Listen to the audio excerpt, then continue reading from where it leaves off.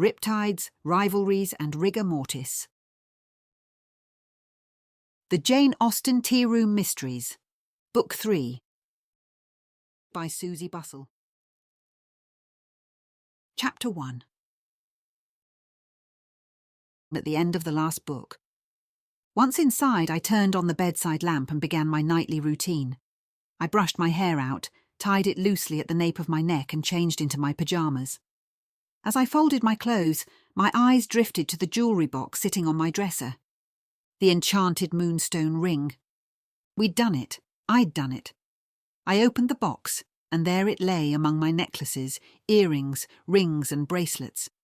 I picked it up and wondered whether I should keep it safe in the box or wear it all the time.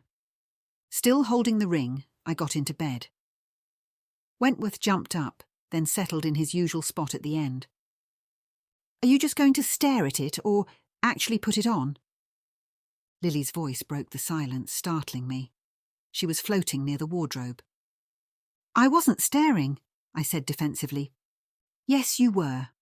She floated closer, her eyes sparkling. "You've been dying to try it on." The surface of the ring seemed to shimmer faintly, then the glow grew stronger as though it were alive.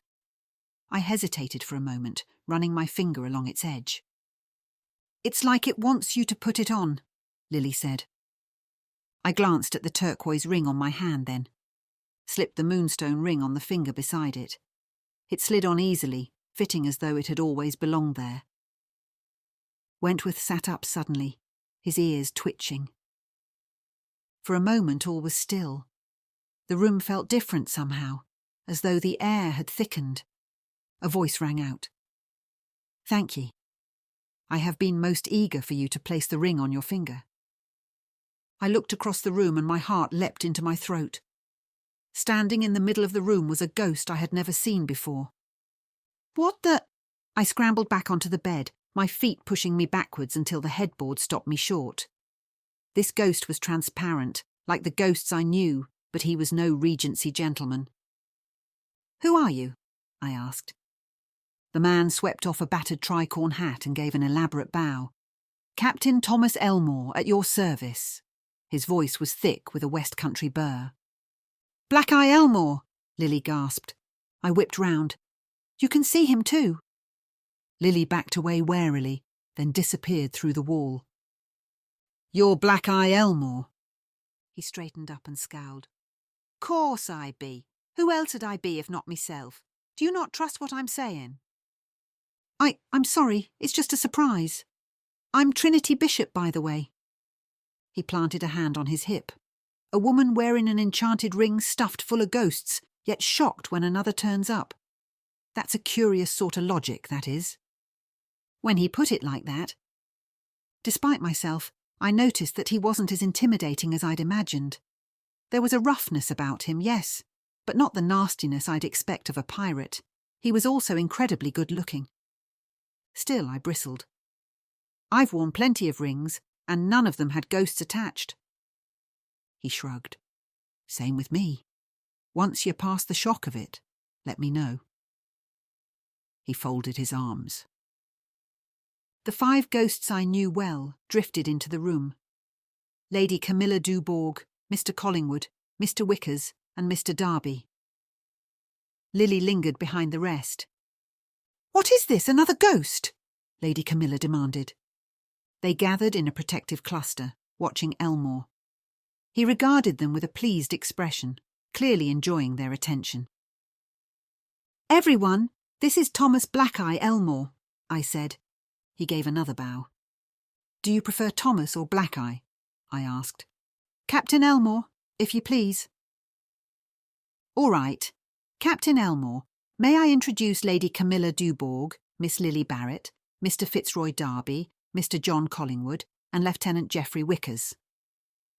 Each ghost bowed or curtsied in turn except Lady Camilla, who gave only a tight nod.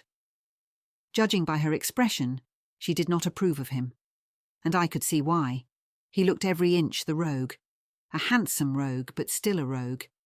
He wore a navy frock coat with brass buttons, a red waistcoat and breeches tucked into scuffed boots. A slightly battered tricorn sat at an angle over grey-streaked hair and a jaunty quiff, The neck of his shirt was open far enough to show chest hair, his belt was slung low, and a ghostly cutlass shimmered faintly at his hip.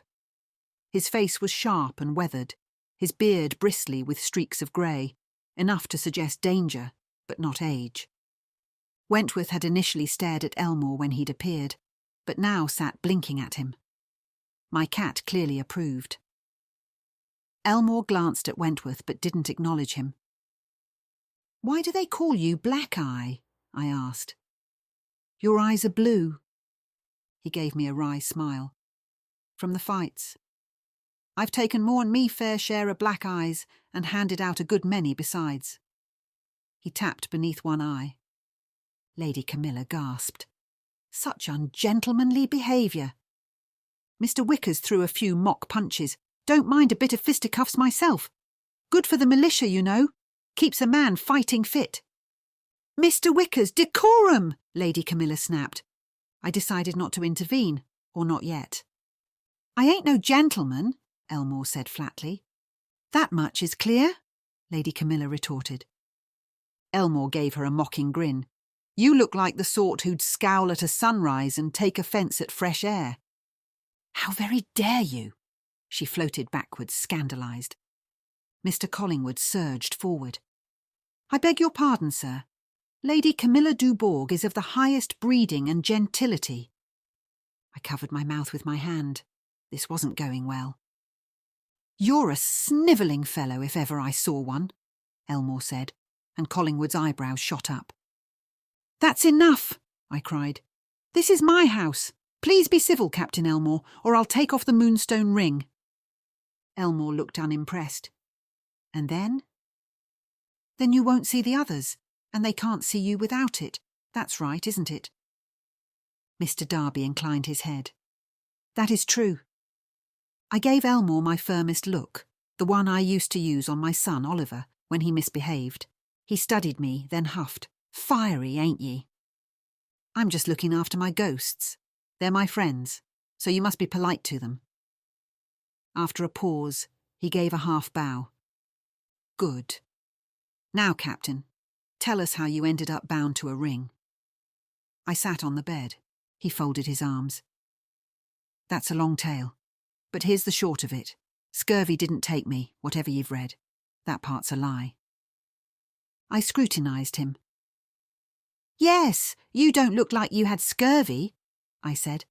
"Wouldn't even a pirate have bought an orange now and again, or stolen one?"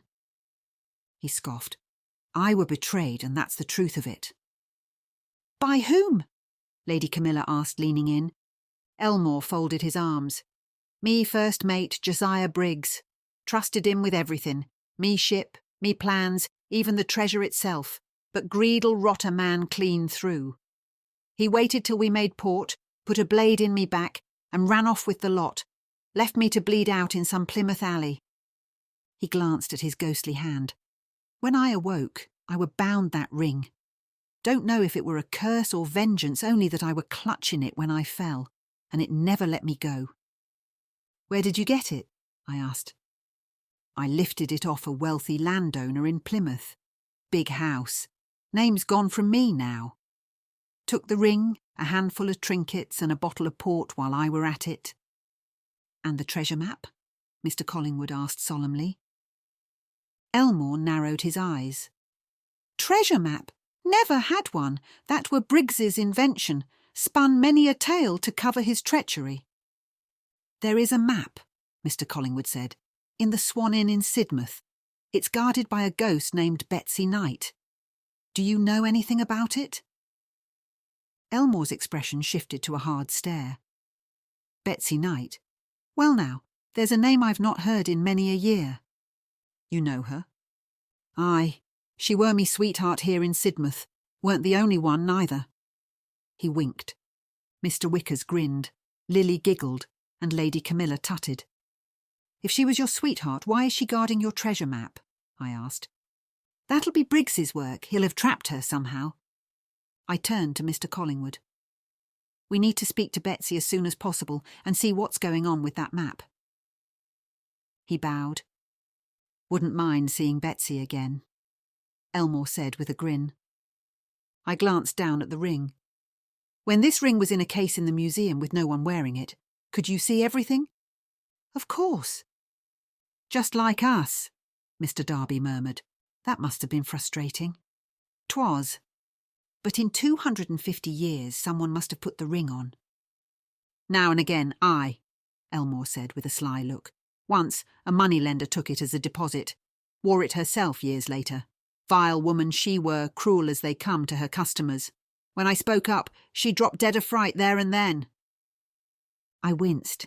That must have been frustrating. 8 years I waited to speak to her. Then she were gone in a blink. He shook his head, remembering. Well, I'm made of sterner stuff, I said, and I'm used to ghosts now. Elmore leaned back, smirking faintly. Then maybe, fiery lady, you and I will get along just fine. Chapter 2. A few days later I stood on the soft sand at Jacob's Ladder Beach in Sidmouth and dipped my toe into the sea. I recoiled. It was freezing, even though it was August, and should have been at least moderately warm. "Come on in, scaredy cat," Aunt Ruby shouted from the sea. She had practically run in moments earlier, and I was in awe of her stoicism, especially as, like me, she was just in her swimming costume rather than a wetsuit. What had I been thinking when I agreed to come to the Sidmouth Wild Swimming Club's Sunday morning swim? Something about the morning felt off. Too still, perhaps, or maybe that was just my nerves talking. Admittedly, I'd agreed after a few glasses of wine the night before, which might have affected my judgment. Aunt Ruby swam a little farther out, then turned back to me. "It's not so cold once you're in. Come on." It had felt like a good idea at the time. Aunt Ruby said it was invigorating and helped with all sorts of things, from mental health to circulation and even immunity.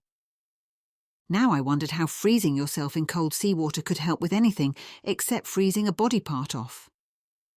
"Yes, come on, scaredy cat," Lily cried, and dived into the sea. The other 5 ghosts stood next to me on the sand, shimmering in the morning sunlight. I laughed to myself about how people were scared of ghosts at night, but the reality was that they could be seen at any time of the day. All those movies and books that depicted ghosts as nocturnal were complete fiction. I couldn't help smiling at Lily. She had a way of brightening any time or place. Her youthful enthusiasm had never faltered in all the 200 years or so since she died in a horrible inn fire. Then she had turned into a ghost attached to the ring on my finger, along with 4 others staying at the same inn. Then a voice rang in my head. For once it didn't belong to a ghost, and it wasn't my own. It was the voice of my ex-husband Dean saying words from one of our rows. "You're just not adventurous anymore." That made me determined. I stepped into the cold water. It wasn't exactly climbing Mount Everest, but everyone seemed to be doing that lately. I summoned my courage and took another step, the cold spreading up my legs. "Oh my goodness, this is cold!" I looked to my left and saw the other members of the swimming club getting into the sea. They were all ladies except for one man, and clearly they were all much more used to swimming in icy water than me. They just got on with it, as though the searing cold was nothing. They were clearly made of sterner stuff. I didn't know the other swimmers. A woman with silver hair plaited down her back, another laughing far too loudly for this hour, and one man hanging back at the edge of the group. Aunt Ruby had introduced me to them all just a few minutes ago, but I couldn't remember any of their names. They were all over 40, most over 60, and seemed to know Aunt Ruby well. In fact, it seemed they all knew each other well. They'd all come with their swimming costumes on already, some using dry robes and wearing beach shoes. "I thought the temperature was supposed to be warm in August," I shouted to Aunt Ruby, but she was busy swimming out to a buoy. It looked so picturesque, but at the same time a kind of torture. I was determined not to let my reluctance stop me. I shook my body as though awakening it and started swimming breaststroke, hoping the movement would get my heart pumping to warm me up. It only took a short time for my body to get used to the cold. Aunt Ruby was making excellent progress, though, and I decided I would not be able to reach her any time soon. as she'd obviously been practicing. I felt for the seabed beneath me, then I raised my foot, wondering what might be hiding beneath the surface. I was wearing swim shoes, but it was still disconcerting. Lily had been pretending to swim alongside me, but as I swam out from the beach, the ghosts who'd chosen to stay on shore were pulled with me, whether they liked it or not. "Couldn't you have left the ring at home?" Lady Camilla moaned as she floated up. "I never liked sea bathing." "We had this argument earlier," Mr. Darby muttered. "I love the sea," cried Elmore. He was grinning and quickly reached Lily. He seemed pleased to be out in the open. I supposed because he'd been trapped inside Sidmouth Museum for the last 20 years. Jacob's Ladder Beach was pebbly, but as you entered the water, it became soft sand, a reward for those who dared to brave it. The other swimmers and I were spread out over a short distance. I stayed in the water until Aunt Ruby swam by. "You need to get out," she said, jerking a thumb towards the beach. "That's long enough for your first time." Weirdly, part of me didn't want to get out now. Maybe it was my rebellious side coming to the fore. However, my sensible side listened to Aunt Ruby and decided not to risk hypothermia. I swam most of the way back to the beach and went to the beach hut to dry off and get changed. Pauline, who owned the beach hut, was just ahead of me. She went in first and changed quickly while I stood outside with a towel around me. Once she came out, I went in. I'd often walked past the beach huts and peeked in, but I'd never been in one myself, so I was intrigued to see inside. The walls had been whitewashed and the hut was decorated with seaside-themed ornaments. A table covered with a red gingham cloth had a water butt tucked beneath it. On top sat cups and tea things, and there was a kettle on a small gas stove. There was just enough room to change. When I'd finished and stepped outside, I took a few photos of the beach and posted them to my tea room's social media in the hope they might get a few likes and shares. My tea room is Jane Austen themed, and I opened it a few months ago. It has everything a Jane Austen fan could want. Staff in Regency outfits with delicious cream teas, cakes and tea, decor the Prince Regent would approve of, and a small gift section. Pauline was sitting in one of the 2 deck chairs outside the hut and beckoned me over. I sat down in the other chair, pulled my flask of tea out of my bag, Aunt Ruby's recommendation, and took a sip. "How was your first swim?" Pauline was dressed in grey tracksuit bottoms and a t-shirt. I guessed she was about in her late 60s. "Cold," I grinned. "I expected it to be warmer at this time of year." "It can differ a little, but it's cold most of the year," she said. "It's invigorating, though, don't you think? You'll feel alive for the rest of the day. I guarantee it." "I'll hold you to that," I said in mock severity. We watched the others make their way to shore, Aunt Ruby among them. "Well, that was just lovely," she said as she arrived at the hut. "How did you enjoy your swim?" It was better than I thought. And it was true. I did feel happier, just as Pauline had promised. The cold water had lifted my mood after all the stress of another ghost. "Coming back tomorrow, then?" Pauline asked with a smile. "All right. I don't think I can come every day, but yes, why not?" "Yippee!"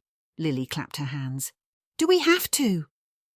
Mr. Darby moaned beside me. I narrowed my eyes at him but said nothing.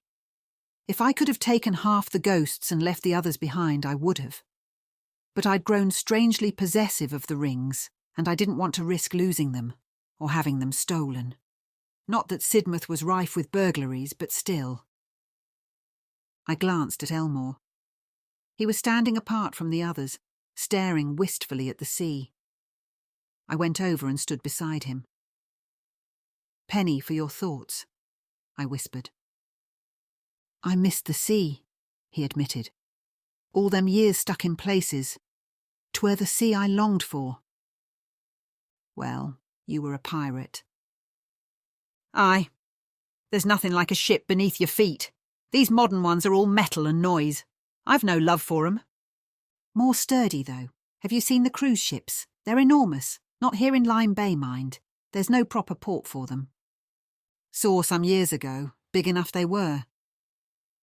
They're bigger now. The Queen Mary 2 is a transatlantic cruiser. 8 days to New York from Southampton. Pure luxury. It even has a library on board. I'd still take a wooden boat. He turned away, clearly finished with the conversation. I went back to Pauline's hut. A couple in their 50s, who'd been drying off at the shore, were now walking towards us. Who are they? I asked Pauline. She chuckled. Maria and Nigel. They're not married. Are they, involved? I couldn't possibly spill their secret. She watched them with a slow smile, not quite kind, not quite friendly. So they're married to other people? Yes, but their spouses never come along. I'm not sure they know about the cosy little thing those two have going on. Lady Camilla sniffed. It is most improper for two married people to behave as though they were wed to each other. Snap. Maybe their marriages aren't happy and they're too old to care, I said, more to Lady Camilla than to Pauline. Pauline considered. Perhaps. Nigel lives in Sidmouth, Maria near Exeter. She drives all that way just to swim with him here.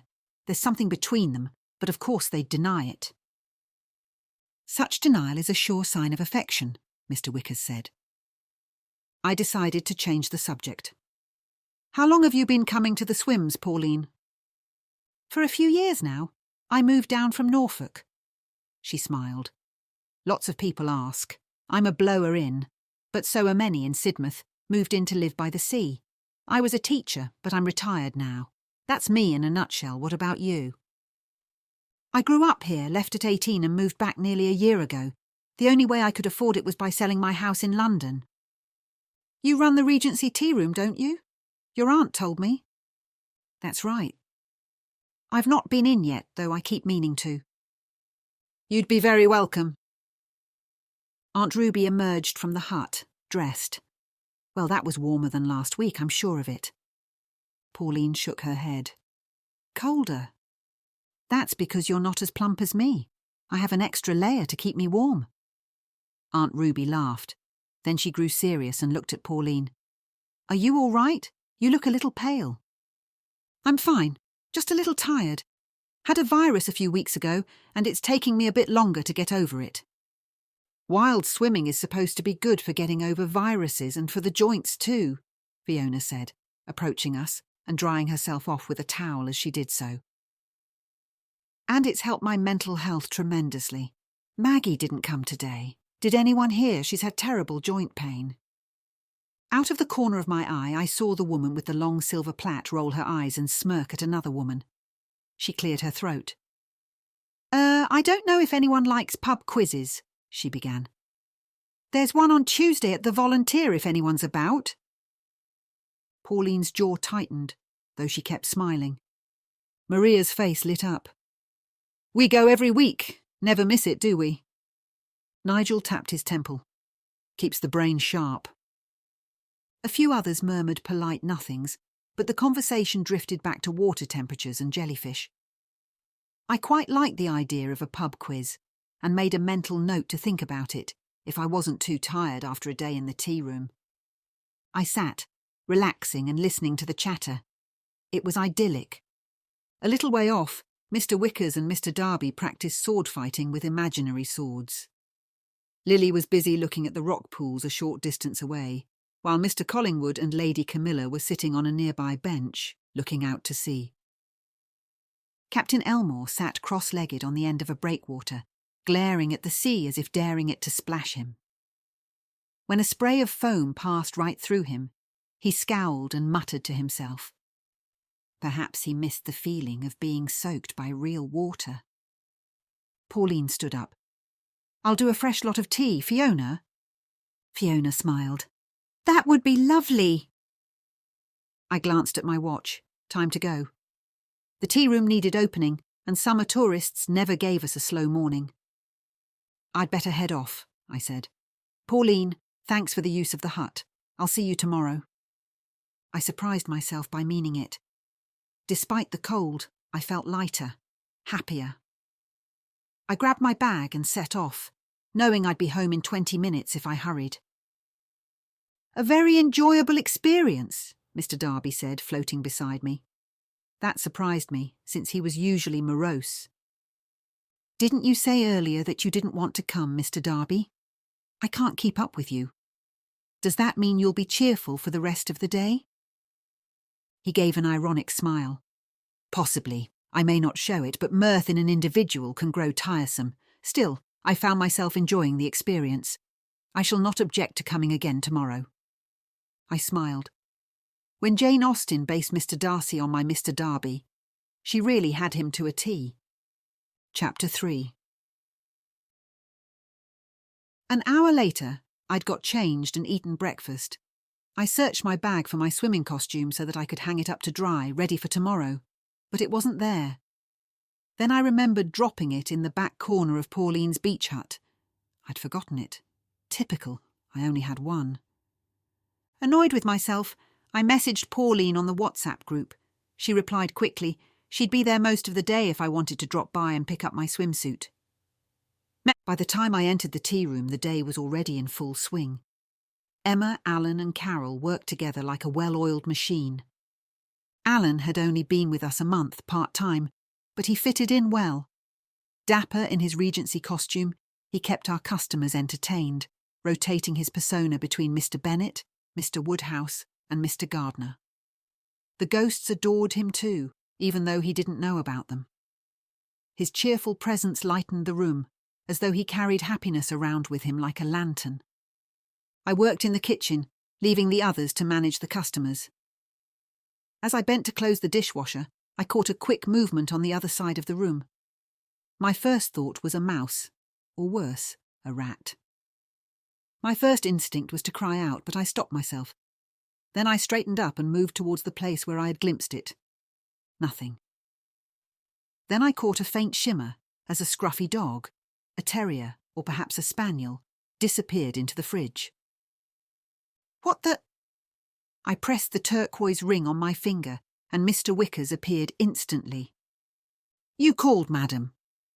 He clicked the heels of his boots together and bowed.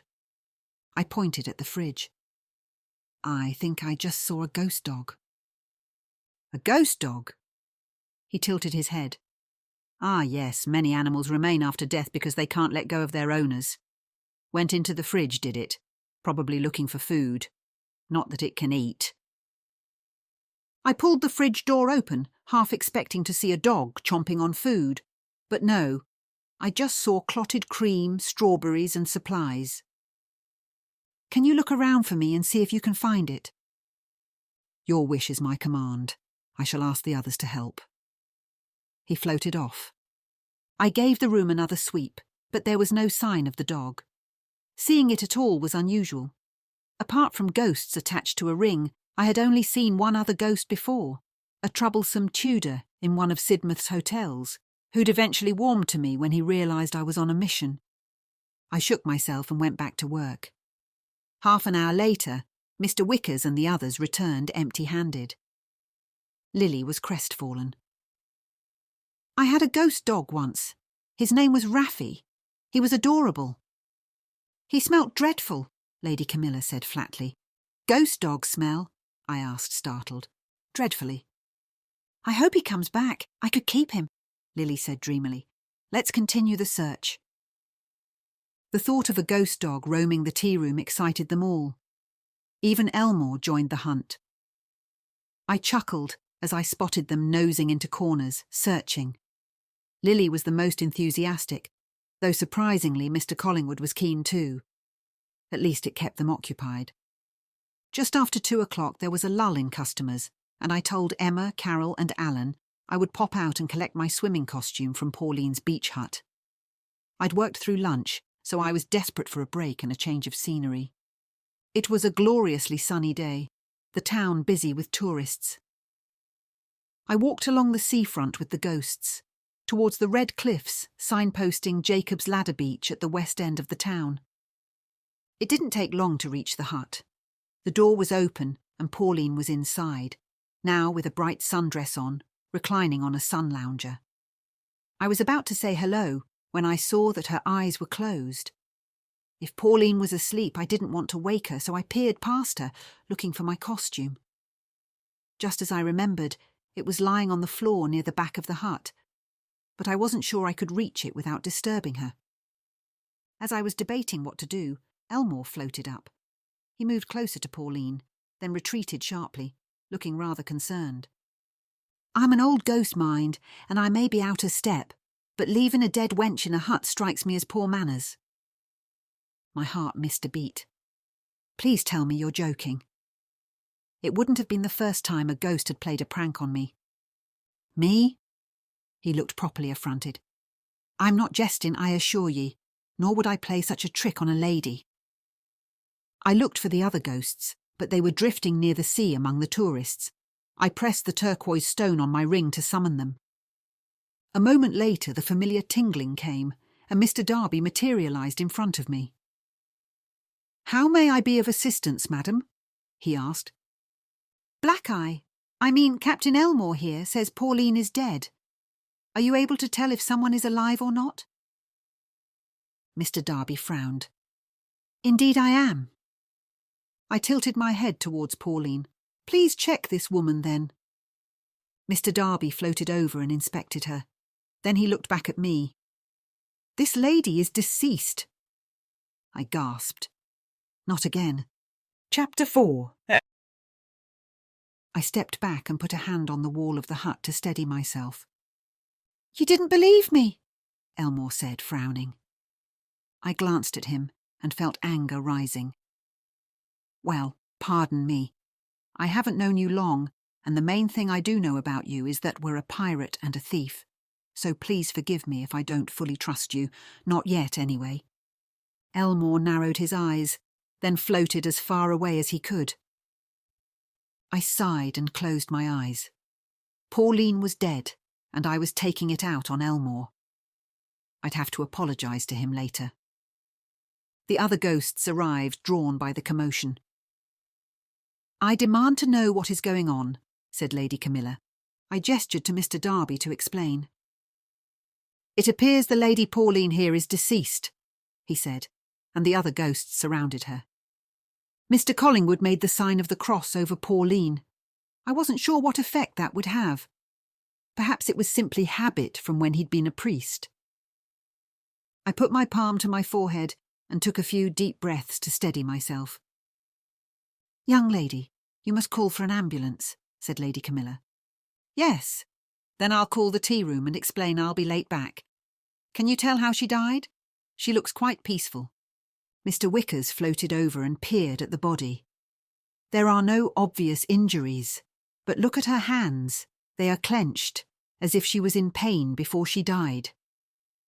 Elmore drifted back, the uncommon event drawing him.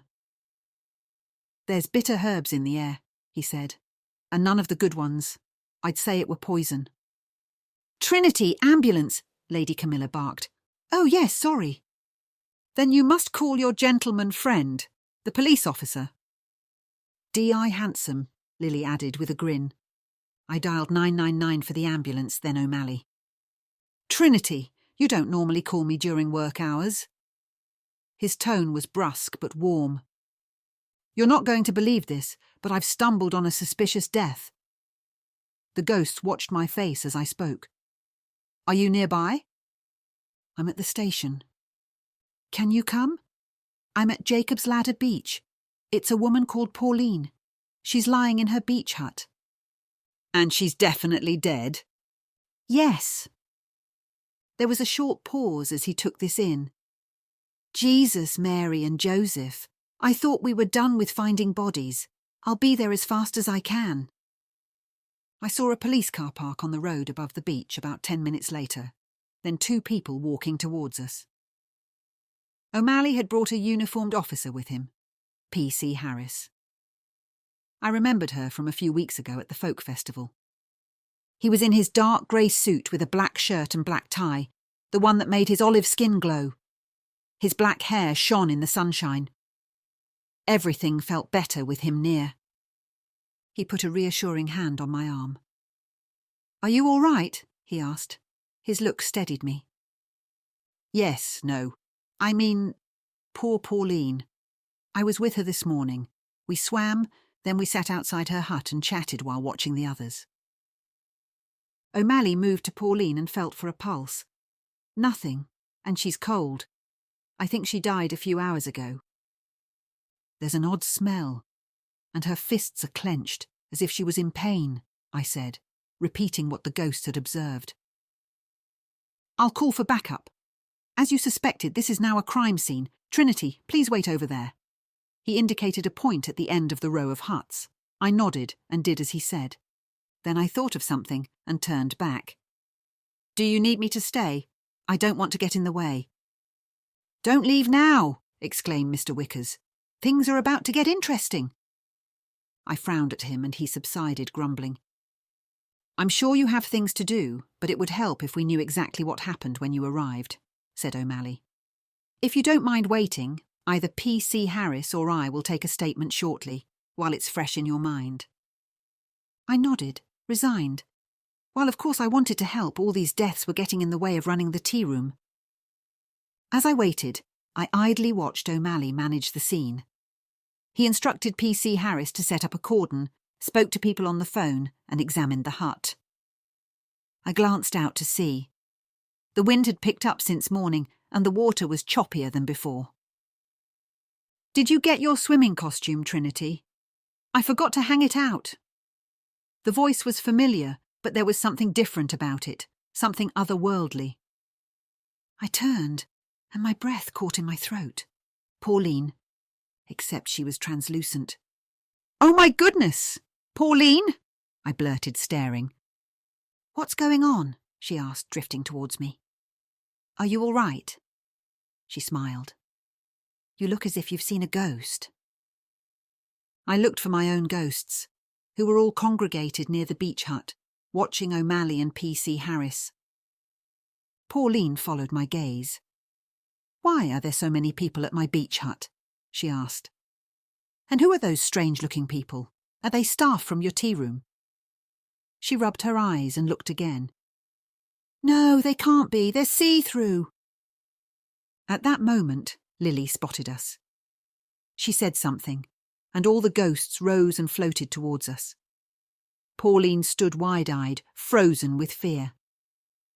Get away from me, Pauline cried, backing away. What is this? Help me, Trinity. Hello, I'm Lily, pleased to meet you. Lily curtsied deeply. Pauline pointed, her finger shaking. You're see-through. Lily giggled. That's because I'm a ghost. Get away from me, Pauline muttered, her jaw clenched. She moved back, her gaze darting from one ghost to another. It's all right, don't be scared, said Lily. You're a ghost too now. That's why you can see me and the others. Shall I introduce them, or should they do it themselves? She looked at me for guidance, and I shrugged. I understood Regency etiquette fairly well, through my devotion to Jane Austen, but ghost etiquette was beyond me. I'm a ghost? Pauline faltered, then gathered herself. Don't be ridiculous. She turned to me. Can you see them too? I can, and yes, it's true, I said gently. You died earlier, don't you remember? She stared at her hands, stooped, and tried to pick up a pebble from the beach. Then she stood up and looked down at herself. No, it can't be. I glanced at Lady Camilla, who floated over to Pauline. Now then, my dear, it's not the end of the world. Lady Camilla's voice was, for once, oddly comforting. She beckoned to Pauline and took her aside. Let me explain a few things.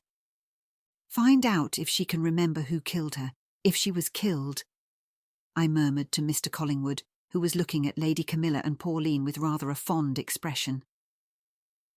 Then a thought struck me. If I could see Pauline, did that mean she was now attached to my ring too? How would that work? No, that couldn't be the case. Or perhaps it was because she was someone I knew, even though we were no more than acquaintances. Maybe, rather than being at my beck and call, Pauline would simply stay near the beach hut where she had died. I looked over at the beach hut. O'Malley was talking to someone on his phone. What on earth would he think if I told him I could see ghosts? And more importantly, that I could now see and talk to the ghost of the person he was about to investigate?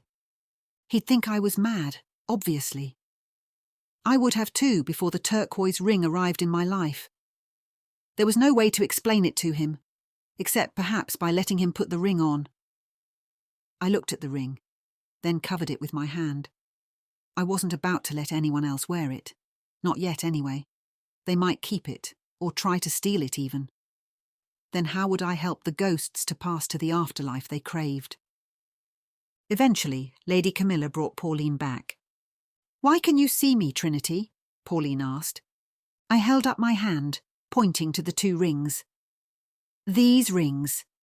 The ghosts who are with me now are attached to them, but somehow, sometimes, they let me see other ghosts too." "And you could see these ghosts this morning while you were swimming?" "Yes, in fact the ghosts enjoyed it, didn't you?"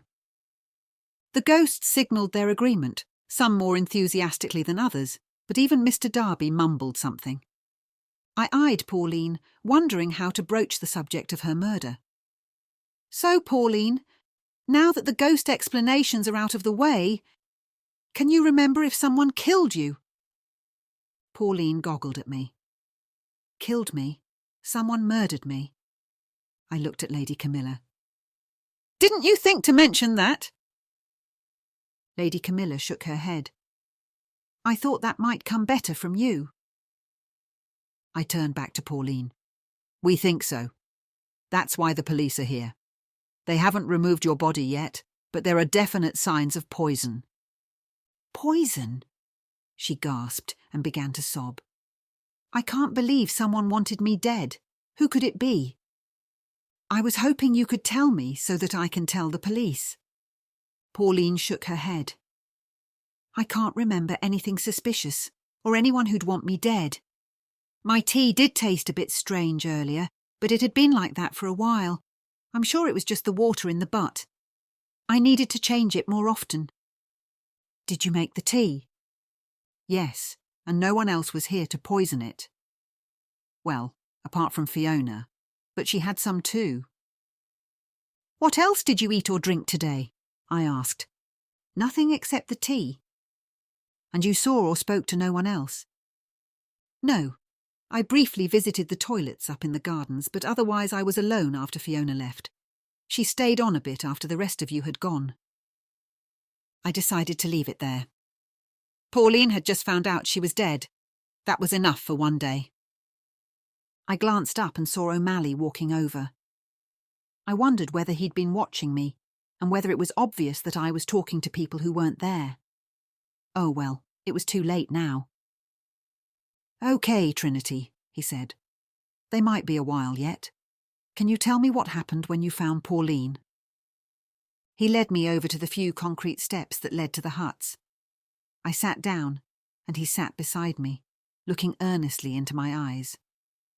What must O'Malley think of me, finding yet another body? It was getting ludicrous. "How far back do you want me to go?" "To this morning." "Please. I think you said that you came swimming with the wild swimmers." Out of the corner of my eye I saw the ghosts drifting closer, including Pauline. "Yes. That's when I met Pauline properly. I'd seen her around town, but we hadn't spoken before today. There were 7 or 8 of us swimming. It started at 8 a.m, and I left at about 8:45. I'm not sure when the others left. I was first to go." "And why did you come back to the hut?" "She left her swimming costume in my hut," Pauline said indignantly. But O'Malley didn't hear. He just looked at me, waiting. "I'd left my swimming costume in Pauline's hut," I explained. "I messaged on the WhatsApp group, and Pauline said to come by the hut any time as she'd be here most of the day. If not, she'd hang it outside." "Yes, that's right," Pauline said. "What time did you get that message?" I took out my phone and checked. 9:16 a.m. "And you came back when?" "About 2:15. I saw Pauline's hut door open and her lying on the sun lounger, and I thought she was asleep. Then I realised she wasn't. That's when I called the ambulance, and then you. There's not much else to say." "Did you see anyone else?" in the hut or around it? No, there were plenty of people on the beach, but no one up here. Pauline harumphed. I chatted to Mark and Caroline at number 6, but I went to them, and I certainly didn't eat or drink anything of theirs. We always brought our own. I couldn't repeat what Pauline had told me, not to O'Malley. All right. If you think of anything else, let me know, he said. I pointed to the Jacob's ladder steps that led up the cliff. There's a webcam up there. I don't know if it records everything, but it's worth checking. You might see from the footage whether Pauline spoke to anyone else. O'Malley followed my finger, peering up the steps. Do you know who owns and runs the webcams? The town council, said Pauline.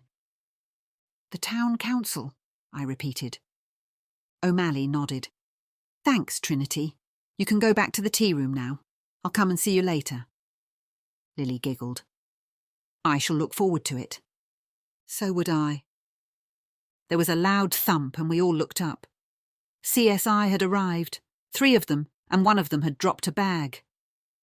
Pauline floated over to them, then began to cry. Lady Camilla floated quickly to her side to console her. Chapter 5.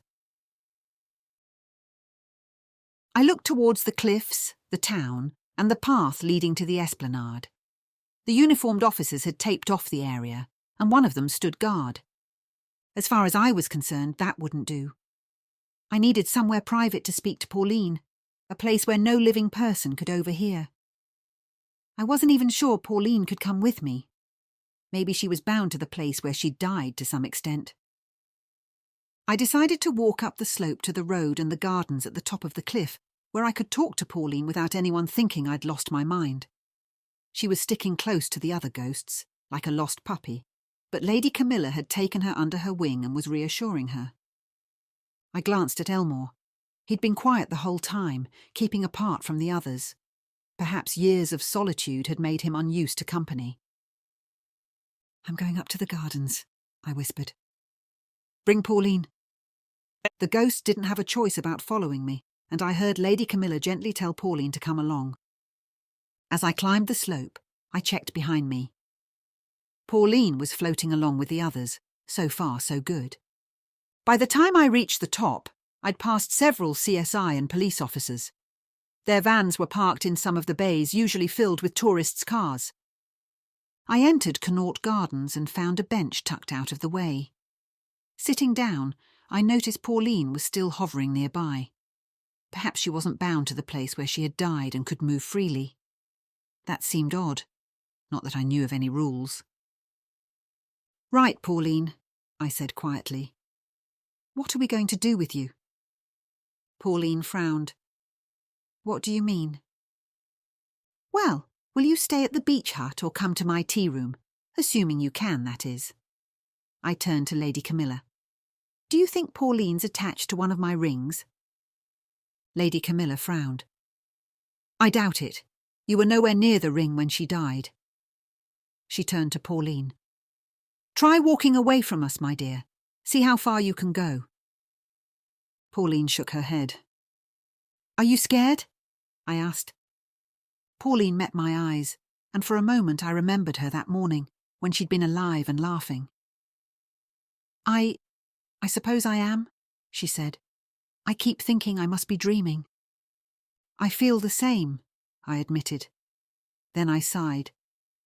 Look, why don't we see if you can go back to the tea room with us? If you want to come, we'll see how far you can travel. I love my little beach hut, she murmured. But they're taking my things out of it. It won't be the same. You didn't stay there at night, did you? Of course not. Well, that settles it. If you can come, do. I stood up, not waiting for the others to agree, and headed towards town. I couldn't help glancing behind me every few steps, just to check, but Pauline was still there. When we reached the tea room, there were a few customers inside. Carol was clearing tables. I guessed Emma and Alan were in the kitchen. As soon as Carol saw me, she hurried over and pulled me into a hug. I'm so sorry, Trinity. Trouble seems to follow you. The full impact of what had happened hit me and I started to cry. Not wanting to make a scene in the tea room, I rushed into the kitchen. Through a blur of tears, I saw Emma and Alan before Carol shooed them out. She led me into the tiny staff room and sat me down. "It's perfectly normal to be upset," she said. "What a day you've had. The grapevine's gone into overdrive. Several people have already been in, saying that they heard you found the body." "It was horrible," I whispered. "She was poisoned." Carol shook her head. "That's awful. Who would do such a thing?" "Exactly," said Pauline from the doorway. "Who on earth would want to kill me?" "I'll get you a nice cup of tea," said Carol. "You leave the tea room to us for the rest of the day." She walked straight through Pauline and into the kitchen. Pauline screamed, then started breathing heavily. "She walked right through me," she managed to say after a few moments. "Did it hurt?" "Well, no, I didn't feel a thing." "That's good then. Look, why don't you go and find Lady Camilla?" It wasn't that I was eager to get rid of her, but I had no experience of being a ghost, and the actual ghosts would be better at dealing with this. Pauline nodded and floated off. A few moments later, Mr. Collingwood appeared. "I do beg your pardon, madam," he said, bowing slightly. "I have been contemplating Pauline's difficult situation. I hope you will allow me to share my expertise." "Of course, Mr. Collingwood. Please, sit." He lowered himself into the chair opposite, his hands clasped between his knees.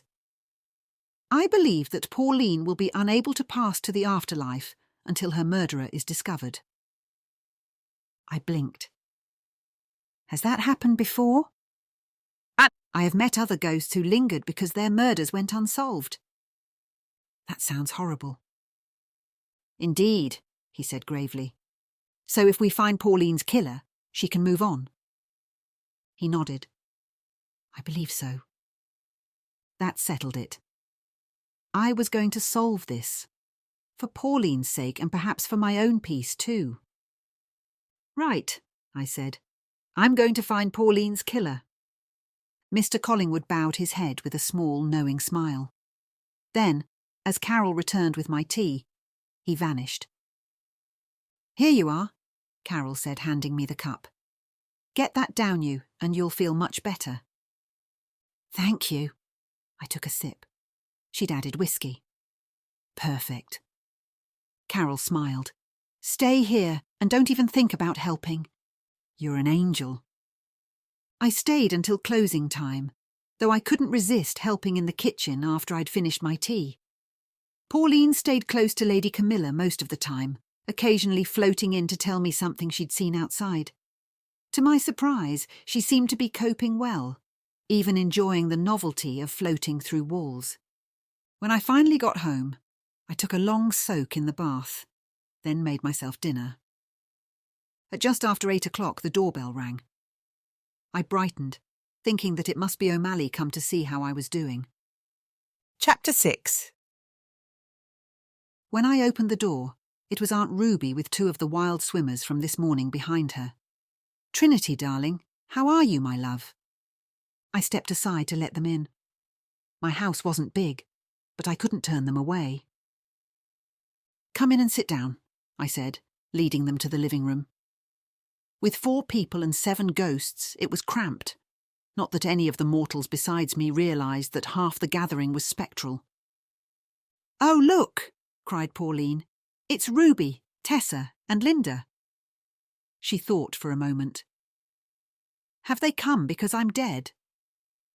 "Yes," I said softly. Aunt Ruby hugged me tightly, and I felt a wave of relief. My dear niece, what a shock. I nodded into her shoulder, wanting to tell her about Pauline's ghost, but holding back. The women looked different out of their swimsuits.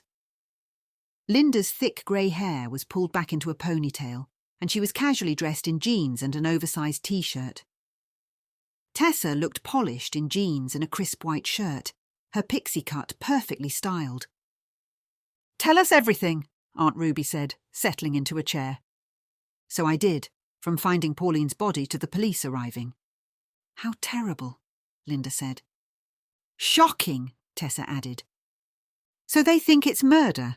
Aunt Ruby asked. Well, it looks like poison, but they won't know for sure yet. Pauline hovered near Lady Camilla, silent. If it is, who would want to kill Pauline? Tessa said. Linda sniffed. Well, I don't like to speak ill of the dead, but Pauline wasn't as popular as she thought she was. Very forthright, you see. Perhaps too forthright. Perhaps now is not the time for this, I cut in. Let Linda speak, Trinity, snapped Pauline. Let's hear what she and everyone else thinks of me. And I thought these were my friends. I blinked. I'm just not sure this is the right time, I said slowly. Pauline sighed. Sorry, I just don't feel like myself. Linda shrugged. All right, but there must be a reason why someone murdered Pauline. Not everyone is killed out of hate, Mr. Wickers said. Sometimes, for example, people know something they shouldn't, and the killer needs to silence them. I repeated this aloud and everyone nodded. How can we know if Pauline knew something she shouldn't? Aunt Ruby asked. The police will question everyone, I said. Beside me, Pauline spoke softly. I didn't know any secrets at all, so I must have been killed because someone hated me. She began to sniffle, and Lady Camilla wrapped an arm around her.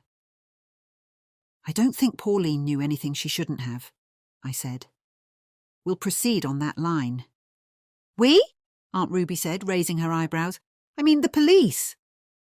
Pauline's mouth trembled. Maybe people didn't like me as much as I thought they did. Maybe I was irritating. Lily shook her head. Everyone is irritating sometimes.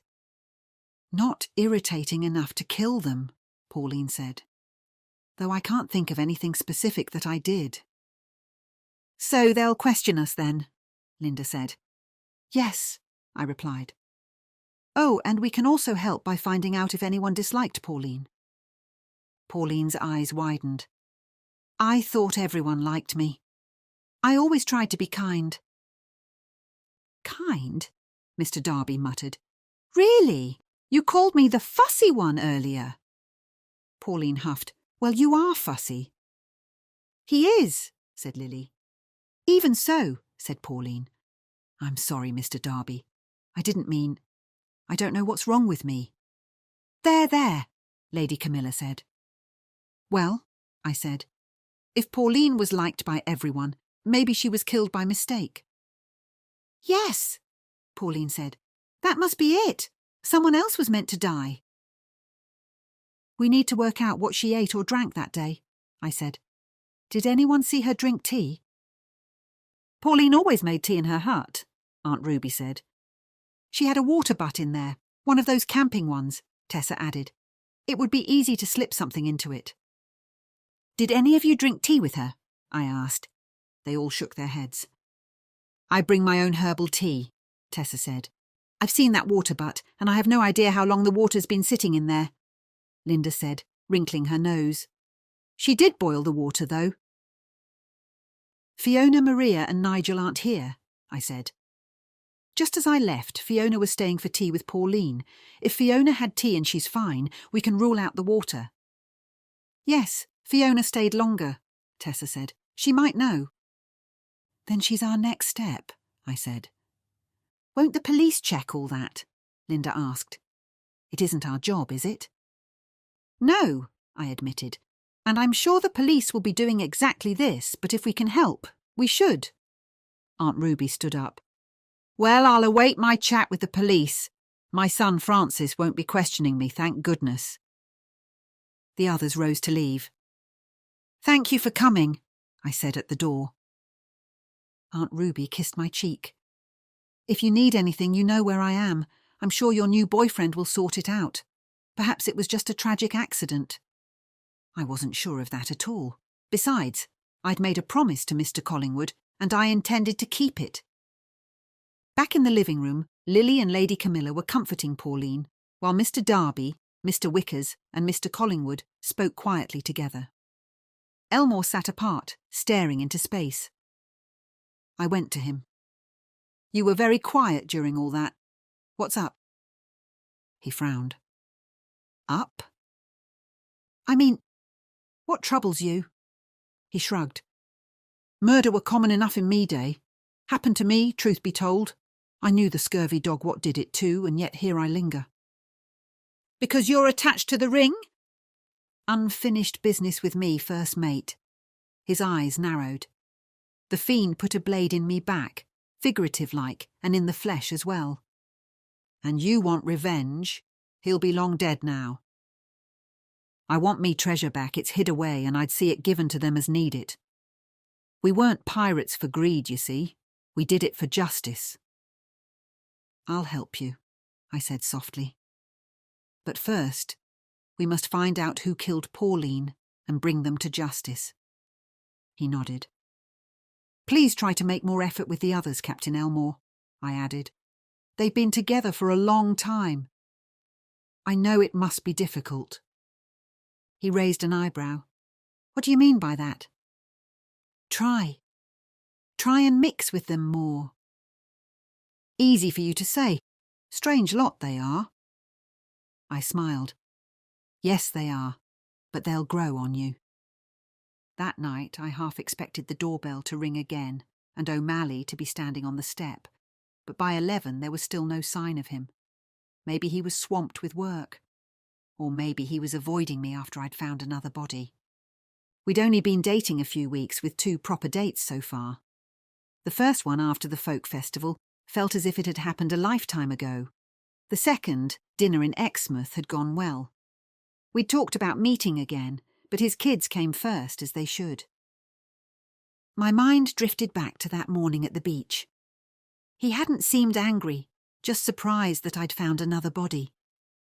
As usual, the ghosts left me alone in my room.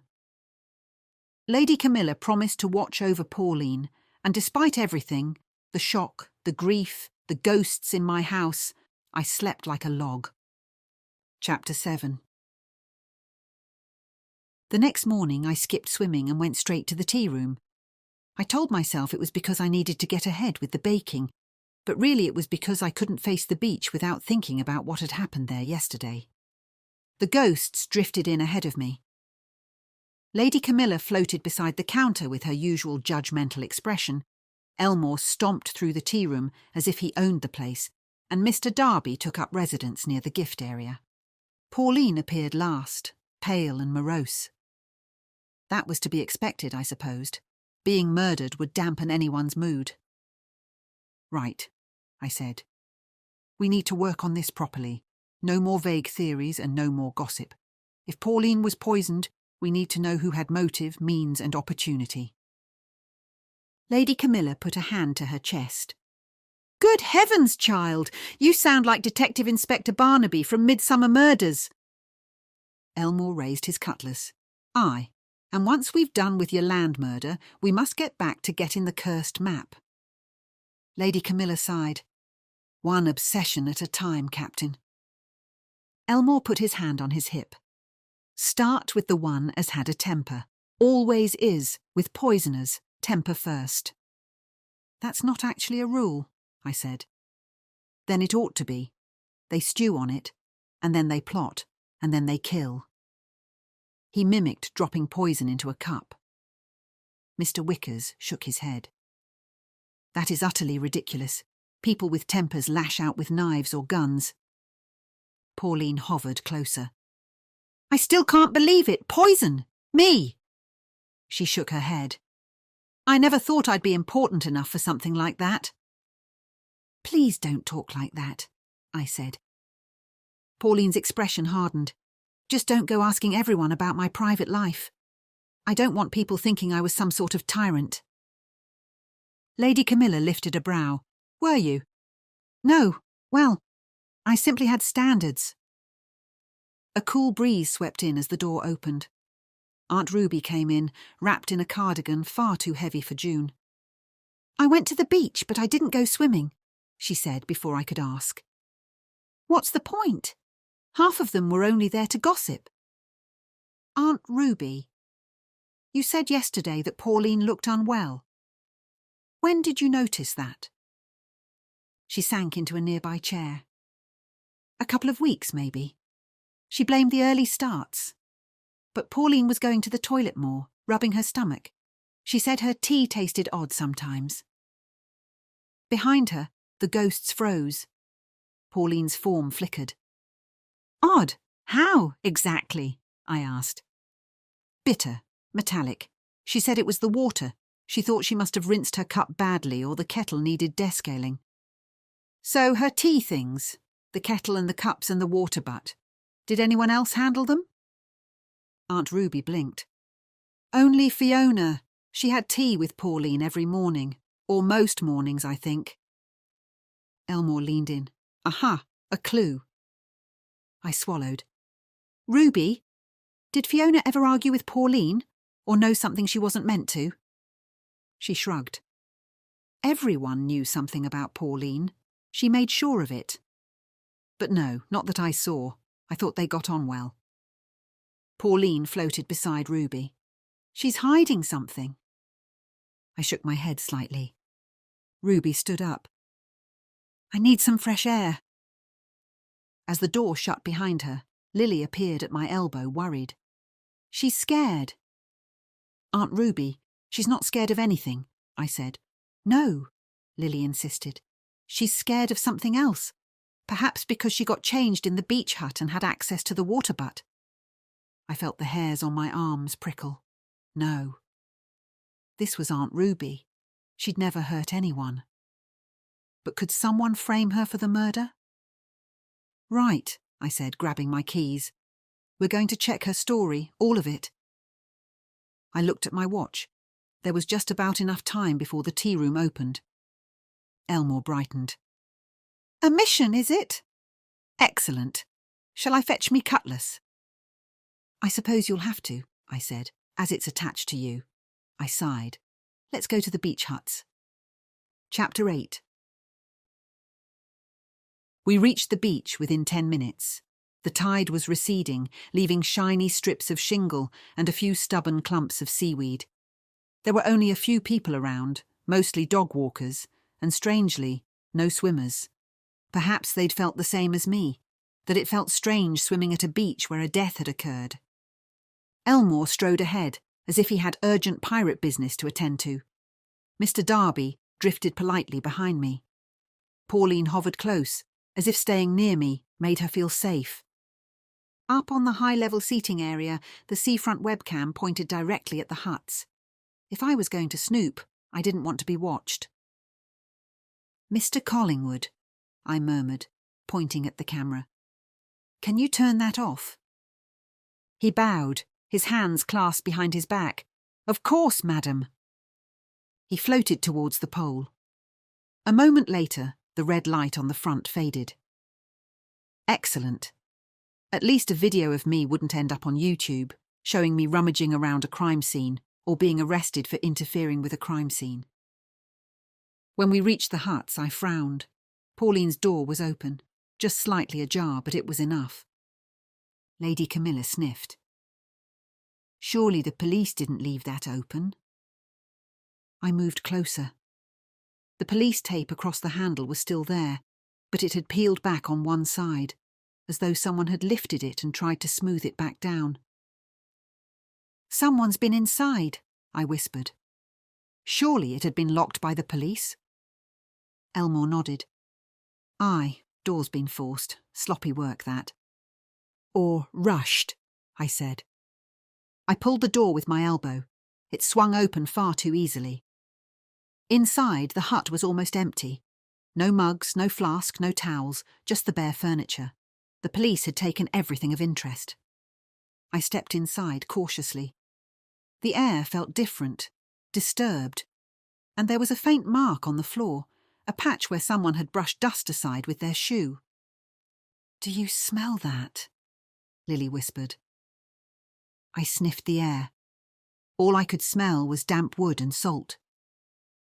What are we thinking? I asked the ghosts. Someone panicked, Lady Camilla said softly. They panicked and came back to make sure they hadn't left anything. Pauline twisted her hands together. But they didn't leave anything. There's nothing. The police took it all. She was right. The hut was as sterile as a hospital cupboard. I checked the small shelf anyway. Empty. Clean. Nothing.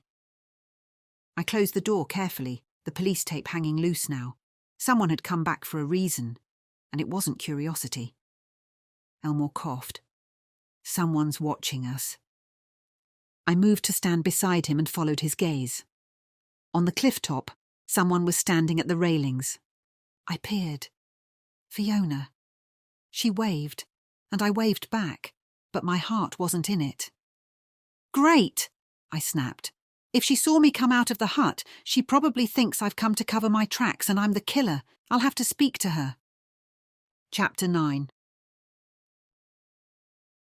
During my lunch break, I made my way to the centre of the town, and I had time to think about what had happened that morning. The open hut and Fiona appearing on the cliff top had unsettled me more than I wanted to admit. I needed to talk to Fiona, but I wasn't sure what about. The bell over the door of the florist's where she worked jangled as I stepped inside. The air was warm and heavy, smelling of greenery and the mingled scents of flowers. Buckets of them sat on the floor, the usual mix of roses, daisies, lilies and foxgloves. Fiona was behind the counter, trimming the stems of a bouquet. She looked up, froze for a moment, then forced a smile. "Oh, hi, Trinity." She was dressed in jeans and a flowery shirt hidden behind a green apron. Her dark hair was in a neat bob. "Hi," I said. "I thought I'd pop in and say hello properly." She blinked. "Right. Well, here I am." Elmore hovered near a rack of cards, pretending not to snoop. Pauline stayed close to me, arms folded. "That was you on the cliff earlier, wasn't it?" I said. "By the railings?" "Yes." She went back to trimming stems, seeming focused on the flowers, but she had a soft smile on her face. "I go up sometimes for the view. I didn't feel like a swim this morning, not after what happened to poor Pauline." "I was at Pauline's hut," I said. Her hand paused mid-snip. "Oh?" The door was open.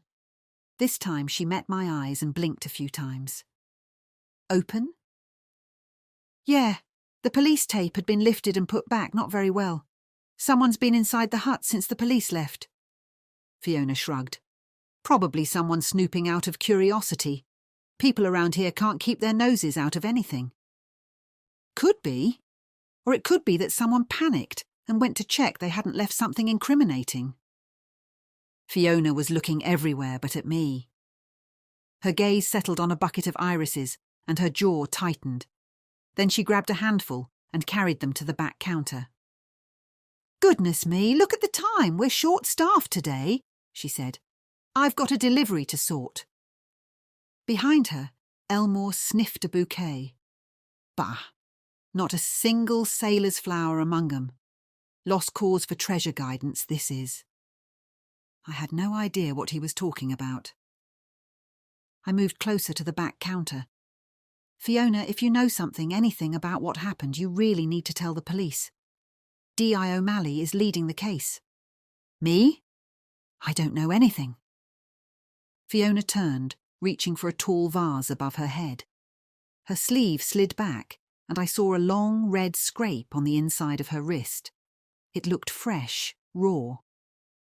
She turned to the counter to put the vase down and saw me looking at her wrist. "That looks sore," I said, pointing. "Shouldn't it be covered with a dressing or something?" Her gaze flicked to the scrape. She clasped her hands, hiding it. "Just caught it on a thorn."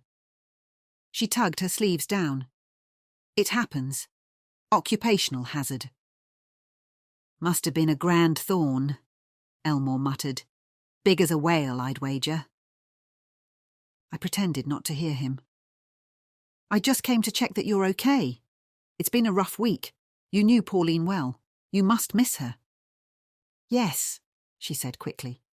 "It has, and I do." I noticed some tears in her eyes. Then she picked up the irises again, put them in the vase, and began to fuss with them as if I wasn't there. "I'll let you get on," I said, after a few seconds. But if something crosses your mind... I'll let you know, she said. Bye, Trinity. I stepped outside and Lily drifted up beside me. She smells of bleach, I said. Does she? Yes, as if she had done a lot of cleaning.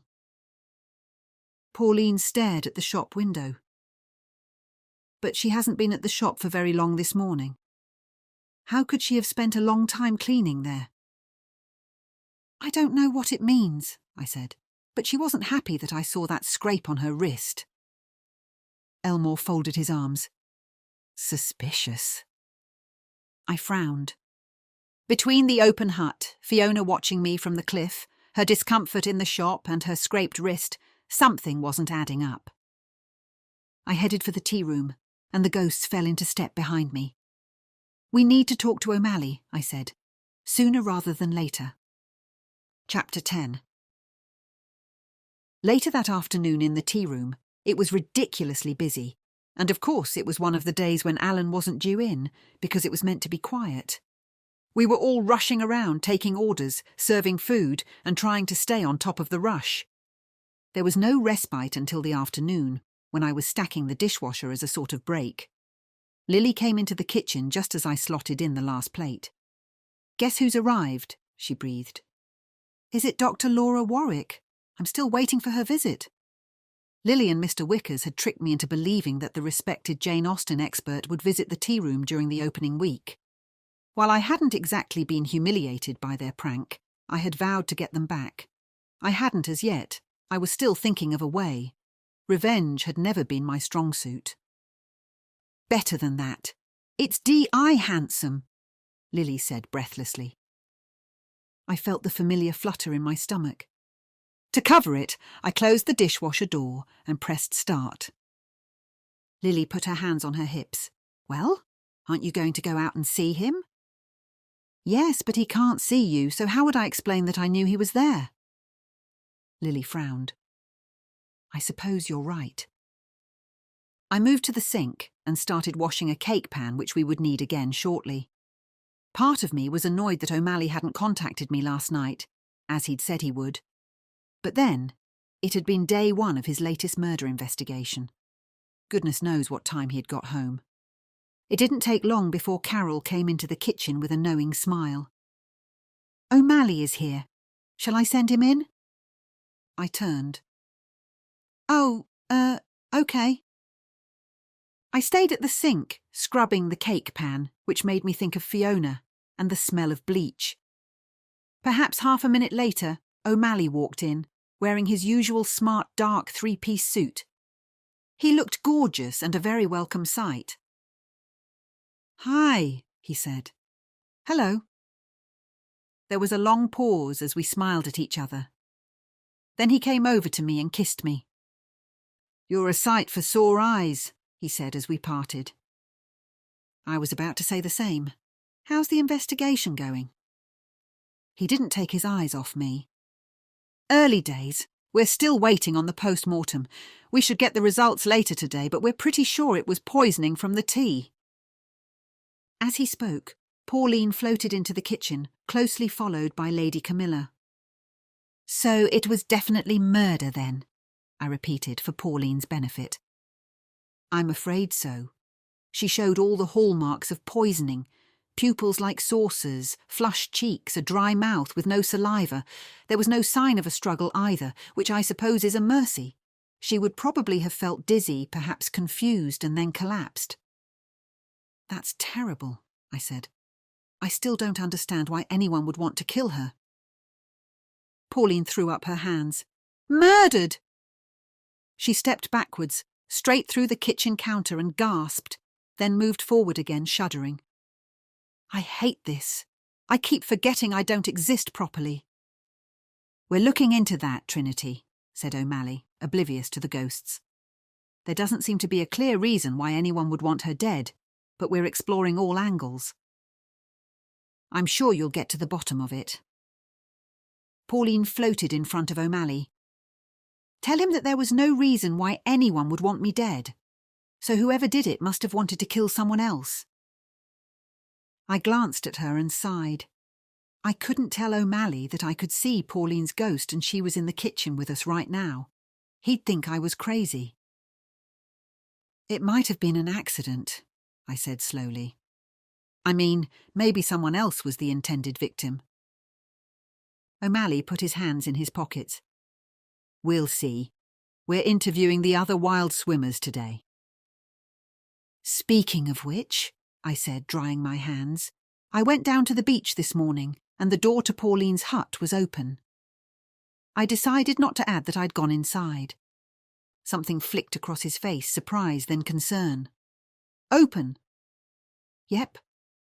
The tape had been lifted and the door was ajar. Someone's been in since you left. Jesus, Mary and Joseph, he said, in his soft Irish lilt. Lily stiffened behind me. And Fiona was up on the cliff top, watching me at the hut, I added. She waved, and I waved back, so I know she saw me. She probably thinks now that I'm the murderer. Pauline put the back of her hand to her forehead as if she might faint. If only you were Trinity. At least we'd have an answer. O'Malley rubbed his jaw. All right, thank you for letting me know. I'll send someone to take another look. Pauline moved closer to me, frowning. It was an accident, she cried. The killer was trying to kill someone else, not me. It must have been Fiona they wanted dead. I tried not to look at her. Instead, I faced O'Malley. It makes sense to start with the wild swimmers. Several of them came by my house last night, wanting to know what had happened when I found Pauline. I'm sorry. I haven't asked how you are, Trinity. Are you all right? I was going to come round last night, but I was still in the office at 10, and then Sophie, my ex, called. Cillian had a nightmare and he wanted to see me, so I rushed over. So that was why he hadn't contacted me. Of course, his children came first.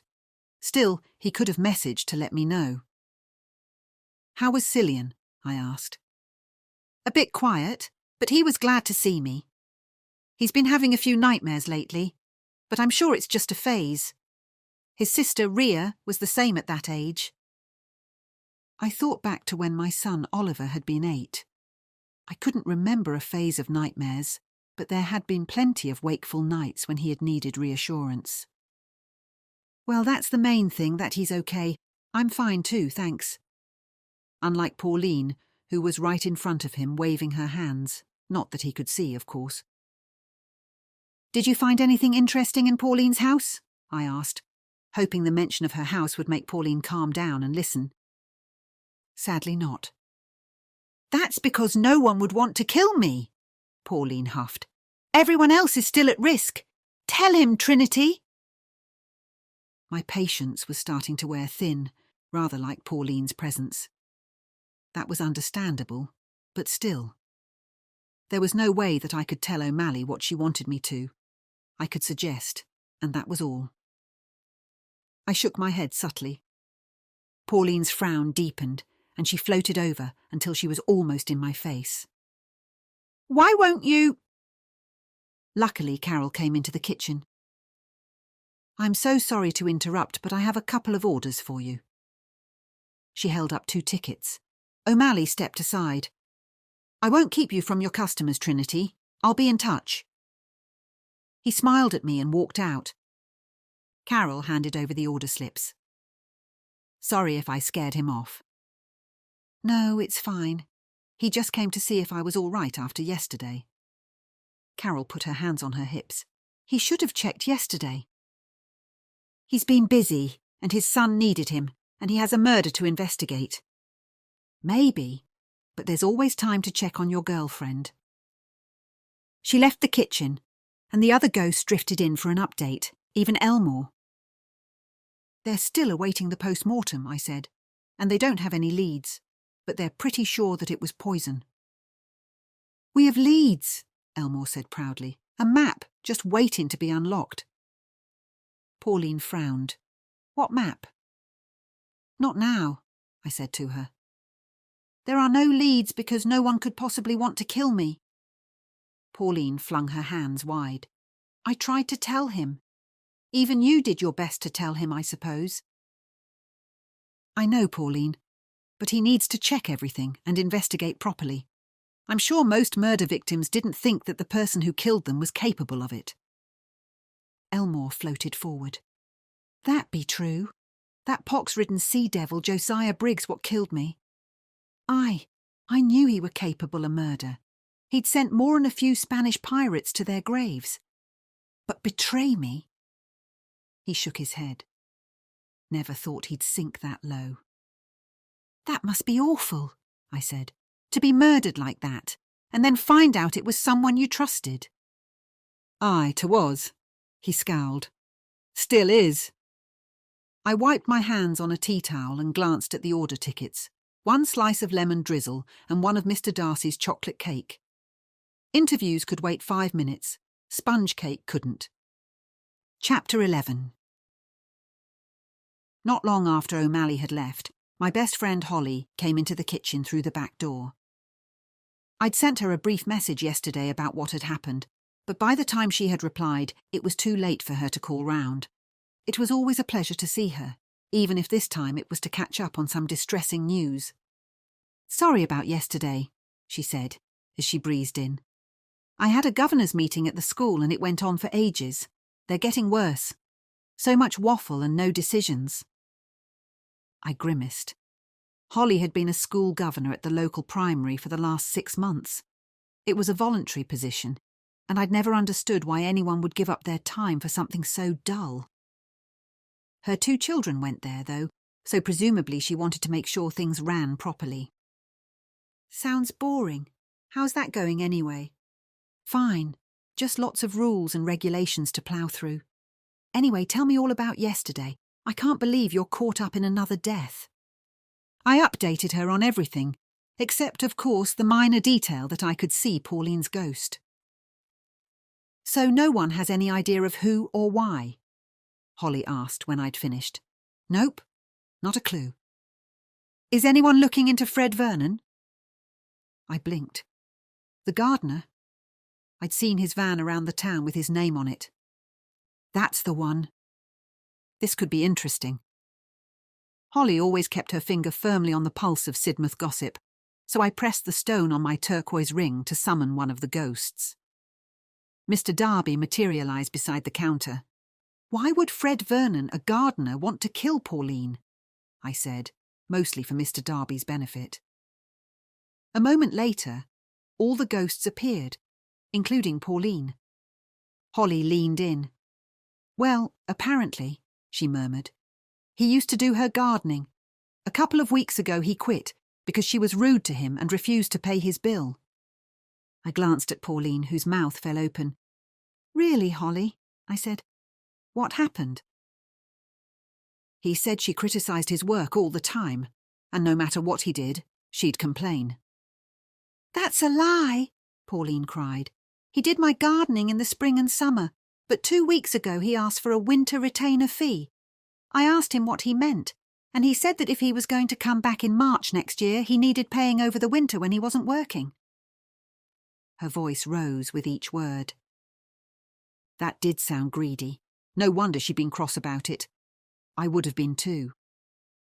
I was dying to tell Holly what Pauline had just said, but of course I couldn't. How did you find this out? I asked instead. Holly shrugged. Oh, you know, people tell me things. They did. She had a knack for drawing out gossip, a talent I wished I had when there was a murder to be solved. Pauline floated closer. Tell Holly I won't buy anything from her hobby shop ever again if she keeps spreading lies about me. I shot Pauline an exasperated look. She wouldn't be shopping anywhere now that she was a ghost. That's his side of the story, I said. Maybe if Pauline were still alive, she'd be able to tell us a different one. There are always 2 sides to everything, Holly agreed, checking her watch. Right, got to run. I only stopped by to check on you. Thanks, but I'm fine, honestly. Holly left the way she had come through the back door. The moment the door closed, Pauline began to cry. Lady Camilla slipped an arm around her, while the men made a hasty retreat into the tea room. Pauline, with a murder, there are bound to be rumours going around, I said gently. Anyway, I'll go and talk to Fred. You can come with me if you like. I wasn't sure why I'd offered an invitation, but it worked. Pauline stopped crying. Can I really come? She asked with a sniffle. Yes, I said. Of course. Chapter 12. The mid-afternoon lull finally settled over the tea room. That all-too-brief 40-minute window between the lunch crowd and the parents desperate for caffeine before the school run crowd. I was wiping down the counter when the bell over the door jingled and Tessa came in, her face pale and drawn, as though she hadn't slept properly in days. Hi, Trinity, she said quietly. Do you have space for one? Of course. I nodded towards the corner table. Anywhere you like. She chose a seat near the window. I brought a menu, but she shook her head. Just a tea, please, something calming. Chamomile? I offered. Yes, that would be lovely. As I went to the kitchen to prepare it, the ghosts drifted closer.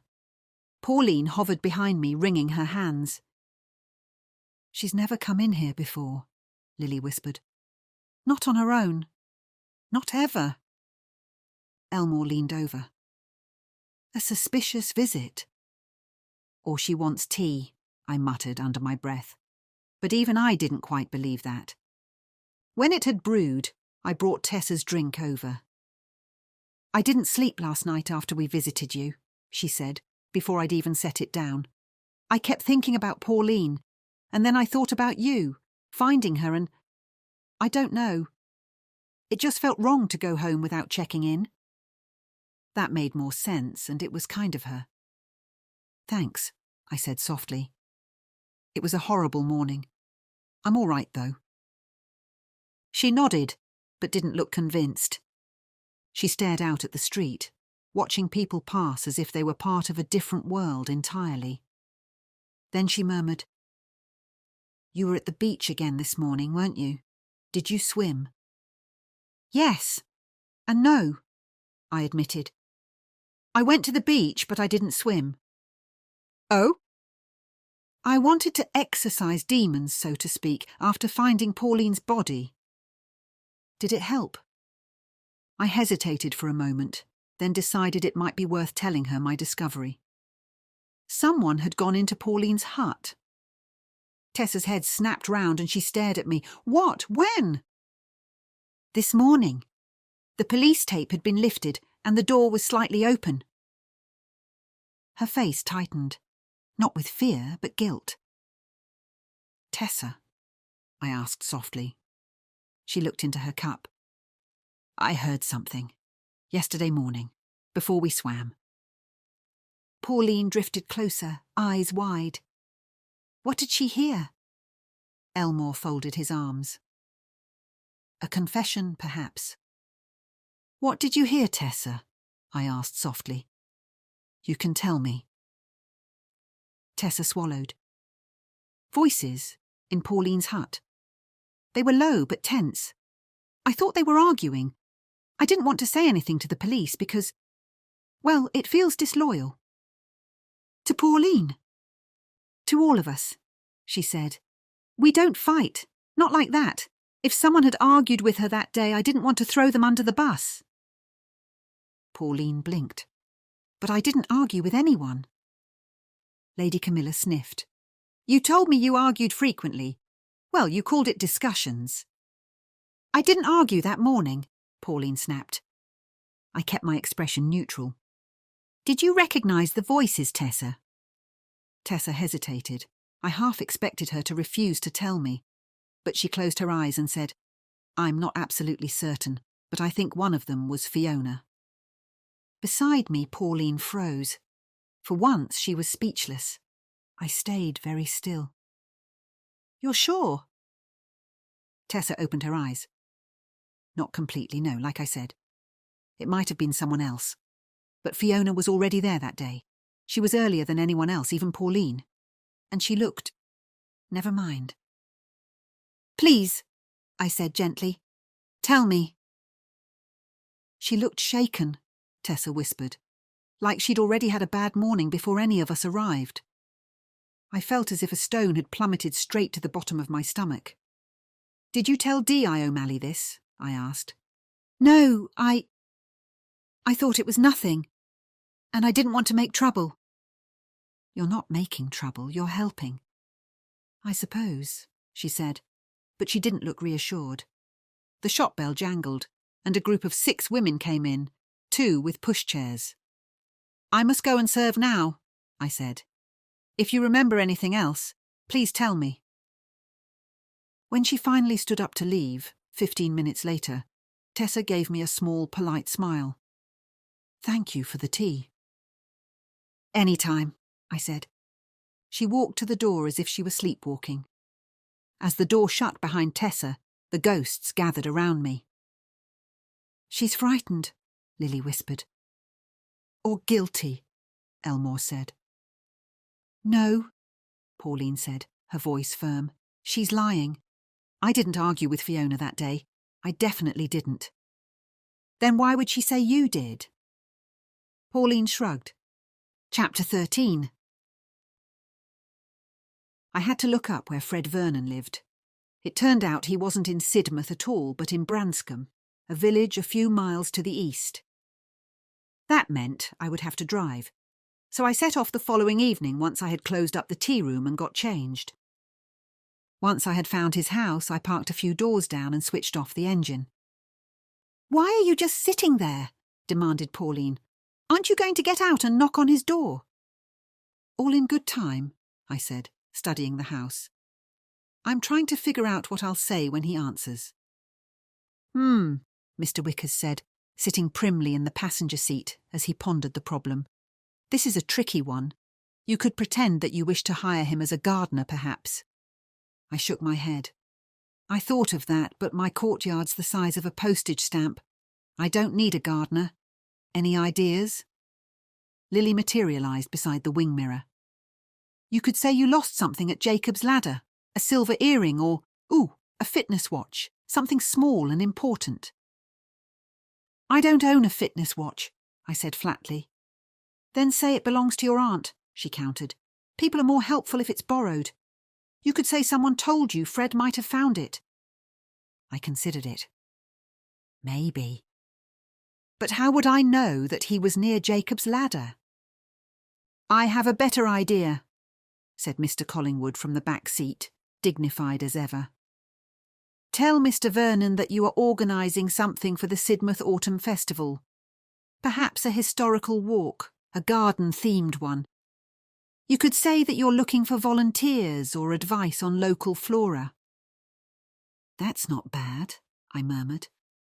People like to feel useful, he replied. Lily huffed. I prefer the lost item story. I sat for a moment longer, weighing my options. Then I got out of the car and headed for his house. It was a charming yellow thatched cottage with a low roof, green front door and small white-framed windows. I knocked hard. Fred opened the door wearing what I assumed was his work outfit, a green boiler suit. He was chewing, so I'd clearly interrupted his dinner. Yeah? He said through his mouthful. Oh, hi. I'm Trinity, a friend of Anne's. I lost my phone this afternoon, and she said you might have found it. Lily did a triumphant little twirl. I'd picked her idea. I'd chosen Anne because everyone in town knew her. The other ghosts slipped through Fred's walls to investigate his house. I wondered why they hadn't gone in earlier. Anne? Phone? Fred repeated. No, love, ain't got no phone. She must have been mistaken. Oh, OK, thanks. Maybe she meant someone else. You could try that Track My Phone app. Most phones have it. He moved back slightly. So, if that's all... He's about to close the door, Mr. Wickers warned behind him. I leaned in. I didn't know about the Track My Phone app. Could you show me where I could find it? Mr. Darby came through the outside wall by the front door. Nice move, he said. Fred frowned. A young 'un like you. Well, you just log in online and see where your phone is. You can search for the app on a laptop or tablet. No point if it isn't set up on your phone, though. I gave him a you've got a point shrug. Sorry I couldn't help more, love, he said.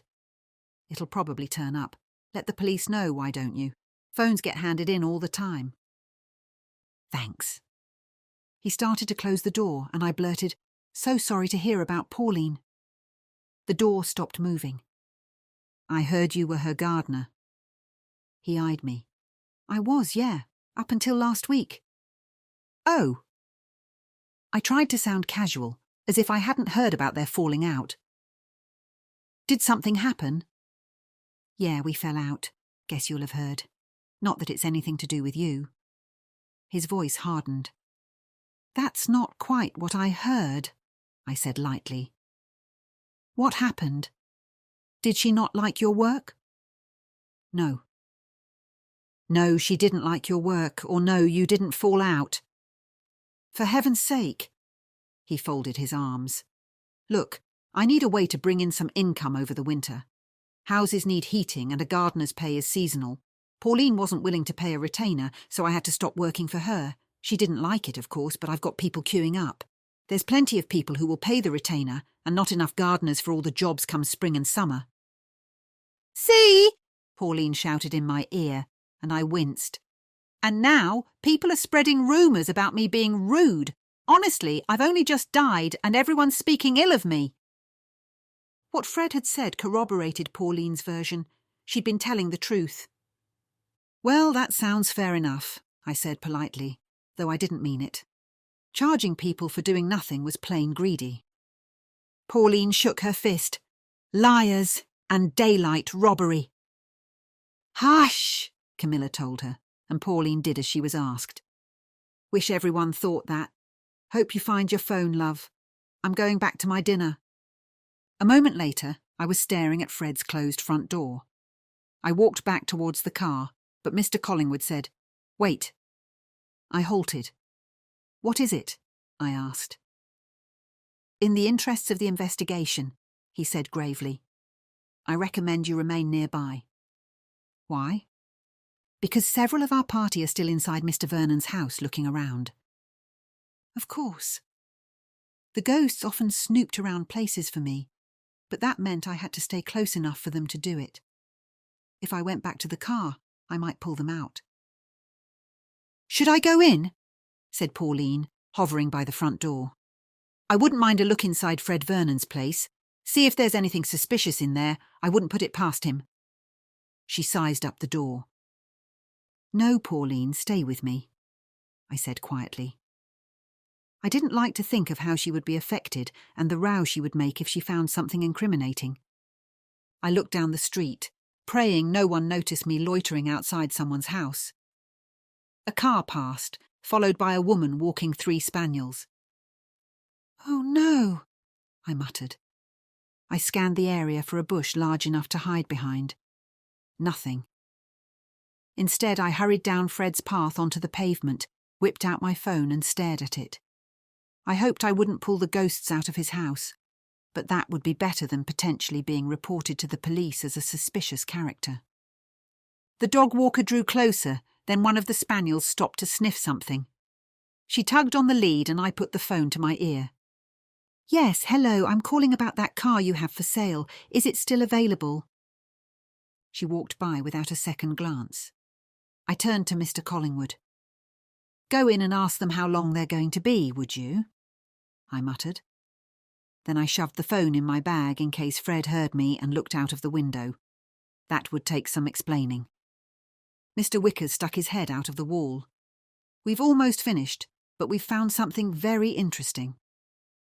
A few minutes later, all the ghosts who had gone inside Fred's house drifted through the wall. Lady Camilla reached me first. We discovered a large quantity of rat poison in his garage, and his diary shows that he was working on the garden of a property near Jacob's Ladder Beach at the time of the murder. I climbed into my car, thinking, that's not unusual, is it? He's a gardener. Maybe he helps people with rat problems too. It's suspicious, Pauline insisted. He could have put the poison in my water butt. I shook my head. Not really. How would he have got into your hut?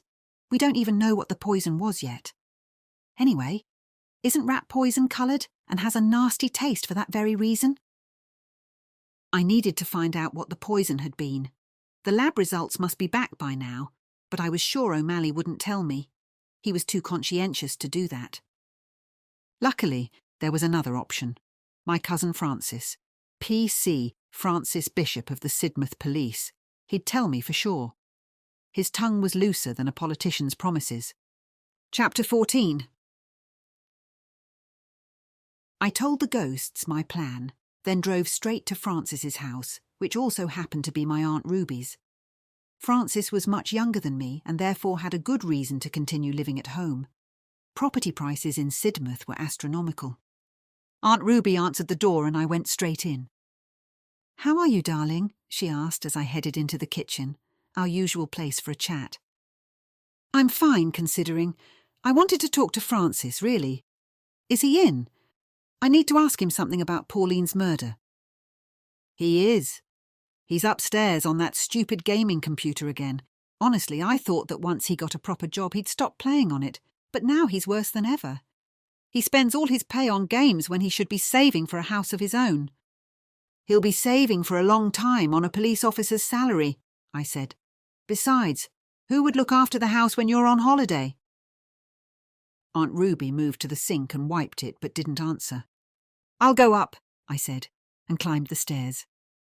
I knocked on Francis's door and found him at his desk, headphones on and controller in hand. He was wearing a tank top and boxer shorts. "Hey, Francis," I said. He nodded at me but didn't stop playing. The screen showed a warehouse and a gun. "How goes the battle? Can I have a word?" He set down the controller and took off his headphones. "Sure. I was losing anyway. I need to know what poison killed Pauline." I looked away. "Would you mind putting some trousers on?" "Sure." I turned around and heard rustling. "Done," he said. I looked back. "Thank you. Now, the poison," I prompted. Francis gave me a sidelong glance. "I'm not supposed to tell you that." "Come on, Francis, I'm your cousin." "If O'Malley finds out, he'll kill me. That information's confidential. Anyway, aren't you dating him? You could go to the horse's mouth, so to speak." "He won't tell me." Francis looked both surprised and delighted. "You've asked him?" "No, of course not. I mean that if I do ask, he won't tell me." He smirked. "If you don't ask, the answer's always no." I huffed. "Was it rat poison?" Francis stretched his neck. "Maybe." "Maybe yes or maybe no. Just nod or shake your head. That way, you haven't actually told me." That seemed to appeal to him. "Okay," I said. "Was it rat poison?" He shook his head. I frowned. "What was it then?" He tilted his head to the side. I sighed. "You want me to list every poison there is?" "Fine." He shrugged. I channeled my inner Agatha Christie. "Strychnine?" He shook his head. "Cyanide." Another shake. "Extract of yew," Mr. Collingwood suggested. I repeated it. Shake. "Foxglove," Mr. Darby said. Shake. "Hemlock," I said, remembering a documentary that said it grew wild in Devon. Francis widened his eyes, but his head didn't shake this time. I looked at the ghosts. "Deadly nightshade," Elmore said. When I repeated the words, Francis nodded.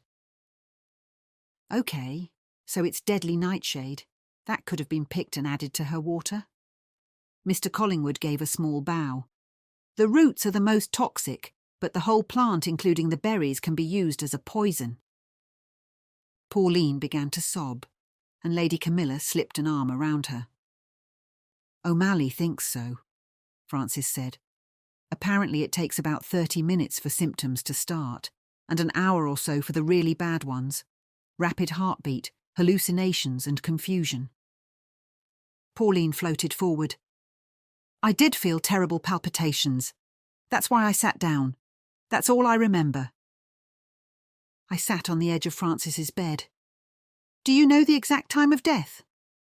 "They think about 11 a.m. 2 hours after then. I wonder if she felt unwell when she messaged me. That could mean she had already been poisoned. Pauline shook her head. I felt fine when I messaged you, but I'd been feeling a bit off for a few weeks. Nothing serious. I just thought I'd taken a while to get over a virus. Francis shrugged. I guess we'll never know. I replied. Thanks, Francis. Don't let it slip that I told you, Francis said, looking worried. I'll be in serious trouble with your boyfriend if you do. I promise I won't. I tried not to think of O'Malley's hypnotic eyes. When he looked at me, it felt as if he could read my mind. I went downstairs. Aunt Ruby was in the kitchen peeling potatoes. Find out anything interesting? She asked, setting a long strip of peel aside and slicing the potato in half. Yes, I did actually. The poison was deadly nightshade.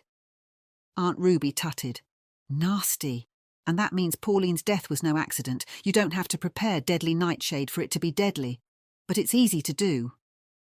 My eyes narrowed. It is? Aunt Ruby gestured with her knife. Yes. How much would someone have had to give to Pauline to make sure they killed her? Not much. It's potent stuff. That's what Francis said. She must have eaten or drunk it a few hours before she died, Aunt Ruby continued. I only had some tea 2 hours before I died, and Fiona drank some too, Pauline said indignantly. I'm not sure she did, you know, I commented. Aunt Ruby snorted. Pish, she must have had something for the poison to be administered. I glanced at Pauline, who shrugged. What do I know? She muttered. I'm just the victim. Well, your handsome new boyfriend will get to the truth if you don't, Aunt Ruby said. How are things between you two? Good, I said cautiously. The less I told her, the less the whole town would know by nightfall. Is that all you're going to tell me? Aunt Ruby looked disappointed. I was hoping for something juicier. We don't see each other very often. He has responsibilities. You do too, she said, waving her knife. When was your last date? We've only been on 2. One at the end of the folk festival and another a couple of weeks ago. Aunt Ruby shook her head. 2 dates in a few weeks is ridiculous. He'll lose interest if you don't move things along. Invite him to dinner. That's an excellent plan, Mr. Wickers said approvingly. Remember, in the words of Jane Austen herself, a woman ought to show more than she feels. I looked at the ghosts, who all nodded. Well, he's busy with a murder right now, I said flatly. So I doubt he'll have time for another date any time soon. Ask him to lunch, then. It doesn't have to be fancy. Meet him somewhere for an hour. He can spare you that long, surely. I considered this. O'Malley and me sitting in a cafe, or maybe eating fish and chips on the seafront. See, you're thinking about it already. He has dropped by my house a few times, I said. If only he lived in town, I'd do the same. Exmouth's too far away for me to accidentally drop by. There are plenty of reasons to go to Exmouth. The beach, the shops, the market. Ooh, and the regatta starts in a few days. I sighed. It was all very well for Aunt Ruby to be full of ideas. Well, I'll think about it. Less thinking and more action, she replied. Chapter 15. As we walked home from Aunt Ruby's, the ghosts and I discussed the implications of the poison being deadly nightshade and not rat poison. I also checked the main ingredient of rat poison online, and it wasn't belladonna, deadly nightshade's other name. That means Fred is off the hook, I told them. Mr. Wickers wagged a finger at me. Not so fast, madam. His diary states that he was working nearby on the morning of the murder. He is by no means off the hook, to use your modern phrase. So I need to investigate that. If Fred was working nearby, could he have gone down to the beach by the steps or the path and poisoned Pauline? But how can I find out whether he did go down to the beach? And if he did, how can I prove it? And even if he did, he might be completely innocent, added Lady Camilla. I sighed and made a mental note to look into it. Mr. Wickers cleared his throat. You told O'Malley that there's a webcam which points to the beach. If Mr. Vernon went down there, he might be on it. I thought webcams just broadcast and didn't save the footage, I countered. So you have something else to find out, said Pauline. At least if you can look at footage, it might show who killed me. Asterisk, asterisk, asterisk. The next morning, I decided that I wanted to go swimming. I got into my costume and threw a baggy dress over the top before I could think too much about it. I kept both the rings on, of course. When I went downstairs to make a flask of coffee, I was greeted by most of the ghosts with a good morning. Elmore, however, was floating just outside, looking in through the kitchen window. Wentworth was sitting on the window ledge, looking out at Elmore. Was it something you lot said? I asked, indicating Elmore. I stroked Wentworth, but he seemed more interested in the pirate. Lily giggled. Mr. Darby told him to stop moping about the place. Mr. Darby? I laughed. That's hilarious. He ought to know about moping. He spends half his time doing it. Lily giggled again. I know. Mr. Darby materialised in front of me and adjusted his cravat. I do not spend half my time moping. You do, I said, grinning, but that's what we love about you. Mr. Darby's eyes narrowed, then he sighed and vanished. Oops. I turned to the other ghosts. How long does he stay mad for, usually? Lily shrugged. Anyway, enough about moping. I'm going swimming at the beach again. Come along. Yippee! Lily twirled in the air. Elmore floated through the window. I'll be coming with you, ma'am. Wentworth gave Elmore a little meow, putting his face up to him. Elmore smiled and made a motion as if he was stroking the cat. I'm glad you two are friends, I said. Right, let's go. I got to Jacob's Ladder Beach before most of the other swimmers had arrived. Aunt Ruby was already there, though, standing on the beach gazing at the sea. Hello, I called to give her warning of my approach. She turned and smiled. Hello, Trinity. Beautiful day for it. It was beautiful. The red cliffs glowed in the morning light. The tide had left the sand wide and flat, and pools of water caught the sun, while the sea itself stretched to the horizon, calm and blue. I'm going to enjoy it. It looks amazing this morning, I said. The ghosts assembled near me, talking among themselves. Pauline, though, was nowhere to be seen. I glanced back at the beach huts. The police tape was still stuck on her door. Maybe she had gone inside. Right, I'm getting in, said Aunt Ruby. She took off her robe, tucked it into her bag, put the bag on the sand, and walked forward. I followed, slipped off my dress, left it by Aunt Ruby's bag, and waded in. My body adjusted to the cold more quickly this time, and I swam in Aunt Ruby's slipstream. After a few minutes she slowed and turned, treading water. I swam up and turned too. Sidmouth looks so different from the sea, she said. I never get tired of it. None of the other swimmers had arrived yet, but I saw a grey-haired man approaching the beach huts, carrying a large bunch of flowers. He walked to the huts, ducked under the police tape, and laid the bouquet in front of Pauline's hut. Who's that? I asked. Aunt Ruby squinted. That's Roy. I'd recognise him anywhere. Bless him, what a lovely gesture. Did he know Pauline? Goodness, yes, he was smitten with her. He kept asking her out on dates, but she only wanted to be friends. She was happy single, you see. She'd never wanted to marry or live with anyone since her husband died, or even go out with a man. She liked having her own space and living life on her own terms. In my opinion, that made Roy a suspect by default. I could ask Pauline later, but Aunt Ruby might tell me more than she would. Did Roy ever get upset about Pauline not wanting to be more than friends, do you know? Aunt Ruby looked at me. Do you mean would he kill her over it? I severely doubt it, but you never know. Everyone's a suspect, and many people have killed for love, strange as it is. I wondered if O'Malley knew about Roy and his history with Pauline.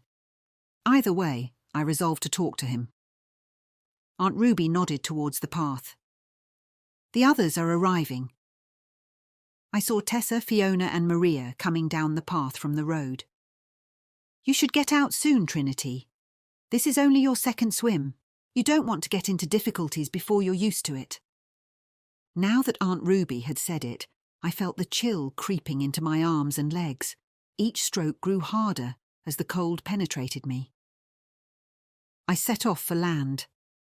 The ghosts pretend swam beside me, except for Elmore, who strode in front of me on top of the waves. When my feet touched the seabed, I began to walk, passing the others wading in.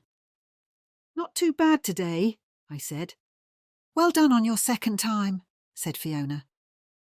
I dried off and wrapped myself in my towel, then made my way over to Pauline's hut and the flowers Roy had left. I walked up the steps and hesitated for a moment before reaching under the tape to look at the tag. Dearest Pauline, missed more than you'll ever know. Forever in my heart. RX. Wow, he had really liked her. Mr. Collingwood stood beside me with a sentimental expression on his face. A heartfelt message indeed. Mr. Darby grimaced. It took him long enough, in my opinion. A true gentleman would have done it sooner. Perhaps. Anyway, he's now on the list of suspects. I'm going to find out where he lives then, go and talk to him. I put my hand on the door of Pauline's hut. Pauline, are you there? I said, in a loud whisper. Pauline! There was no response. I motioned to Mr. Collingwood, who went inside and reappeared a moment later. She is not there. Strange, I mused. I wonder where she is. Mr. Collingwood merely pressed his fingertips together in that inscrutable way priests have. They must teach it in priest school. I glanced round at the beach. It was still beautiful, but its appeal had gone for me. I was too eager to talk to Roy, if possible, before I opened the tea room. Chapter 16. It took nearly the rest of the day to find out where Roy lived. First I messaged Aunt Ruby. She only knew that he was somewhere in Sidmouth, which wasn't helpful. Then I tried an internet search and asked in the swimmers' WhatsApp group, but no one knew.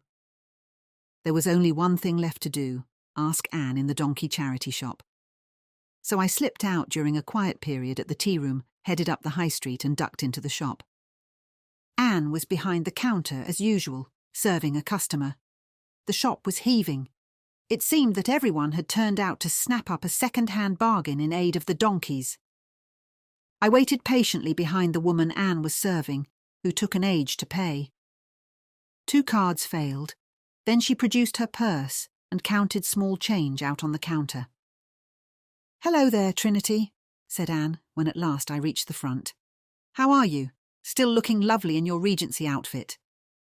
"Great, thanks, Anne. How are you?" "Oh, I mustn't grumble. I've got a terrible knee at the moment. Can't walk far, but I've booked an appointment with Dr. Fraser at the surgery, and I'm sure she'll sort it." I nodded sympathetically and wondered how long to wait before making my inquiry. "So, are you buying anything today?" Anne asked. Not today, no. I just wanted to speak to Roy Jeffries. Do you know where he lives?" Anne thought for a moment. "I do, yes. I've been to his house. Well, flat. He's on Knoll Drive. It's a nice little place. Only 1 bed, but you don't need more at his age. Nowhere for the kids and grandkids to stay, though. That's always the problem with a 1-bed flat, but if you don't get on with them, a place that small is fine." She paused, thinking. "I'm sure Malcolm lives in that block too. Those flats get snapped up when they come on the market. Over 65s only, so it keeps the price down. Nice man, Roy. What do you want him for?" That threw me. I should have known she'd ask. I opened my mouth, with no clue what to say, but luckily Mr. Wickers had me covered. "Tell her it's a remembrance gathering for Pauline." I repeated his words. As soon as they were out of my mouth, I regretted it. "A remembrance gathering?" Anne looked delighted. What a lovely thing to do, Trinity. So thoughtful. When are you thinking? I shot Mr. Wickers a glare. What had he got me into?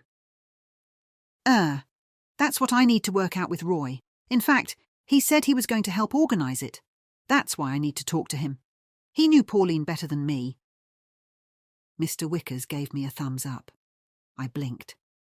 A Regency ghost doing a thumbs up was not what I expected. Well, whatever you organise, let me know. I can spread the word, Anne said. Thanks, Anne. You're a star. I got out as fast as I could, then turned on Mr. Wickers. What did you do that for? He pressed a hand to his chest. Well, pardon me. I gave you a perfect excuse. And you got out of it, didn't you? That's not the point. What if I hadn't? Well, say you're too busy and someone else will do it. I shook my head. Next time, think of something with less responsibility. I've got enough on my plate. Don't you want to organise a remembrance gathering for me? Pauline asked. Pauline, it's not that, it's... Anyway, where have you been? Just wandering around town. It's not easy being a ghost, you know. Tell me about it, Mr. Wickers muttered, rolling his eyes. At least you can go where you like. Lady Camilla floated next to Pauline. There, my dear, you'll get used to it. It has its advantages. I quite like floating through walls. At least you can go anywhere you like, said Mr. Darby. We're stuck with always being in close proximity to the ring's owner. He indicated me. I put my hands on my hips.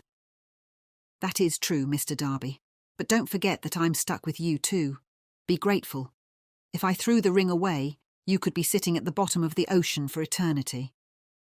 The ghosts glanced at one another, fear in their eyes. Right, I said. We're going to visit Roy. Roy Jeffries? Pauline floated over. Yep. He left flowers at your hut, so I'm going to talk to him. Apparently he had feelings for you and you rebuffed him, so I'm going to check if he killed you. Pauline shook her head. Not Roy. He's a gentleman. I can't imagine him killing me. Really? Well, someone did, and no one is above suspicion. Even you, madam, said Mr. Wickers with a cheeky grin. I didn't kill her. Pauline's eyes narrowed, and she pointed an accusing finger at me. Maybe it was you. You could be some kind of freak who kills people and collects their ghosts. Wait, what? I didn't kill you. I didn't even know you before yesterday morning. Why would I poison you? Anyway, I have 6 witnesses who know I didn't, and they're all ghosts from hundreds of years before I was born. A woman walking past stared at me, and I realised I was shouting, apparently at no one. I smiled at her and she bustled on. I huffed. I really need to start pretending I'm on a phone call when I talk to you lot, I muttered. Now let's just get to Roy's, I said, and marched inland, still furious at being accused of murdering the person I was trying to find justice for. Chapter 17. When I arrived at Roy's block of flats, I found his name and pressed the buzzer. Shortly afterwards, a voice crackled from the speaker. Hello? Who is it? Hi, my name's Trinity Bishop. I was a friend of Pauline's. Can we talk? I glanced at the ghosts only to see them all floating through the wall into Roy's flat. All right, Roy said, and the door buzzed open. His flat was on the first floor. The stairs were right by the entrance. As I climbed, I saw him waiting for me. Rather dingy in this hallway, Lady Camilla sniffed. Hello, Roy. Can I come in? He looked me up and down in my Regency dress. You're the lady who runs the Jane Austen tea room. That's right. I was also a friend of Pauline's like you. Can I come in? He beckoned me inside and I followed. Roy's flat opened into a single larger space. The ceiling was low and the walls were the faint yellow of old paint, but there were pictures everywhere, framed prints of sailing boats, faded photographs, and postcards pinned up as if he couldn't bear to throw them away.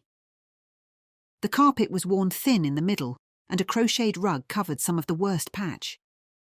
The air smelt faintly of tea and lavender polish. Take a seat, He indicated the sofa, and I sat.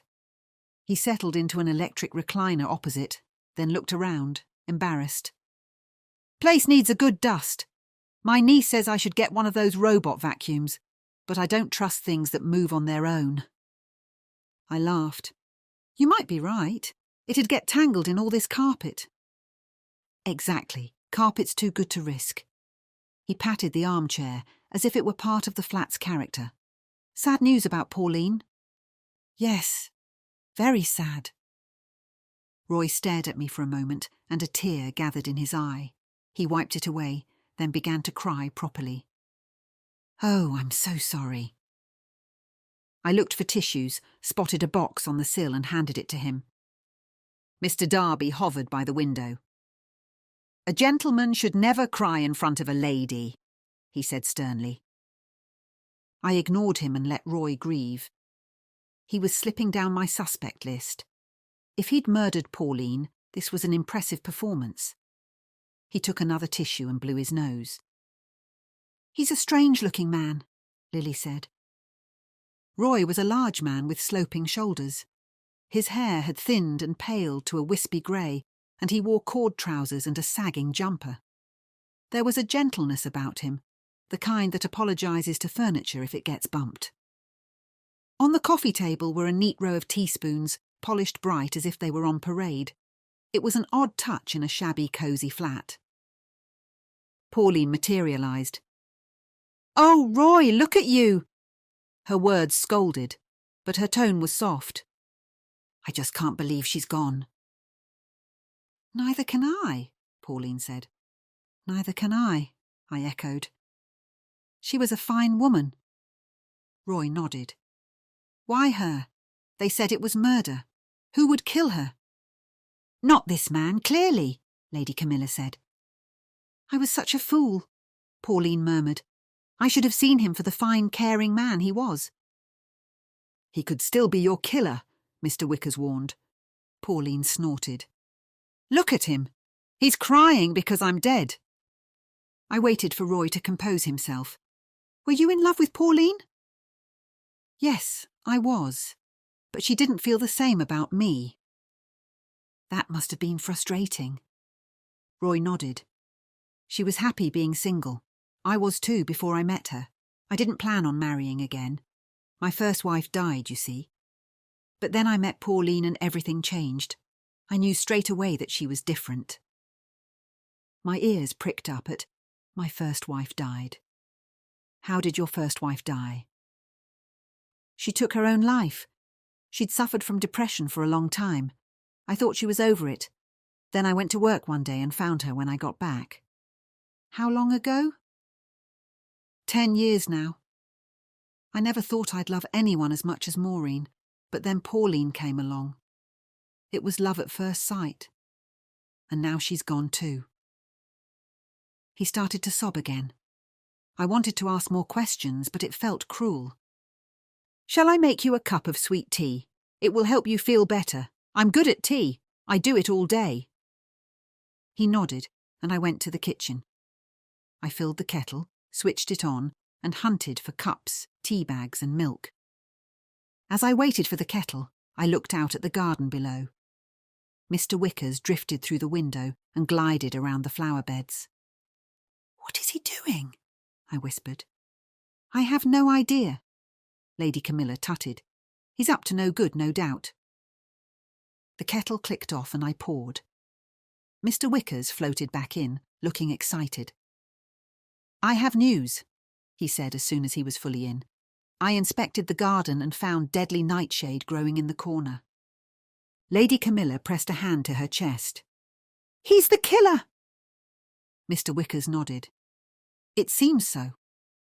I stared at him. What? Atropa belladonna is the plant that provides belladonna, he explained. I know that. You hear of people who kill one partner and then the next. They weren't partners, I pointed out. True, but consider. Perhaps Roy didn't like being turned down. Many men in that situation want revenge.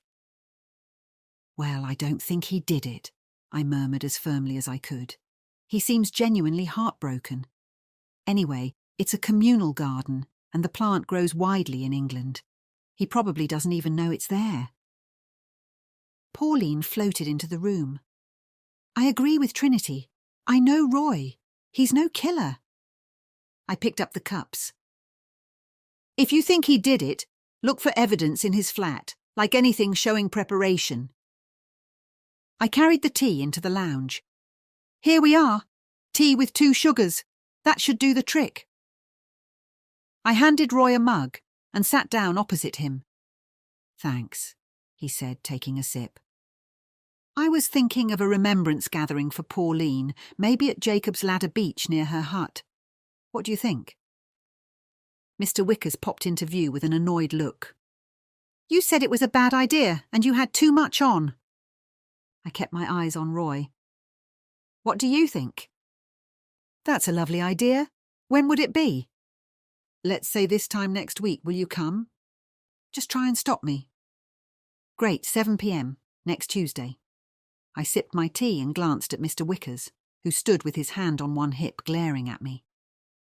I saw you this morning laying flowers at Pauline's hut. Did you go there often? Roy stiffened slightly. No. I knew she had the hut, but she never invited me, so I never went there.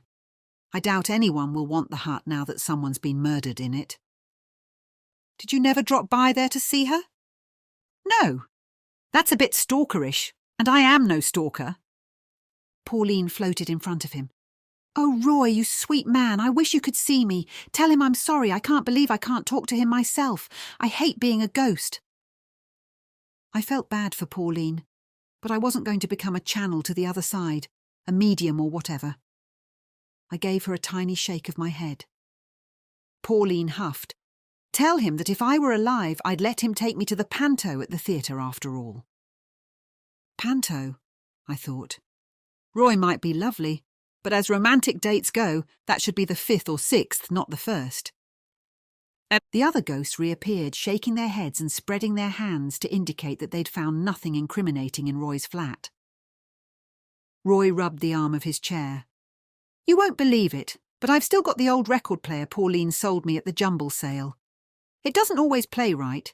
It's a bit wobbly, but I keep it going. I smiled. What do you listen to? Mostly brass bands and the old crooners. It reminds me of Sundays with my parents. Pauline used to say I was stuck in the past. Lady Camilla floated closer to the record player, peering down her nose.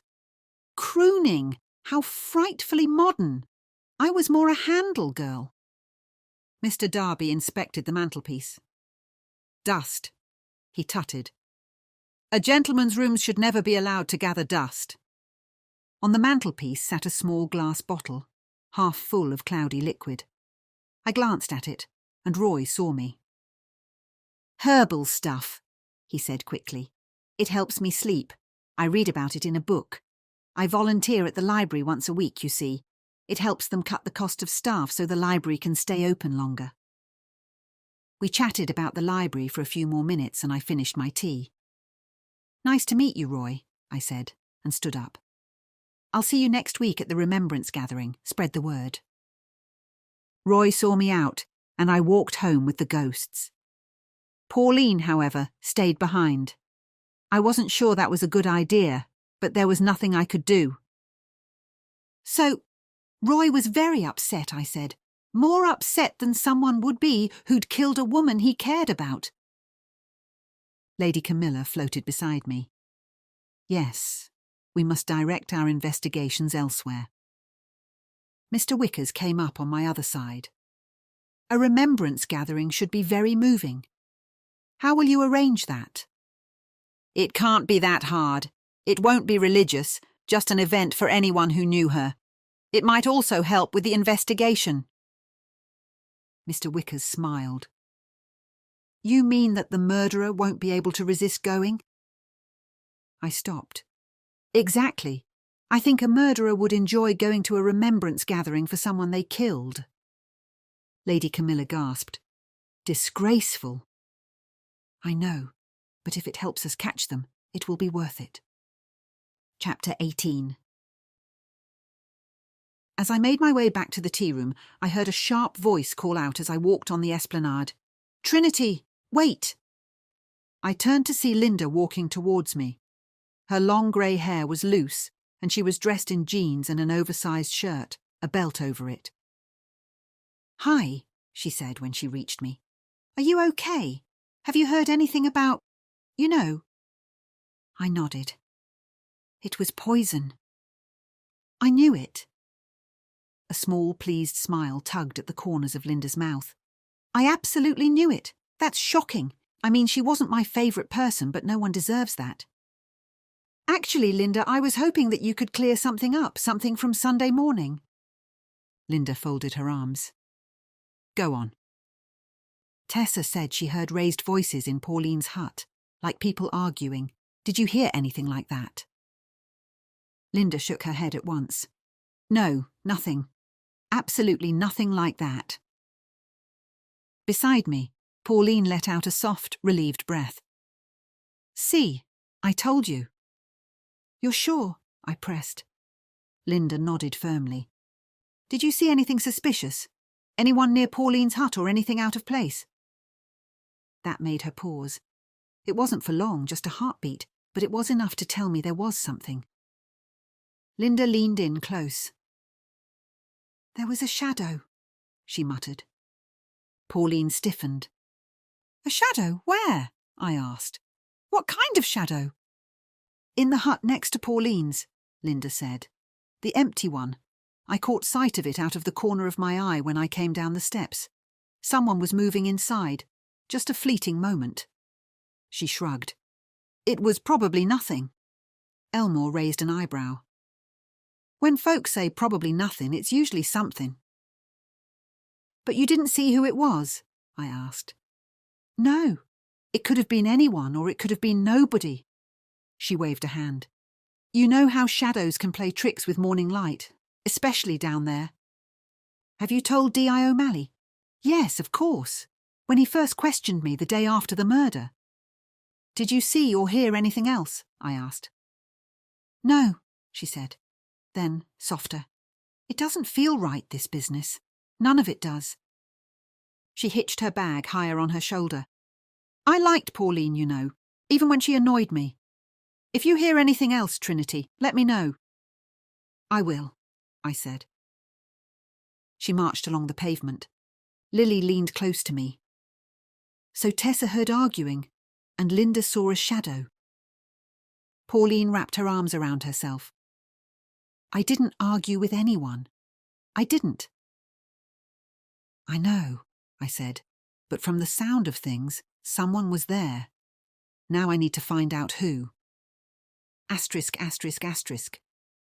That afternoon, when I'd closed the tea room and was sitting at one of the tables sorting the ever-growing mountain of receipts, I was rudely interrupted by a loud banging on the door. It was Aunt Ruby, and she looked flustered, which was like seeing a cat wearing shoes. She was the most unflappable woman I knew. I let her in, and before I'd even managed to close the door, she launched into a tirade. "I can't believe that boyfriend of yours. I thought he was a gentleman, but he's just accused me of murdering Pauline." One by one the ghosts popped into view, drawing closer to hear it all. Mr. Wickers folded his arms and smirked. It was all I could do not to frown at him. Well, was all I could manage before Ruby carried on, her cheeks flushed. "He came round to the house and had all sorts of questions for me. What time did I arrive at the beach? What time did I leave? Did I go into Pauline's hut? Oh, and apparently someone saw me near her beach hut the day before she was murdered." As if I go creeping around near beach huts. Honestly. He even brought up that silly argument Pauline and I had at Easter. He said it showed a history of conflict. She scowled. Conflict? It was a disagreement about lilies. I guided her to the nearest table and we sat down together. "Did he actually accuse you of murder outright?" "Well, no, not directly," she huffed, "but it was definitely implied." Lily drifted closer. "Ooh, I do like a bit of drama in a tea room." She giggled. I tried my best not to smile. "Oh, Aunt Ruby, You know that D.I. O'Malley has to question everyone, and of course he'll check what other people have said with you. It doesn't mean he suspects you, not really. You're just part of the timeline. Well, I don't want to be part of the timeline, and besides, he unsettles me. He has that look about him, as if he can see straight through you. Those eyes. They're hypnotic, I said, perhaps slightly dreamily. Aunt Ruby gave me a sharp look, then sighed. Yes, it's exactly that. I couldn't lie to him even if I tried. She put her chin on her hand and looked out of the window at the street. I took my chance to get a word in. Anyway, if you're telling the truth, he'll know, and you'll have nothing to worry about. He's a police officer. He's just doing his job. Ruby gave a grudging sigh. Chapter 19. After a late night working my way through the paperwork I'd been putting off, I was sluggish the next morning. I was just thinking about a tea break when the bell above the tea room door jangled and a young woman bounced in. She was holding her phone out in front of her, talking at it as if it were a close friend. "Hey guys," she said, in a strong Southern English accent. "So we just got to this super cute spot in Devon, England. It's literally Jane Austen themed, can you even? Look at these chairs. I feel like Elizabeth Bennet could just walk in." I approached her, carrying the tray I was clearing plates onto. She spotted me and waved frantically as if I were 100 meters away. "Hi!" Her voice carried across the tea room. "Do you mind if I film in here? I've got a channel, Emily Everywhere, and my followers are obsessed with British tea rooms. When I heard this place was Jane Austen themed, I had to come." Carol swooped in with a menu, all warmth, but also businesslike. "Of course, dear. We're very used to media attention. Do make sure you say nice things about our scones."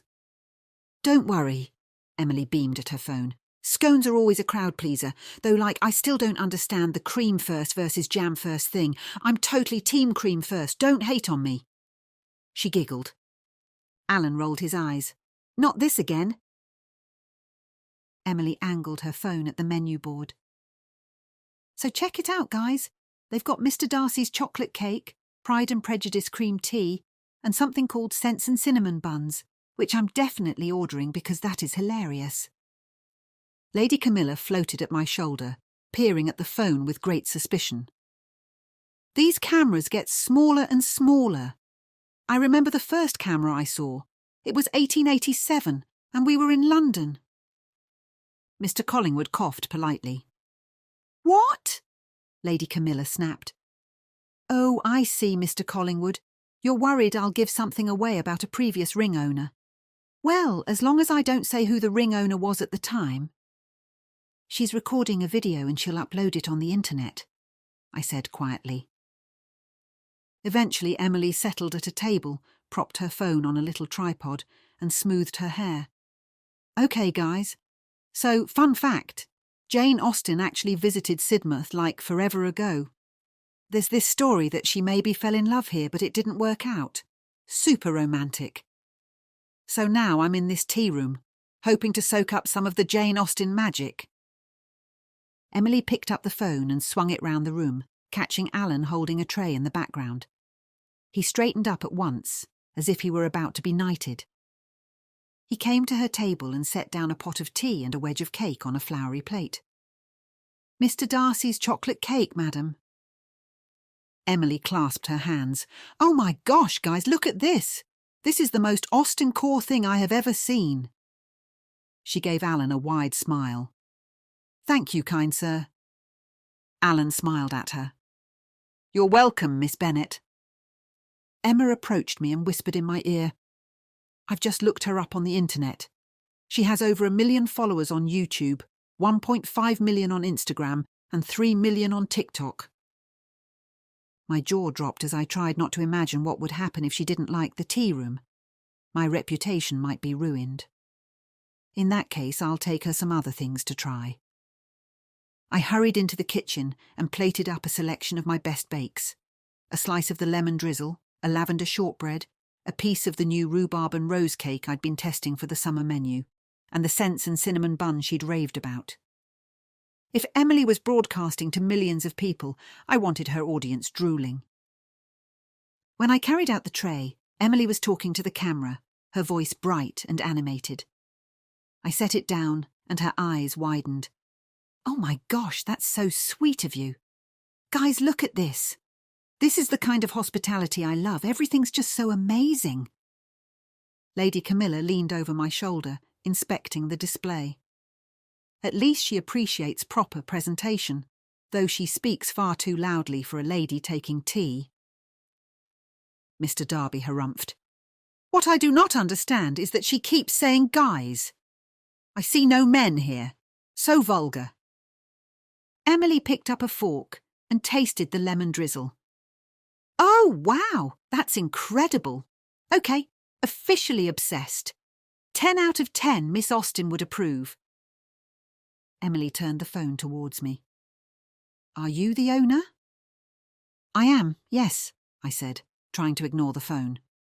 "So this is the owner, everyone. What's your name?" "Trinity," I said, smiling and trying not to look like someone who had just realised she could be being watched by millions of strangers in the near future. "Well, Trinity, this place is a total dream. I'm obsessed. Guys, if you're ever in Devon, come here, okay? 10 out of 10 tea room." I felt my cheeks flush. "That's very kind, thank you."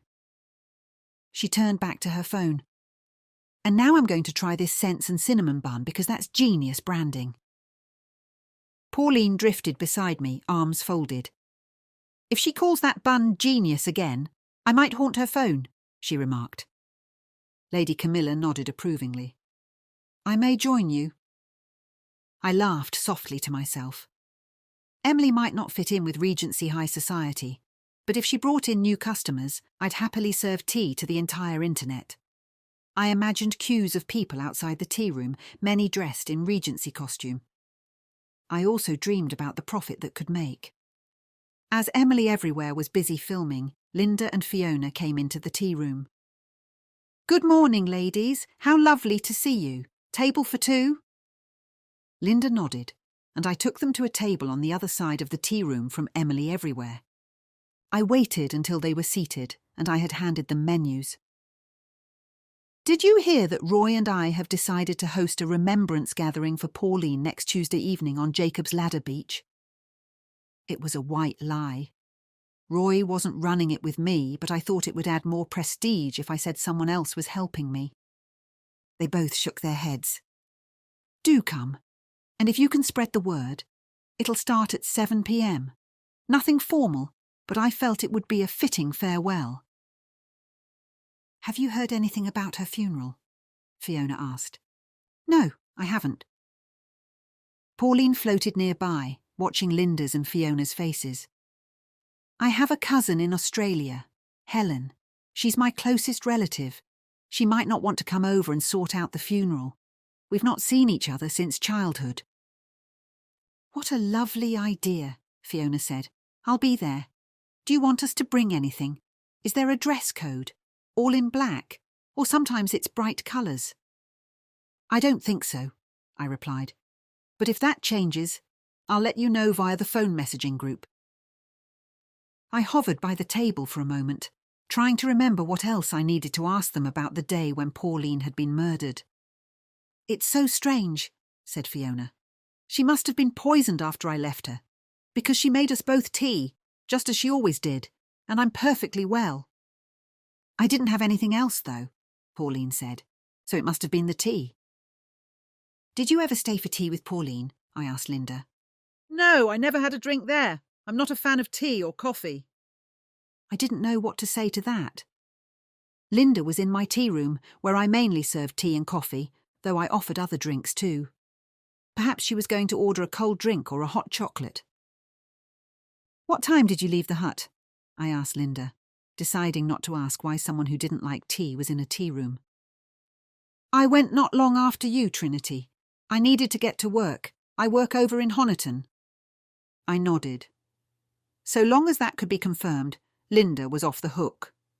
Checking an alibi might be tricky, though, depending on where she worked. "Fiona, what do you remember from that morning?" I asked. Fiona blinked. Well, I arrived a little after 7 a.m. You were all in the water, so I stripped off, left my things on the beach and got straight in. When I got out, I went to Pauline's hut to change and then stayed for tea. Pauline made it as she always did. She had a small teapot which held just enough for two. It had become a habit of ours, tea and a good natter after our swim. Yes, that is true, Pauline corroborated. And you both drank tea poured from the same pot. Yes. So if it wasn't the tea, how did she get poisoned? I've no idea, but I'm very worried. Why? I asked, glancing across at Emily, who was still engrossed in cake. Do you think the police might accuse you? There is that, of course, but maybe I was meant to be the victim. I've been sick with worry. That angle hadn't crossed my mind for a while.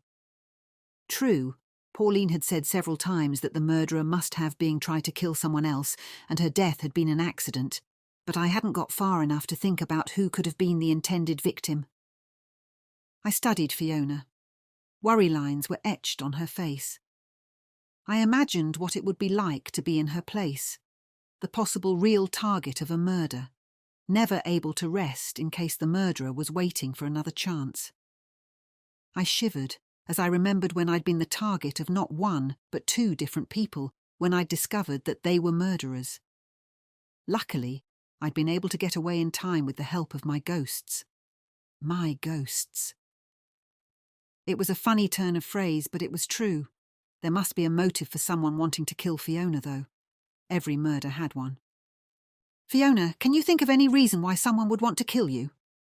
No, Fiona said quickly, her voice half strangled. There's nothing from your past at all.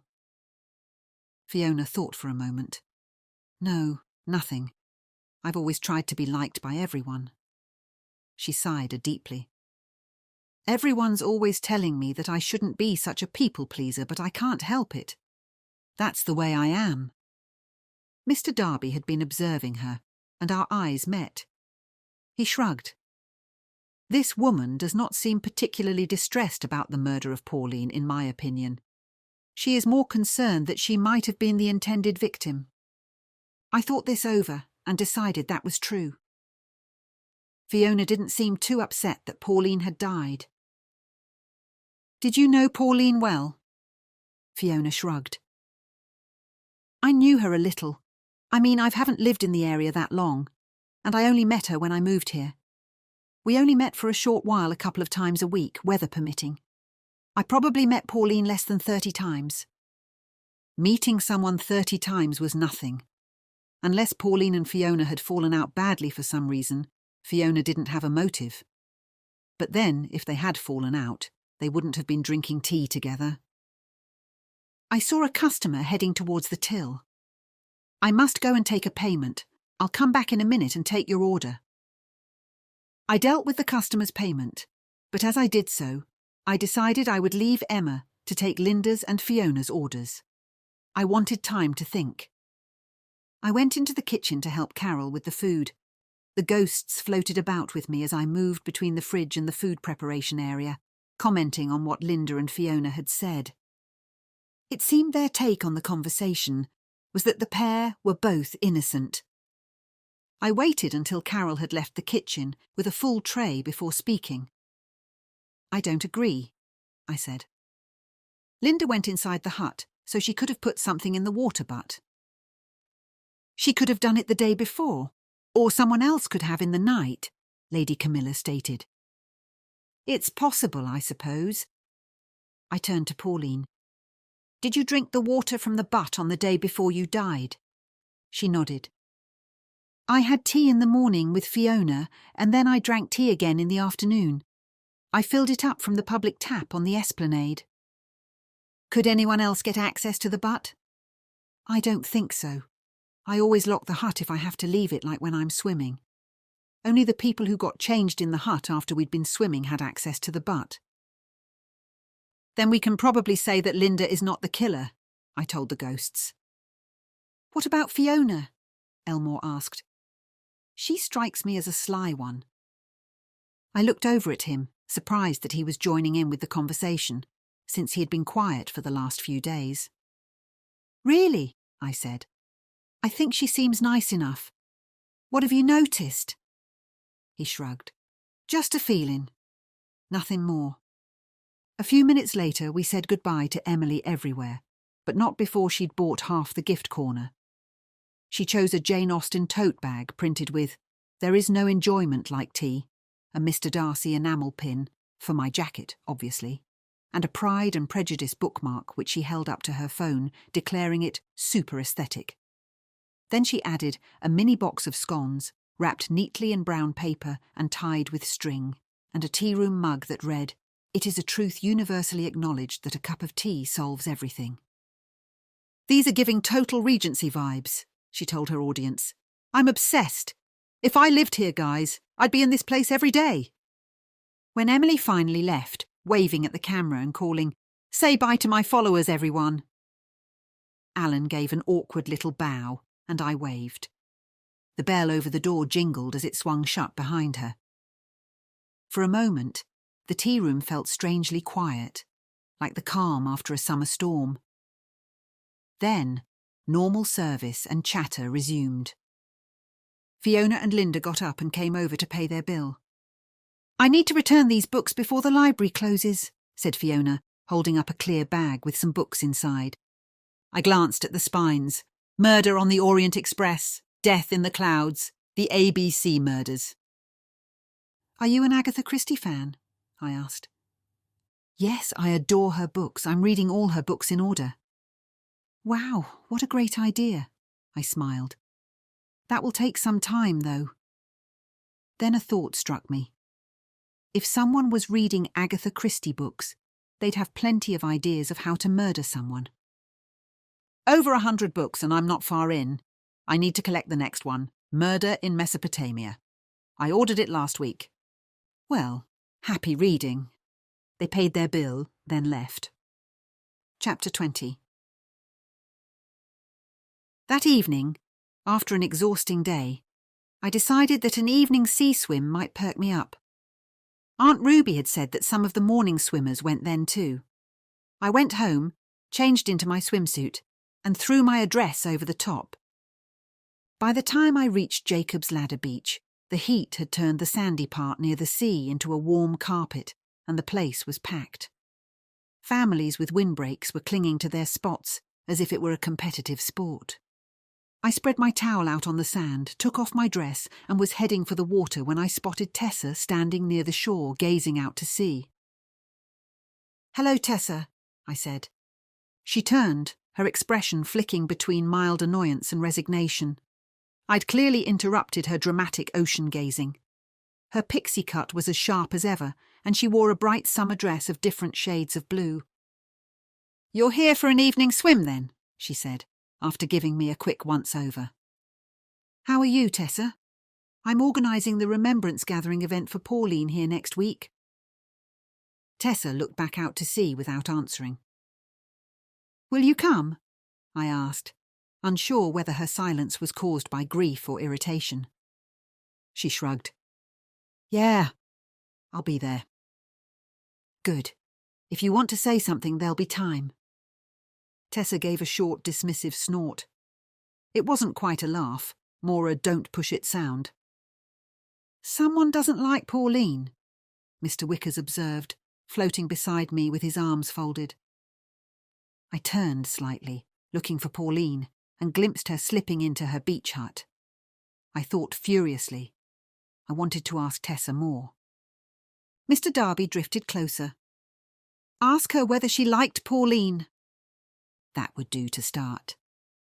"I hope you don't mind me asking," I said, "but did you and Pauline get on?"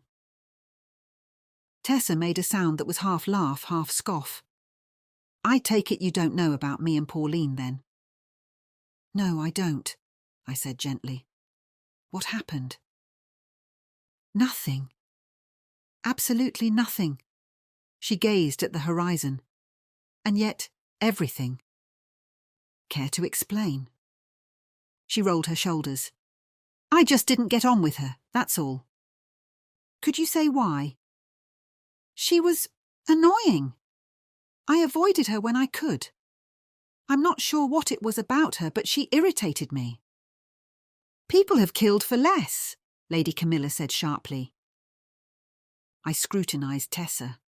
Her arms were folded tightly, her shoulders rigid, her jaw tense. She wasn't trying to hide her feelings. She was irritating, Tessa repeated, then added, but not enough to kill her, as if sensing my suspicion. That's what you're thinking about, isn't it? I wasn't thinking anything, I said innocently. She bossed people around too. Fine. I suppose that's to be expected from a retired teacher. That's it. I didn't like her. That doesn't make me a murderer. I never said it did, I said. So I suppose you didn't use Pauline's beach hut to change in? Or stay for a hot drink after your swim like Fiona did? No, never. Well, I did for the first couple of times, then I decided I didn't like her. That's why I brought my own herbal tea. Wow, she really didn't like Pauline much. I watched Tessa stroll down the beach. Something in her tone stayed with me. I decided I'd done enough sleuthing and headed into the water. Chapter 21. When I got home after my swim, I cooked myself something quick to eat, tortellini and sauce. I was just finishing the last mouthful when Captain Elmore appeared through the wall. "Hello?" I said. "Come to have a chat?" "The others are watching the TV," he said, looking mutinous. "Don't care for the programme they've got on, the traitors. Had more'n enough of those in me lifetime." "I can understand that. Why don't you tell me all about yourself? All I know is that you were a notorious pirate." Elmore laughed. Notorious indeed. Weren't always so, mind. I started out as a midshipman for a company trading in exotic goods, tea, silks, spices, and the odd bit of sugar or rum when the captain weren't watching. He gave a short, humourless laugh. 5 years I did it. Paid well, too. "Were you ever boarded by pirates?" "A couple tried, but I outwitted 'em both. That earned me some favour with the company." He shrugged. "They promoted me after that, and I worked another 3 years, crossing the Atlantic back and forth." "And then you ended up a pirate?"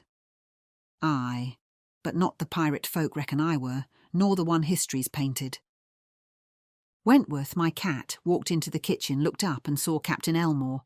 He meowed at him, then jumped on the counter to be close to him. "Care to explain?"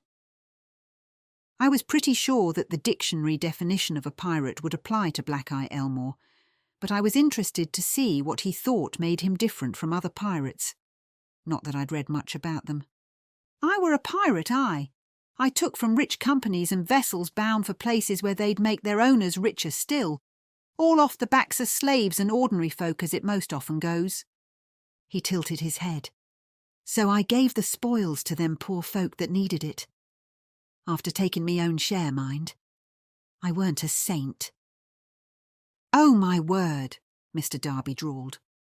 I hadn't noticed him come into the kitchen. "He thinks he was the pirate equivalent of Robin Hood." Elmore narrowed his eyes at Mr. Darby.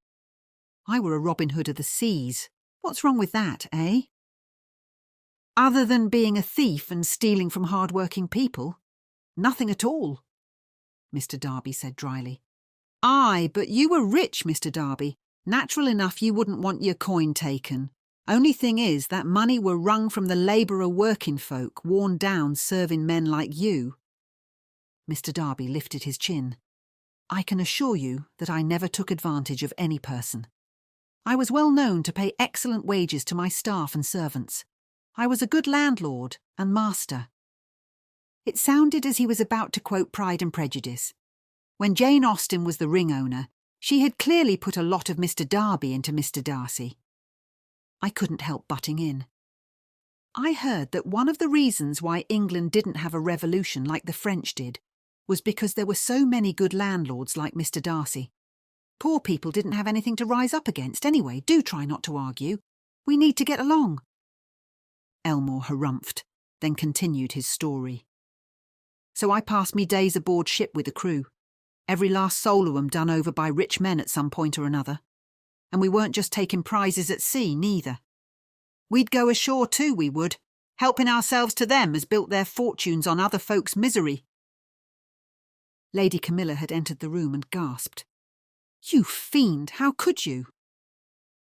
Elmore grinned and took a swaggering step towards Lady Camilla, but Mr. Darby put an arm out to stop him. Easily, ma'am, easily. Once I saw how cruel they were to the poor, I slept sound enough at night. I was not one of those people, Lady Camilla said, tossing her head. Elmore gave her a small nod, but I could tell he didn't believe her. Carry on with your story, Captain, I said. You haven't explained how you went from being a celebrated midshipman who helped defend your ship against pirates to becoming a pirate yourself. Elmore floated to the other side of the room. I were double-crossed by the company, I were. Come to learn they'd never meant to pay the bonuses they promised, not a penny of it. Years we'd spent at sea, fending off pirates, near lost to storms, and all the while they planned to pocket the lot for themselves. Despicable it were. I were fair livid when I learned how we'd been done over. Go on, said Mr. Darby tersely. I decided I weren't about to stand for it, and that the company needed teaching a lesson, and it weren't just me neither. When I spoke with the rest of the crew, they felt the same. That's when we agreed we'd take the ship for ourselves and keep the cargo. Once that was settled, we set to work. Mr. Wickers had appeared in the room too, and clapped his hands together excitedly. Tell us everything! Elmore smiled, enjoying the attention. Now the captain, he were a fair man. Not perfect, mind, but the company's betrayal weren't of his making. Still, we knew we couldn't trust him to side with us. Elmore shifted his weight. We talked long and hard about what to do.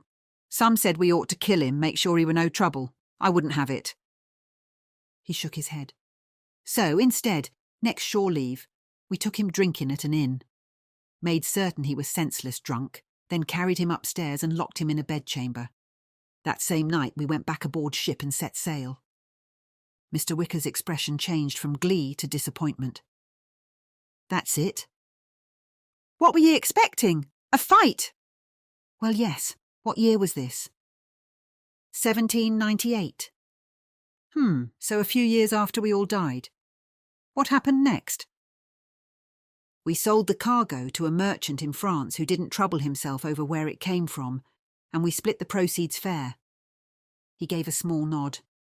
Then, having won our freedom, we agreed we'd turn pirate proper, helping other poor souls break free from being ground down by the rich. We kept a share for ourselves, mind. Enough to keep the ship afloat and have a bit of cheer, and gave the rest away. Wow, I said, you really were a bit like Robin Hood. Aye, there were plenty of thieving and crime about, all wrapped up as honest labour, when it were naught but the rich squeezing the poor to swell their own purses. He shrugged. There weren't much justice for folk at the bottom, so we gave 'em what the law wouldn't. So how exactly did you end up attached to a ring? I asked. Or dead, for that matter? Elmore paced up and down. 'Twere the worst betrayal ye'd hear tell of in a lifetime. Me first mate, me closest friend, turned on me. His jaw tightened. Greed took him, wanted every coin and jewel for himself.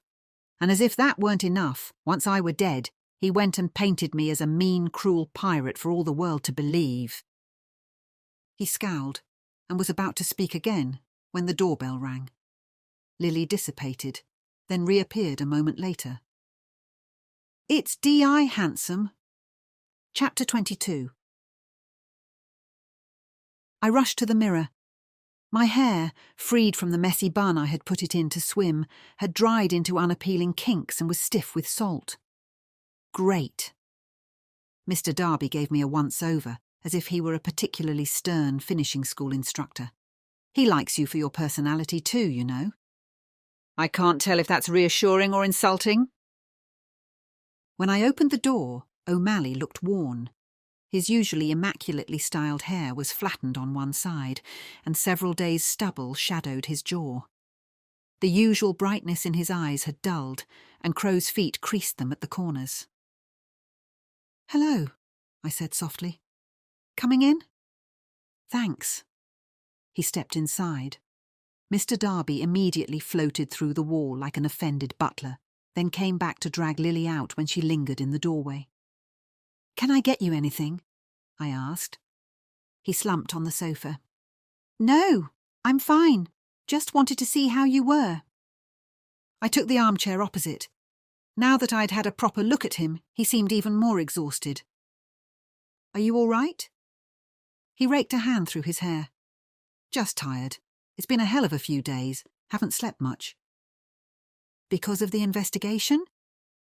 "That, and my son. He's hurt himself." "Oh my goodness, what happened?" "He fell off his bike and broke his arm yesterday." "Oh, the poor thing. Is he still in hospital?" "No, he's home now, but he wants his dad there every second, so I've been juggling the case with driving back and forth to see him." "And you've made time to come and see me?" I said, both touched and slightly guilty. He gave a tired smile.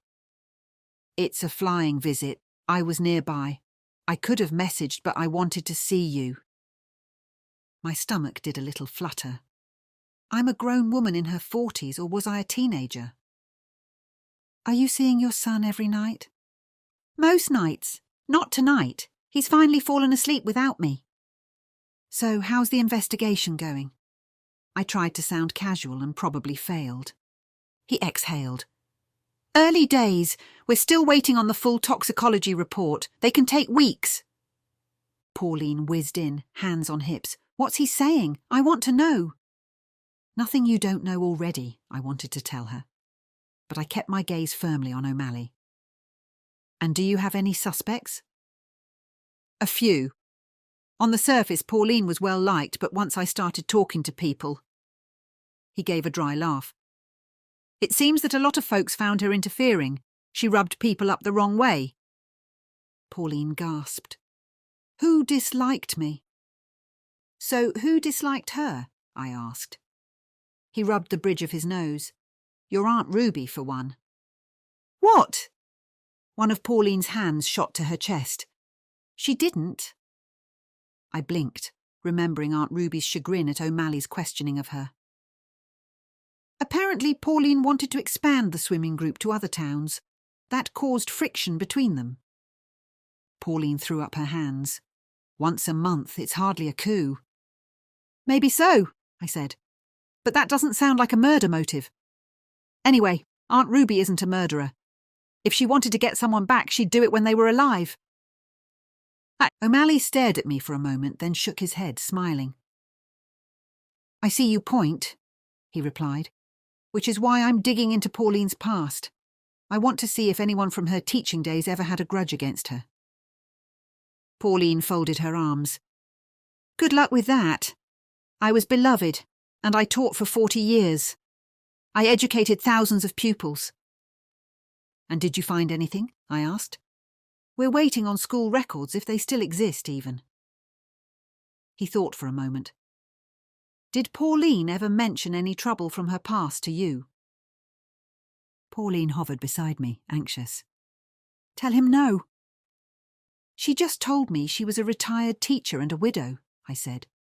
"But don't forget that I only met her on the morning she died, so I hardly spoke to her." O'Malley nodded. "Her husband died 5 years ago of a heart attack. I'm looking into that too, just in case." "Dear Walter," murmured Pauline. The atmosphere of the room felt heavy. For once, the other ghosts had made themselves scarce, giving us some space, and I was grateful. I cleared my throat. "How long will your son be in the cast for?" 6 weeks at least."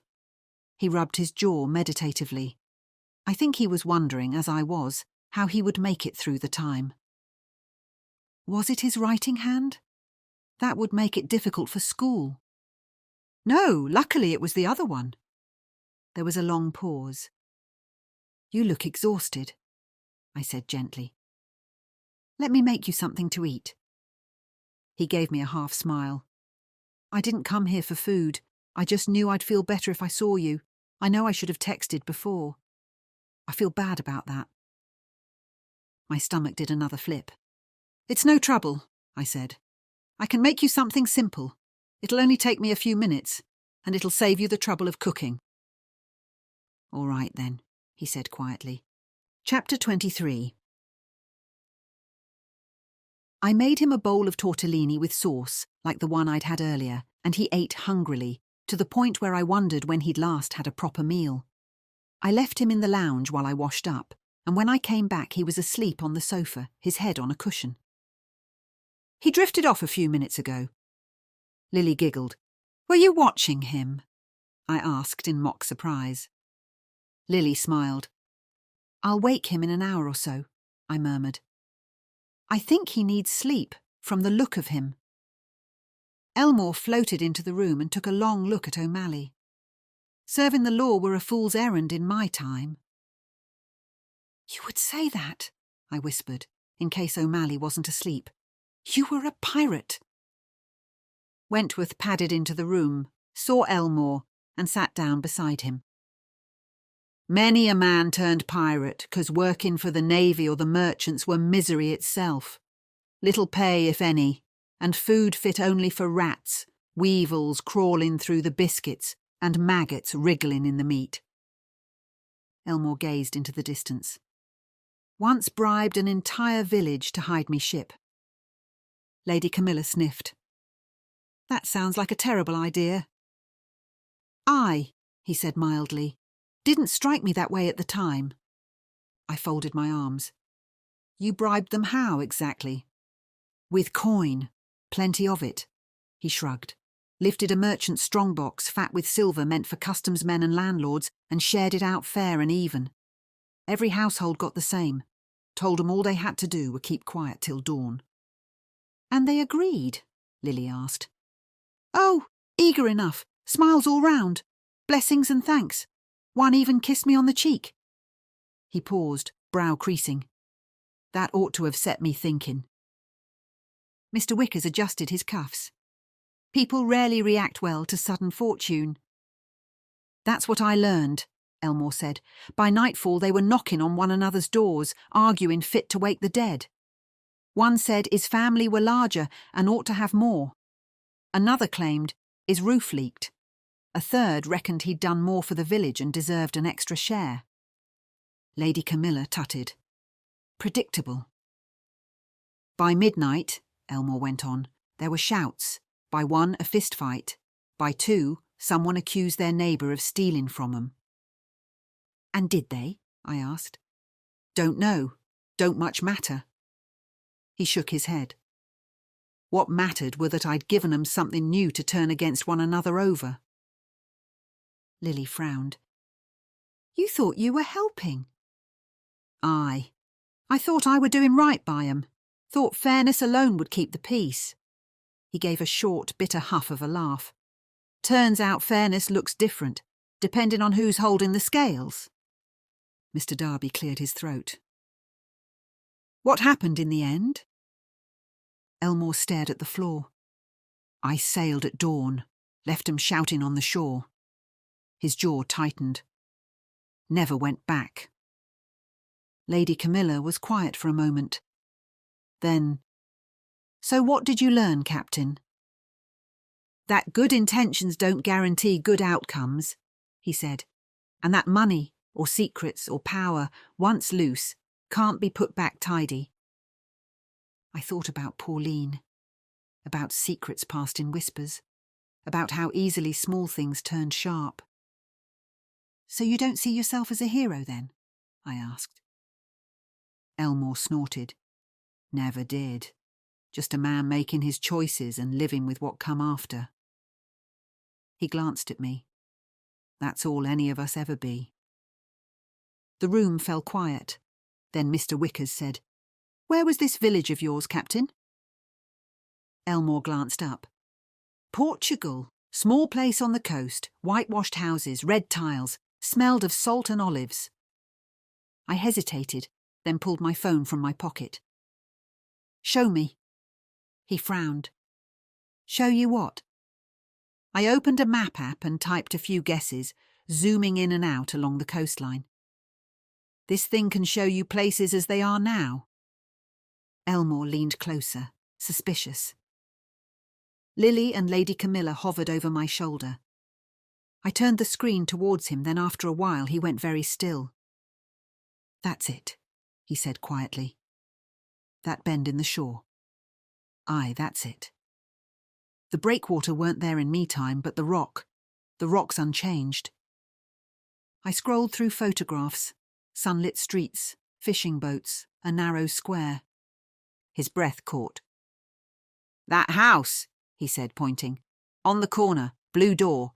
A cooper lived there, Manuel. Had hands like rope and laughed loud." I looked at the screen again. The blue door was still there. "Well," I said softly, "looks like the village survived you." Elmore huffed a laugh, though his eyes never left the image. "Aye, glad of that. Can't say the same for the friendships I left behind." He straightened, suddenly restless. Strange thing seeing it like this. Makes the past feel closer than it ought. We were interrupted by a mobile phone ringing. It wasn't my ringtone, and it seemed to be coming from O'Malley's pocket. He stirred, and his hand went to the pocket seemingly out of instinct. "Hello? Yes. OK, I'll be there in about half an hour. Bye." The call ended, and he looked blearily up at me. "You looked as if you needed to sleep," I explained, "so I thought I'd let you for a while at least." He rubbed his eyes. "Thank you. I did need it. That was my ex-wife. My son's woken up and he's asking for me." Mr. Wickers sighed. "And thus ends the chance of a romantic night together." He gave me a sly look, which I countered with a hard stare, even though he had a point. I wondered why Cormac's ex and her partner couldn't soothe the boy and tell him Daddy would be round the next day. Then I wondered if she was manipulating him. As I saw O'Malley out, I heard a gasp. When I returned to the living room, Pauline was talking animatedly to the other ghosts. As soon as she saw me, she floated over at speed until she was practically in my face. "I know who killed me!" Chapter 24. I took a step back. "What do you mean, you know who killed you?" I asked. "It's obvious when you think about it. It was Nick Baker." I blinked. "Nick from Bellamici, the new Italian cafe." I scoffed. "Come on now, Nick wouldn't kill anyone. First of all, he's far too nice. Secondly, he works himself to the bone. That cafe is open 14 hours a day, he wouldn't have time." "Are you not competitors?" Mr. Wickers asked, his fingers steepled like a smug magistrate. "No, he does Italian espressos and panini. I do Jane Austen cream teas and cake. Our overlap's minimal, unless someone fancies both tiramisu and scones in one afternoon." Pauline put her hands on her hips. "He did it. He murdered me." Mr. Darby floated forwards with a frown. "What evidence do you have, madam?" "None as yet. That's why I need Trinity to find it," she said, as if this made perfect sense. "That's not how evidence works," I said, putting my own hands on my hips. "How do you know it was him?" "Because we disliked each other." I let out a short, incredulous laugh. "What? That's ridiculous. You can't accuse someone of murder just because they didn't like you. Why didn't he like you anyway?" Pauline's expression soured even further. "Because of the dogs." "The dogs?" "Yes. He allows dogs in the cafe.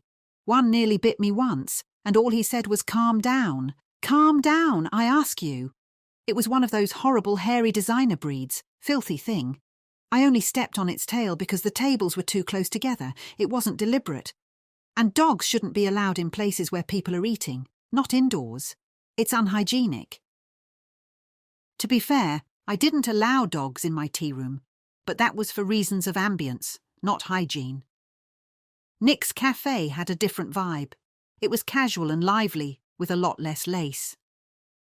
"And that's enough of a motive to commit murder, is it?" I asked. "Your opinion of dogs in cafes?"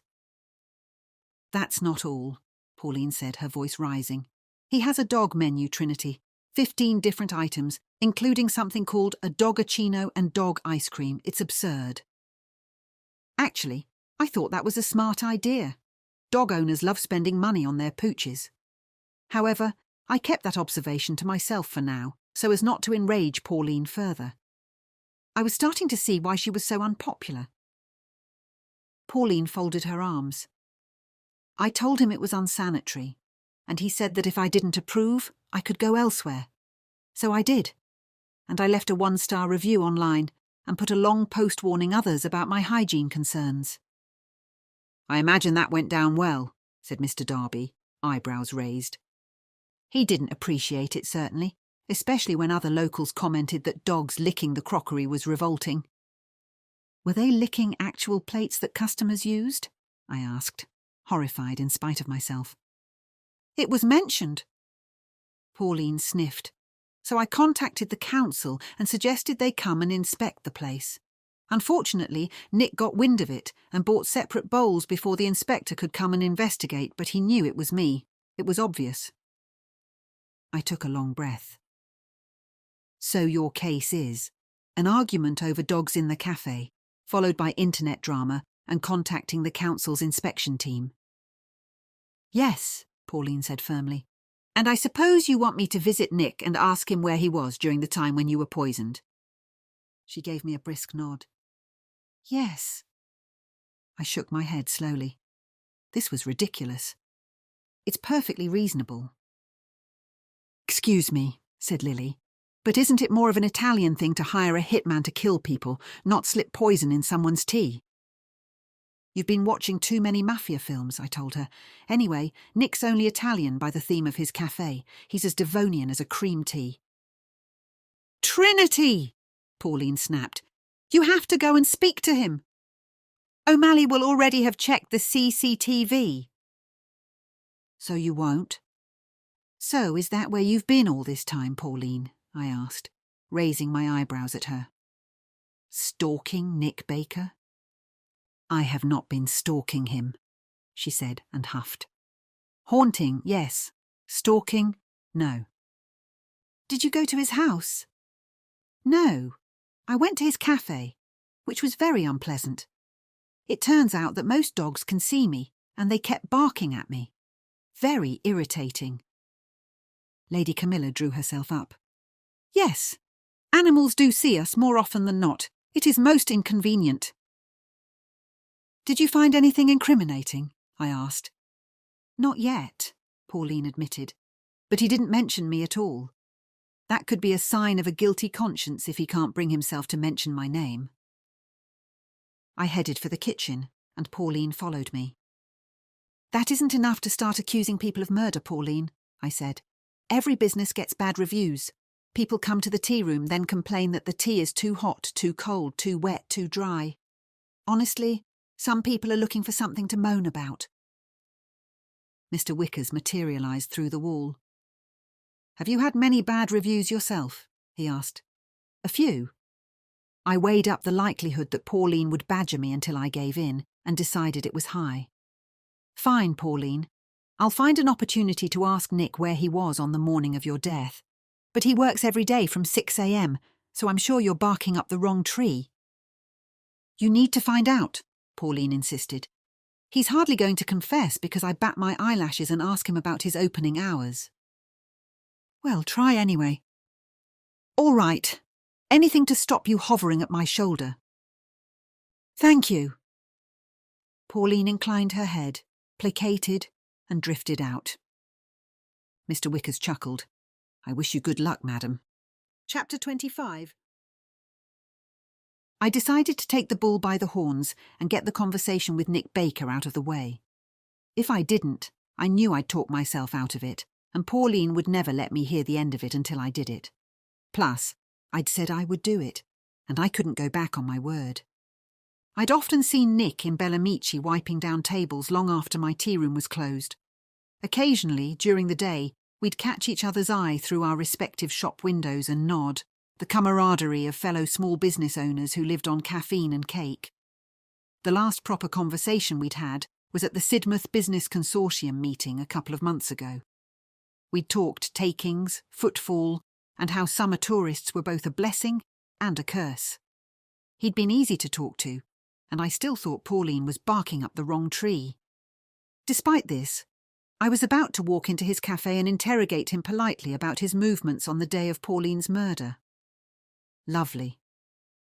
Bellamici sat halfway up the high street, its bright red, white and green awning the colours of the Italian flag. The sign on the glass door was turned to closed, but I could see Nick inside, behind the counter. I crossed the road and knocked on the door. He glanced up, looking surprised, then came over and unlocked the door. "Hi, Nick," I said, trying to sound breezy. "Hello, Trinity." He paused. "Everything all right?" His voice was warm but guarded. Yes, everything's fine. I wondered if I could have a quick word." "Of course." He stepped back and held the door open. "Come on in." I expected the smell of roasted coffee beans, but Nick had clearly been busy doing a deep clean because all I could smell was disinfectant. He gestured towards a table near the window. Behind him, I saw the ghosts floating towards the pastry cabinet, commenting on everything around them. "How can I help?" he asked, sitting opposite me once I had taken a seat. I folded my hands on the table. My mind went blank, then I just blurted it out. "I just wondered whether you knew anything about Pauline's murder." Nick froze. His eyes flicked over my shoulder, towards where I could hear the ghosts discussing the biscotti. When he looked back at me, his gaze was hard. "I only know what everyone else knows," he said with a shrug. "You were the one who found her, weren't you?" "Yes," I said, "unfortunately." "And isn't your boyfriend the one looking into it?" So people were talking about me and O'Malley. Of course they were. "We've only been out twice. He's hardly my boyfriend." "But yes, he is," I said, a touch stiffly. "But he doesn't discuss police business with me." Nick nodded, thinking it over. "Even so, you probably know more than I do." I hesitated before I spoke. "You and Pauline had an argument, didn't you?" Nick leaned back in his chair and studied me. There was nothing friendly in his face now. "We did," he said at last, "and you're not the first person to bring it up. Plenty of people were here that day. She stepped on a dog, snapped at the owner, then told me I should ban dogs altogether." Pauline had been hovering at a distance, as though afraid to get too close. I glanced at her and she nodded. So everything she'd told me had been true. He let out a short, humourless laugh.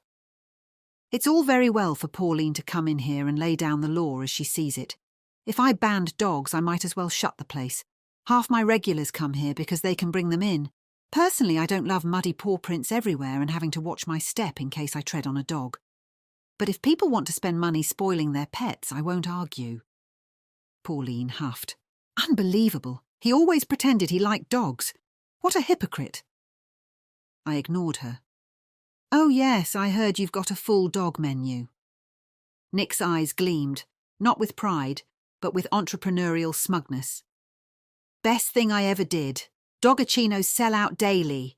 There's a woman who brings in her labradoodle just for the liver biscotti. It wears a bow tie, if you can believe it." "Wow," was all I could say. "You should try it," he said cheerfully. "Pet owners spend more on treats than parents do on their children." Pauline made a gagging noise.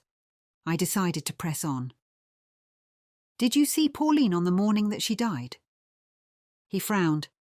"No, not that I recall." "So you weren't near Jacob's Ladder that morning?" His chair creaked as he leaned forward, staring at me. "Who told you I was there?" Mr. Wickers drifted closer, peering at Nick. "Ooh," he muttered. "He doesn't like that question." "No one," I said. "I just wondered." Indeed, I hadn't known whether Nick had been near Jacob's Ladder or not, but he had just admitted to it. "Well, it's none of your business. I've already had 2 people coming in here and hinting about Pauline. Just because I wasn't her biggest fan, that doesn't make me a murderer. And dating a detective doesn't make you a police officer, Trinity." "That's our cue to leave," said Mr. Wickers, floating towards the door. He's decidedly agitated. I stood. Thank you for your time, Nick. I'll leave you to it. He didn't get up to see me out, but stayed seated at the table, watching me as I slipped out of the door like a naughty schoolchild. That could have gone better, don't you think? Mr. Wickers said lightly. He definitely killed me, Pauline declared, sweeping in front of me. Did you see how defensive he was? He was defensive, yes, I admitted as we walked up the high street. But that doesn't mean he did it. He probably feels as if everyone's pointing the finger at him because of that argument. And honestly, who am I to demand his whereabouts? He's right. I'm not the police. I can't believe I let you talk me into going down there and interrogating him. Lady Camilla floated beside me. Nevertheless, the man is hiding something. Men who hide things rarely hide anything good. I can't investigate everyone who was rude about Pauline, I muttered. I have a tea room to run. Then send O'Malley, she suggested primly. Really? Do you think that if I walk into the police station, ask to see O'Malley and tell him that Pauline's ghost thinks Nick Baker is the murderer, he'll take me seriously and head down to the cafe to question him? Pauline folded her arms. Then I'll find the evidence myself. I groaned. Oh, wonderful. A ghost on a vigilante mission. What could possibly go wrong? The ghosts exchanged looks that suggested they found this an excellent idea. I, on the other hand, felt a headache coming on. Chapter 26. My conversation with Nick was still on my mind the next day. I threw myself into baking, hoping that turning out a few dozen scones would silence the questions circling round my head. It didn't help. I was fetching flour from the store cupboard when I saw the ghost dog sniffing around the floor, wandering in and out of the tins and bottles. Hello there, I said in my kindest tone. The dog looked up. I crouched. Am I the first human to have seen you in a long time? The dog came over and sniffed my hand. Could a ghost dog smell a living human? I reached out and pretended to stroke it. It seemed to respond, and although I couldn't feel it, I think the dog knew what I was trying to do. Then it sat down and let me pet it some more. You're such a good little doggy, aren't you? I wonder what your name was. The dog wagged his tail. Well, since you can't tell me what your name was, I'll give you a name. How about Noodle? The dog looked up at me, his tongue hanging out. I'll take that as a yes. I smiled. Aren't you a good doggy? I wish I could give you a treat. Noodle barked. Then his ears pricked up as though he had heard something and he ran through the wall. That went better than I expected, Mr. Wickers drawled behind me. I grinned. Oh, ye of little faith. If you can get the dog to stay still for a minute, Lily and I will try and get it into the afterlife if you like. I stood up and brushed myself down. Next time I see it, I'll summon you both, I said, and went to wash my hands. Asterisk, asterisk, asterisk.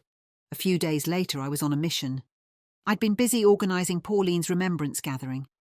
Since Fiona worked at the florist, I'd messaged her on WhatsApp and asked if she could prepare some flowers for us to throw into the sea at the remembrance gathering. She'd seen the messages.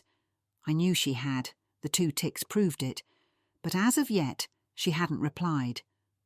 I then texted her privately. Still nothing.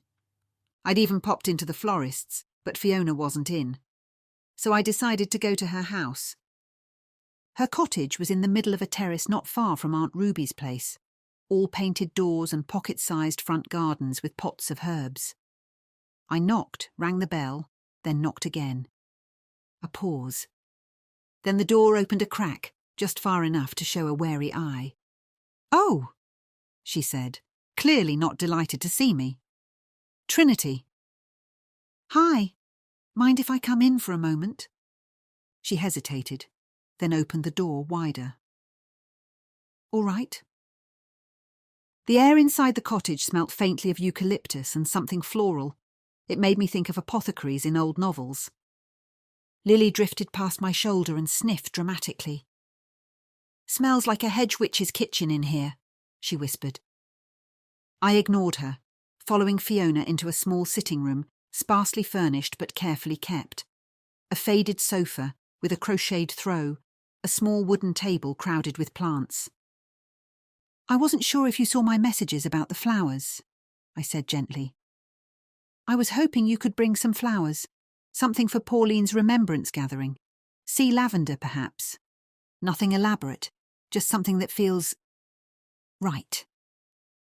Fiona perched on the edge of her chair, her eyes not meeting mine. "I'm not sure I'll be able to make it," she murmured. "Oh, that's a shame. Especially since you were one of the last people to see her alive." Her head snapped up. "Why do you keep saying that?" "What do you mean?" "You keep reminding me. You keep pressing it." Her voice trembled. "I know I was there at the beach hut. I'm terrified that I was the real target." She began to sniffle, and I reached for the tissue box on a nearby table. "I'm sorry," I said. "I didn't mean to upset you." She dabbed at her eyes. After a moment I got up. "Let me make you a cup of tea." Even as the words came out of my mouth, I wondered if that was inappropriate. But it was too late. And Fiona didn't say no. I entered the kitchen, pausing to look at the photos pinned to the fridge with magnets. A younger Fiona and a freckle-faced teenage girl in wetsuits, beaming at the camera. Lady Camilla and Mr. Wickers slipped through the cupboards, inspecting them. I walked farther into the kitchen, the ghosts following me. The space was small but tidy, with herbs hanging from a rail above the window. Lavender and sage I knew. Then came a plant with darker leaves and unfamiliar. Lady Camilla leaned in, her nose lifted. "This is a tincture maker's kitchen, if ever I saw one." "It's a florist's kitchen," I murmured, opening a cupboard in search of mugs. Mr. Wickers eyed a row of small brown bottles lined up neatly on a shelf, each with pale handwritten labels. Most were ordinary: lavender oil, rosewater, willow tincture. He peered at a bottle, pushed halfway behind the others. Its label was smudged, the writing faded, but inside were dried berries. "What do you suppose that is?" he asked, his voice low. "It could be anything," I whispered. "Florists use all sorts of preservatives and plant treatments." Elmore sniffed dramatically. "Aye, and some of them be deadly." I shot him a warning look. "Let's not invent crimes in a kitchen full of potpourri," I muttered, and filled the kettle before any of them could start theorising. I returned to Fiona with 2 mugs of tea. "I saw the photos on the fridge," I said. "Is the girl in the wetsuit your daughter?" Fiona stared at me, then took a slow sip. "Yes, that's Beatrice. She's dead." She said it so matter-of-factly that I was taken aback. Then I remembered myself. "I'm sorry." They say time heals, but I'm not convinced. The ghosts fell utterly silent, an event so rare that it felt reverent. "She killed herself," Fiona added. "It happened 15 years ago, but sometimes it feels like yesterday." I didn't speak. I simply let her talk. "She was bullied at school. I went in and spoke to the teachers, but they did nothing. They told her to just finish her exams and then she'd be free of them." Tears welled in her eyes again. She couldn't see a way out. She pressed the tissue to her eyes, her voice raw. "Some days, I feel as if only grief holds me together." "I can only imagine," I said softly. "Thank you for trusting me with that." We sat in silence for a moment. Then Fiona inhaled shakily and sat up straighter. "What flowers did you want?" "Whatever feels right to you," I said. "Natural flowers.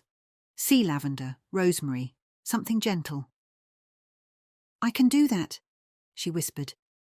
"I'll bring them to the beach, but I won't stay." "Thank you, that's very kind." As I stood up to leave, Lily hovered beside my ear. "Will you tell O'Malley about those berries in the kitchen?" I nodded my head. Elmore folded his arms. "Those were no cooking herbs." I stepped out into the cool air, closing the door softly behind me. Then I texted O'Malley about the berries. Chapter 27. That evening, I went to see Aunt Ruby at home. I hadn't spoken to her for a few days, and if gossip was circulating about Pauline's murder, she'd know it before anyone else. And I also wanted to check whether she was still angry with O'Malley. I knocked, and after a moment the door swung open. Aunt Ruby stood with a glass of wine in her hand, voices buzzing behind her. "Hello, my darling niece." She flung her free arm wide, theatrical as ever. Hi?" I said, already curious. How far down the bottle had she got? Come in. The party's just getting started." "Party?" "Yes, just a little soirée." She disappeared inside, trusting I'd follow. The lounge was packed with people. Some were sitting, some standing, some leaning over armchairs having animated conversations. "Trinity's here," Aunt Ruby announced, as if I were royalty arriving at court. A few heads turned, gave me a polite nod or smile, then returned to their chatter. The ghosts had already slipped into the room. Lily flitted happily between the guests. Elmore lurked near the fireplace, eyeing the wine, and Lady Camilla and Mr. Collingwood had vanished, no doubt finding the most dignified corner to haunt. Mr. Darby, as usual, had gone off alone to sulk somewhere quiet. "I'll get you a drink," Aunt Ruby called. "It's fine, I'll get one," I said, already heading for the kitchen. The kitchen was just as busy and noisy. I squeezed past several people, found a glass, and poured from an open bottle of red. Mr. Wickers appeared beside the dishwasher. What a noisy soirée. And most of them are dreadfully dull. I smiled. "So you've been listening in?" "Of course, but I've heard nothing about Pauline's murder." He gave me a teasing look. "They're too busy talking about the other one." I almost spat out my wine. "What other murder?" "Oh, yes," he said casually. "There's been another. Roy Jeffries." My wine went down the wrong way, and I coughed, my eyes watering. "Roy?" "I heard it from her," Mr. Wickers said, pointing discreetly at a woman with a neat grey bob, who was nursing a glass of white wine. I marched over, ignoring all party etiquette. "Excuse me." Hello," the woman said cautiously, eyeing me as if I might steal her wine glass. "I just heard that Roy Jeffries has been murdered. Is that true?" This was no time for niceties. She blinked. Yes, it is. We were just talking about it." "Tell me everything." She glanced at her friend, eyebrows raised, then back at me. "Well, he was found this afternoon in his flat." "What else do you know?" She lowered her voice as though sharing state secrets. "He was stabbed in the back, poor man." A wail erupted across the room. It was Pauline, translucent and horrified. "Not my Roy!" "Have they arrested anyone?" I asked. "No, they've no clue. Your cousin Francis was first on the scene. He said that the police haven't got anything yet." "Of course," Francis had told her. "Do you think his murder is connected to Pauline's?" I asked, already knowing the answer. The woman shrugged. "Unlikely that it's a coincidence, don't you think?" That was all I needed. I turned and headed straight upstairs with my glass of wine in hand. Francis's door was closed, but the light was on. I knocked. No answer. I knocked louder. "Francis, let me in. It's Trinity." A groan. Then, "Come in." Francis was sitting at his desk again, but instead of a game, lines of code scrolled across the screen like something from a spy film. "What's this about Roy being killed?" I demanded. He pulled his headphones down so that they sat around his neck and sighed. "Yeah, so now it's a double murder." I sat on his bed. "Tell me everything." He winced. I can't. O'Malley would kill me if he found out. You're my favourite cousin. I'm your only cousin, and therefore my favourite. He rolled his eyes. Fine, but you didn't hear it from me. Roy was supposed to be meeting a friend for lunch, but he didn't turn up. The friend rang him, got no answer, and rang us. I broke in and found him with a knife in his back. I gasped. Yeah, proper nasty it was. O'Malley got there quick. Any suspects? He shook his head. There was no sign of a break-in at his flat either. Whoever it was, he let them in. He must have known them. As I left the room, Mr. Wickers drifted at my shoulder. Are you thinking what I'm thinking? He said. I'm thinking that Roy might be a ghost and that I should go to his flat to find out. Excellent, he said. Then we can ask him who killed him. That's if he knows. Don't forget he was stabbed in the back. Mr. Wickers shrugged. There's only one way to find out. I didn't even stop to say goodbye to Aunt Ruby. I headed straight to Roy's flat. Chapter 28. As we walked down the road toward Roy's apartment block, I turned to the ghosts. Let me know when you're close enough to go in and look around. I don't want to get too near. That looks nosy. Mr. Darby nodded and sped off. He returned not long afterwards. You must move closer to the house. I could not enter it. I kept walking until he raised a hand. Then he disappeared through the wall of Roy's building. I looked around me. I was standing in front of someone's house in the late evening. If someone challenged me, how would I explain why I was standing there doing nothing? I felt like a criminal. I took a deep breath. There were lots of people who lived in that block of flats, and maybe I was visiting someone else. I walked on very slowly, hoping the ghosts would be quick. I tried to think of an excuse in case someone spotted me, but my mind had gone blank. I turned and started to retrace my steps, then remembered I couldn't walk too far or I would pull the ghosts out of the flat. I could feel panic rising up. What if I saw O'Malley? No, what if he saw me? What would he think if he saw me here, walking up and down by Roy's flat? I wouldn't be able to lie to him if he asked why I was there. I have to get home, I thought. A police officer was standing outside the entrance to the flats now, staring straight ahead. I nodded to her, then crossed the road and walked on. How long are you going to be? I muttered, hoping the ghosts would hear me. It was eerily quiet. No passers-by, no cars driving past. Just me, the police officer, and a group of mostly Regency ghosts. I bent down and fiddled with my shoe. Finally, Mr. Darby appeared. You may return home, he said grandly. I turned and hurried away. As soon as I was out of earshot of the police officer, I turned to Mr. Darby, who was floating alongside me. Well? The body has been removed. The forensic scientists have completed their work and the house is empty. There was a blood stain in the kitchen. Presumably, that is where he was killed. Was there any sign of his ghost? No. That's interesting. My pace slowed as I thought it over.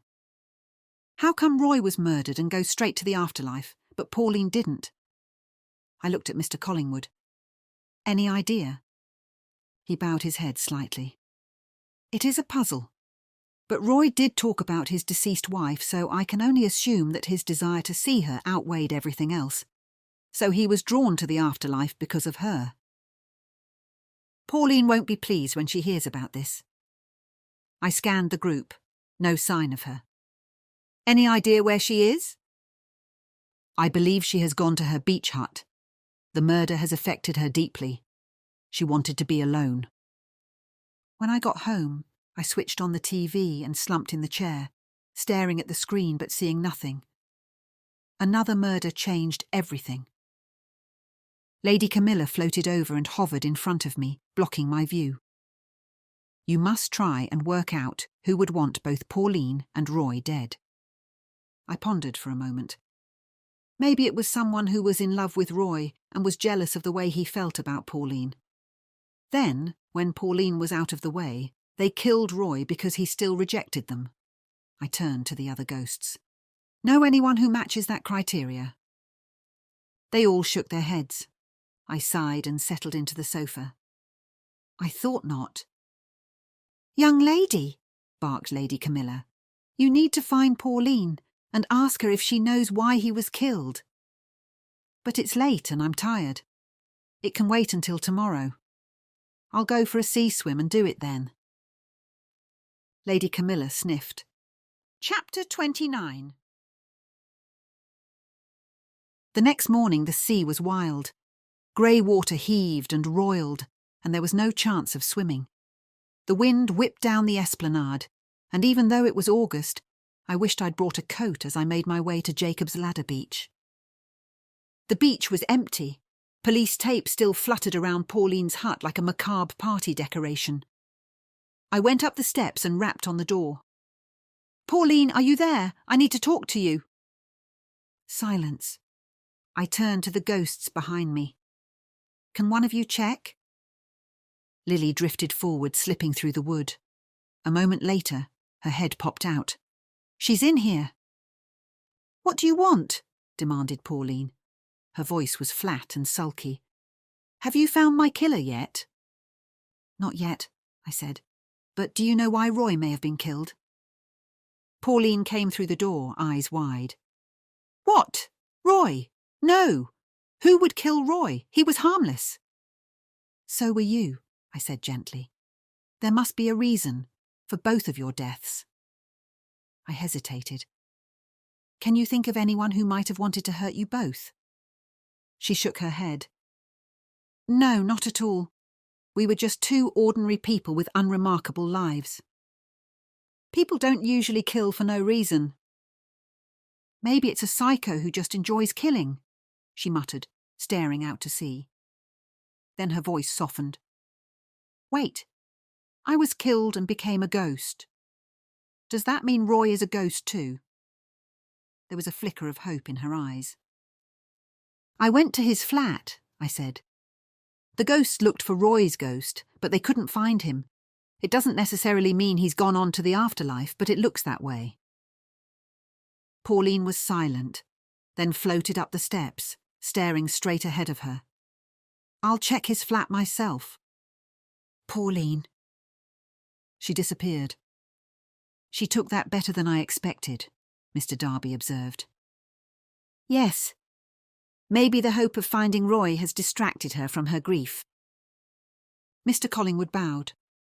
Hope or not, madam, there was no ghost in that house. I would have sensed it. I'm excellent at ghost detection. He looked at Lady Camilla, who gave him a brisk nod. I gazed out to sea. We've got 2 murders, a missing ghost, and a remembrance gathering to organise. Let's go. Whether Roy's a ghost or not, we're running out of time. Asterisk, asterisk, asterisk. I didn't see Pauline for the rest of the day. That was probably for the best. I didn't have the time or energy to chase after an emotionally volatile ghost. If I were in her position, I reflected, I'd probably be sulking too. Murdered, stuck between worlds. And now the man she'd secretly hoped would greet her in ghostly matrimony had clearly passed on without so much as a spectral glance back. What I did want, despite my tiredness, was to see O'Malley. Not just to talk about the murders, but because I missed him. Ridiculous, really. We'd only been seeing each other a few weeks, and I thought things were going well. But now, the sudden lack of seeing him around grated. Yes, he had a lot on his plate, but surely making time anyway was the whole point of being in a relationship. Was it a relationship, even? I thought about showing up at the police station, but that screamed of desperation. So I made a decision. If in doubt, text. I typed, "Hi, fancy coming to dinner?" and immediately deleted it. "When you're free, I'd love to see you." I deleted that as well. Too vague. Finally, "Are you free tonight or soon? Dinner at mine?" Yes, casual, but also confident. I hit send before I could change my mind. "I hope he says yes," Lily said over my shoulder, like an annoying fairy godmother. "I do too," I muttered, and stop reading my messages. It's been so long since you saw him, she added, ignoring my command. He's had a lot on, I said, more defensively than I meant to. A few hours later, I was on my way to a table, balancing 3 large slices of Victoria sponge, when the bell above the door tinkled and O'Malley came in. Our eyes met, and we smiled at each other. Everything felt better. I finished serving the customer and went over to him. Social or business? Social, he said. Is this a bad time? I got your text, but evenings are difficult at the moment. My son still wants me around. How's he doing? He's in pain still, but I have a sneaking suspicion he's milking it so he doesn't have to go to school. His mother is letting him stay at home, but I think he should go to back. He has painkillers. Poor thing. I gestured towards an empty table near the back. Come on, I'm due a break. Once he'd sat down, I ducked into the kitchen and assembled tea and scones.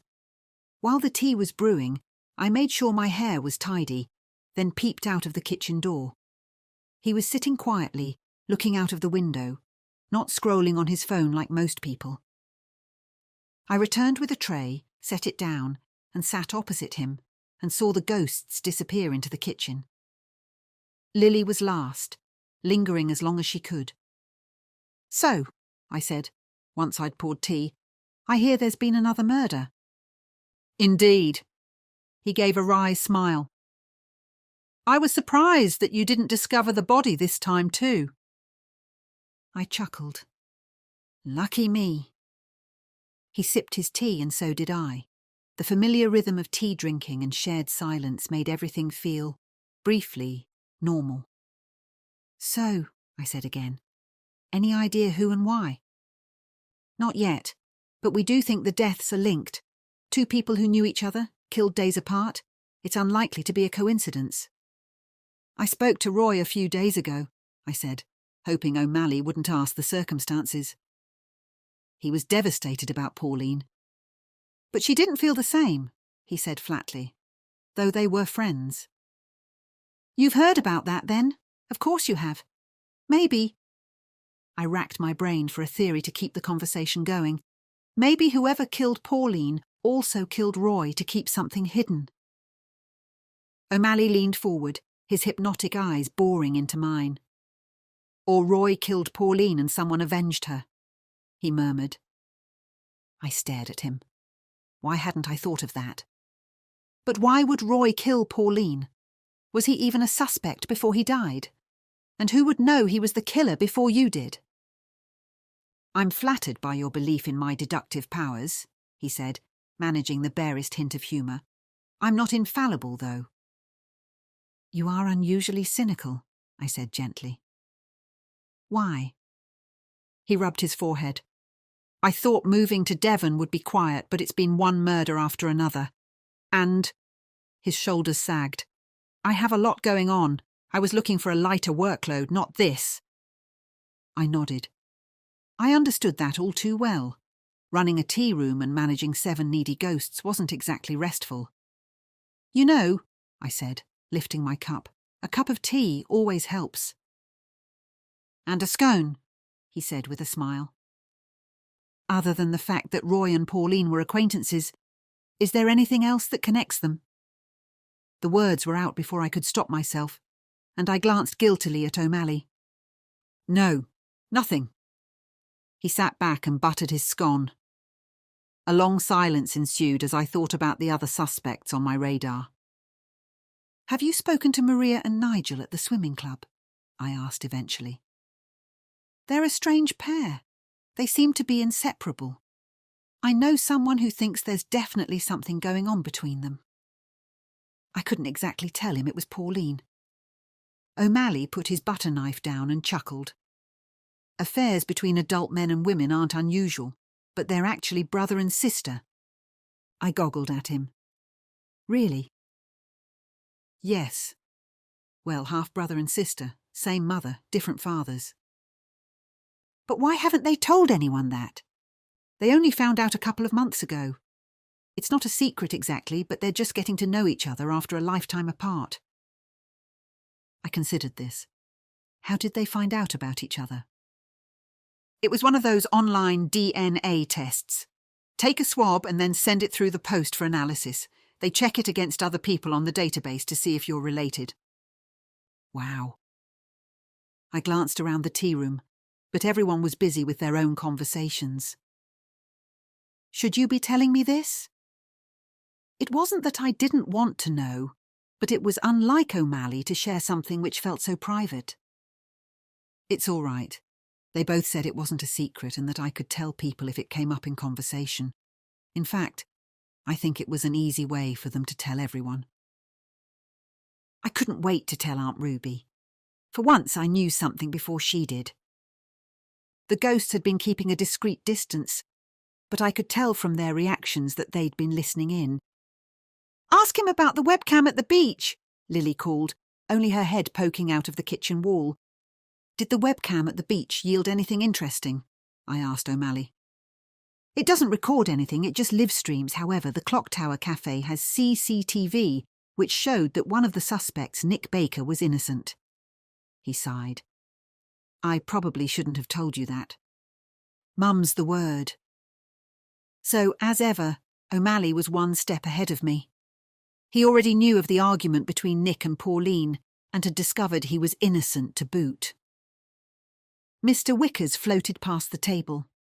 "Your gentleman friend is an excellent detective." I would have agreed with him if it wasn't for the fact that I couldn't say anything with O'Malley right in front of me. Maybe I should just give up on trying to find Pauline's killer and leave O'Malley to do it. I caught a movement out of the corner of my eye and glanced towards the kitchen door. Noodle the ghost dog was whisking through it.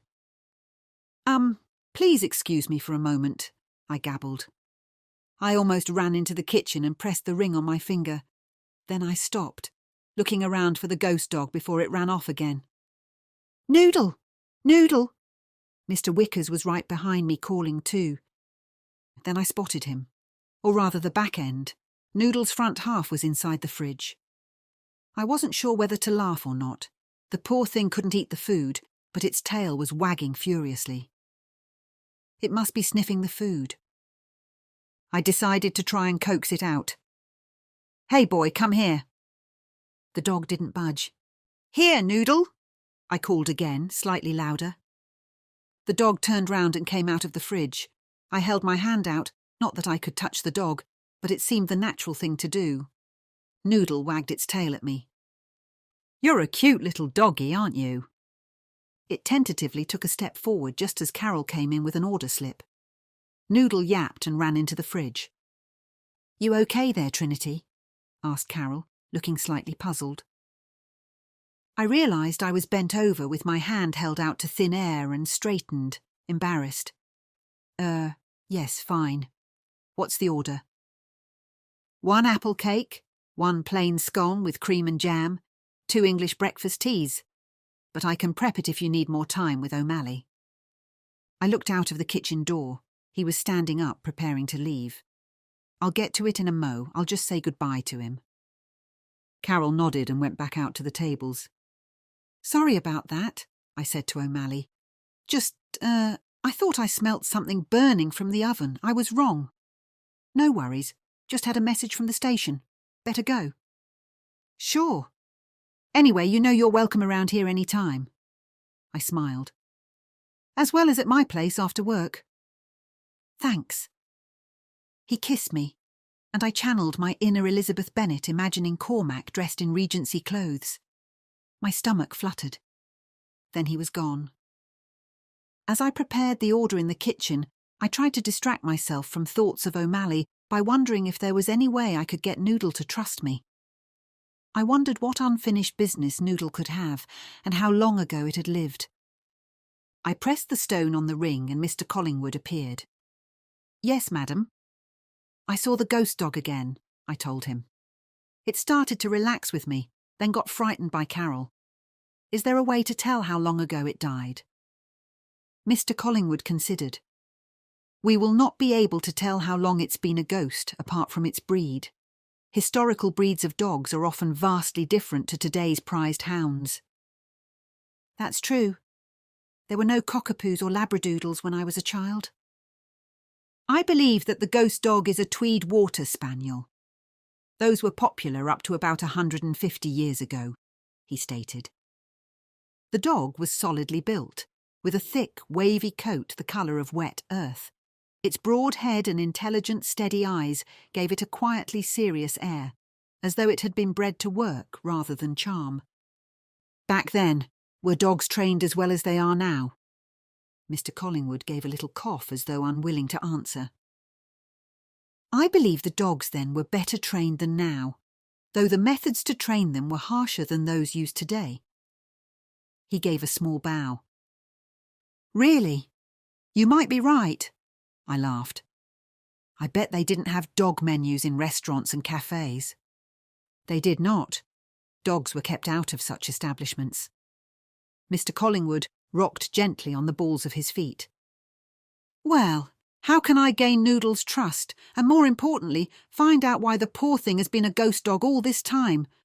I want to help it get to the afterlife, but it keeps running off. All I know about gaining a dog's trust is with treats, and I can hardly give him any of those. Mr. Collingwood grinned. Not necessarily, madam. Most dogs prefer praise and attention over food. I would suggest that you train it using your charming personality and attention. Another little bow. Thank you, I think. OK, I'll try that next time. Maybe Lily and Mr. Wickers can try an incantation and get Noodle to the afterlife. I remembered the tiny ghost mouse in my house that they had helped in that way, not long after I had adopted Wentworth. Chapter 30.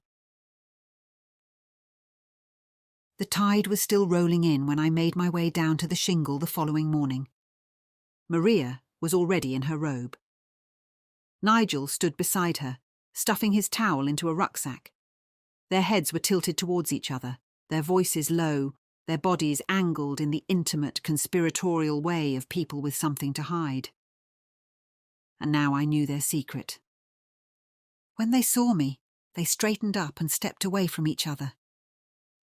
Morning, I said, keeping my tone light. Nigel managed a smile.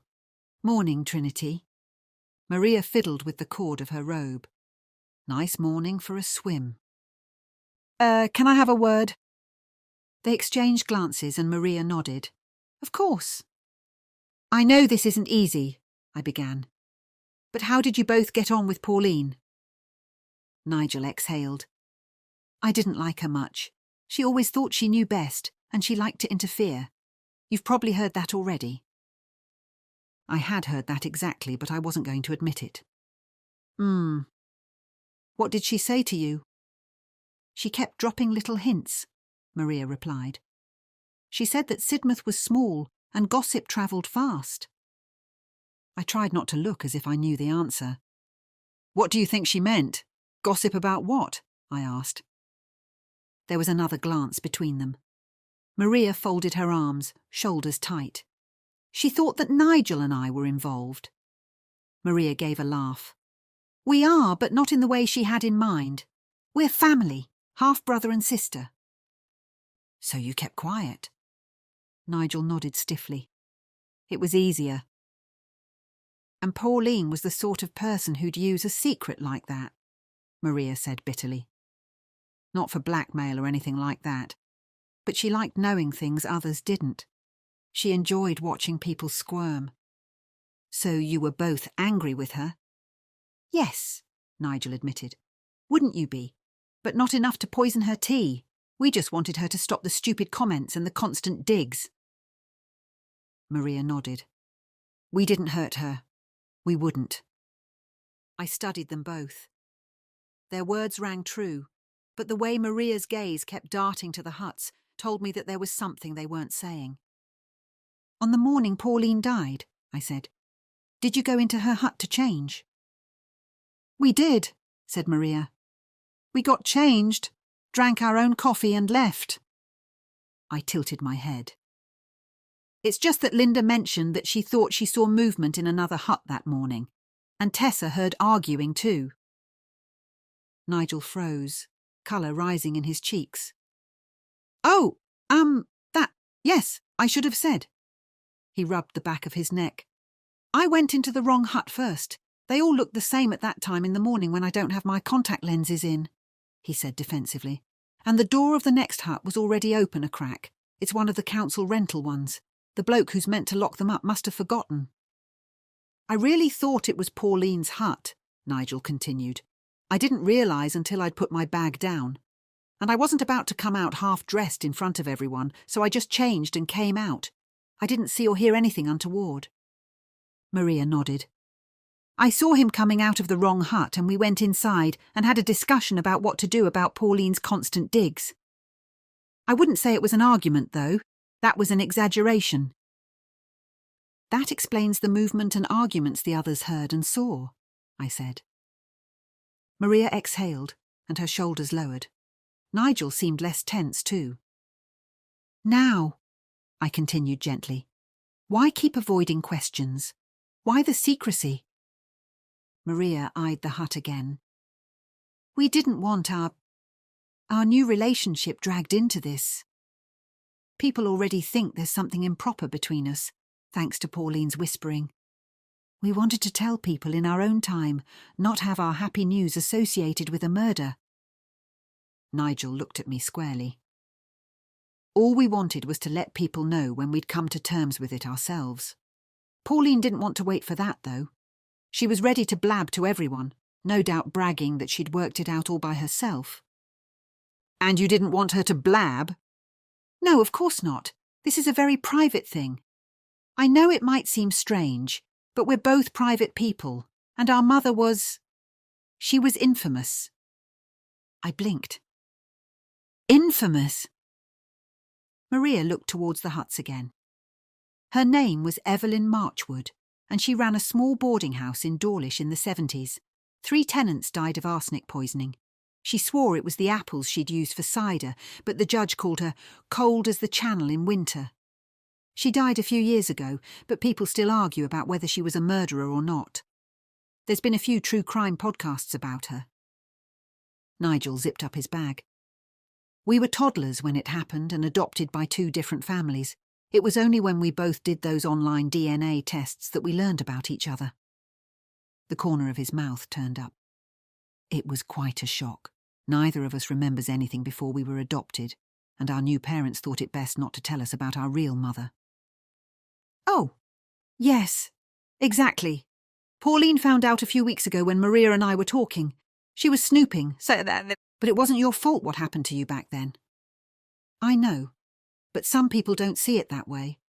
Some people would argue that we might take after our mother. We don't like talking about her." I turned this over in my mind. Their reaction to Pauline's jibes was understandable. But was that motive enough to kill her? Maria's eyes narrowed. "I know what you're thinking. Did we murder Pauline to shut her up? No, we didn't. She was annoying, nosy and heartless, but we wouldn't have killed her over it, not now that we've found each other." They shared a tender smile. There wasn't any evidence that Maria and Nigel had done it. "I won't say anything about your mother," I assured them. "You can trust me." "Thank you," Maria said, and Nigel nodded. Maria and Nigel started their swim, and I was about to get into the sea myself when Aunt Ruby arrived on the beach. "Sorry I'm late," she said tersely. "I got stuck at home because I had another visit from your boyfriend." She dumped her bag on the sand. "Wait, what?" I stared at Aunt Ruby. "Why would O'Malley need to speak to you again?" "This time because he thinks I murdered Roy." "No." "Yes." Why would he think that?" "He found out that Roy and I had an argument last week." My heart sank. What was it about? Ruby huffed and waved her hand dramatically. "Witchcraft, apparently." I blinked. "Witchcraft?" "Yes. You know about my tarot evenings every other Thursday? Bit of fun, bit of wine, a few card readings by Margot. Well, apparently Roy took exception to them. He said that I was..." She drew herself up and wagged a finger. "Inviting the devil into Sidmouth." "Oh, no." "Oh, yes. We had words outside the co-op. I may have told him to mind his own business and stop being such a sanctimonious toad." He definitely said I was corrupting the Women's Guild. In reply, I may have said something about wanting to throttle him, which of course someone overheard. I winced. "Oh, Aunt Ruby?" She raised her chin. "Honestly, Trinity, if Roy could spot a sense of humour in a crystal ball, he'd have realised I was joking. But no. Apparently a woman with candles and a pack of cards is instantly a suspect when someone turns up dead." I pursed my lips, trying not to laugh. "And O'Malley believes that?" "Well, he didn't say he believed it," she said, pulling out her towel from her bag. "But he did ask if I'd been at Roy's house recently, and whether I owned anything that could mix with alcohol. I told him that the only spirits I dabble in come in a bottle." "Ruby!" "What? It's true. Anyway, I think he was pretty embarrassed. In the end, he said he just needed to rule me out. Rule me out, as if I'm some broomstick-riding murderess." I smiled. "You did once tell half the town that you were hexing the parish council over the parking meters." "It was a joke anyway, that was different," she said briskly. "That was a civic protest." I shook my head. "Honestly, Aunt Ruby, only you could get accused of murder because you run tarot nights and call people sanctimonious toads." She gave a satisfied nod. "Well, if they're going to gossip, at least give them a good story. I might start telling people that Roy was my coven rival, to spice things up a bit." I rolled my eyes, but I couldn't help smiling. That was Ruby, right in the middle of everything. Still, as I walked home after my swim, I couldn't shake the thought that O'Malley had found Aunt Ruby's argument with Roy worth investigating. In a town like ours, gossip travelled faster than the tide. Chapter 31. Later that day, I went into the library to spread the word about Pauline's remembrance gathering, which had morphed into Pauline and Roy's remembrance gathering. I went straight to the counter, but no one was there. I scanned the room and saw a woman of about 60 pushing a trolley of books. I went straight over. "Hi," I said. "I'm Trinity Bishop, and I run the Jane Austen tea room." I handed her a leaflet. "I just wanted to invite you to the remembrance gathering for Roy and Pauline tomorrow. As Roy volunteered here, I thought you and the other staff and helpers might want to come along." She peered at the leaflet. "Yes, such terrible news. Poor Roy. He was such a help here. I'll let the other librarians know." "Everyone's welcome." "Thanks.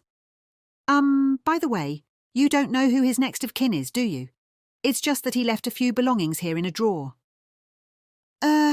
I'm not sure. I can try and find out, though." "What did he leave?" She shrugged.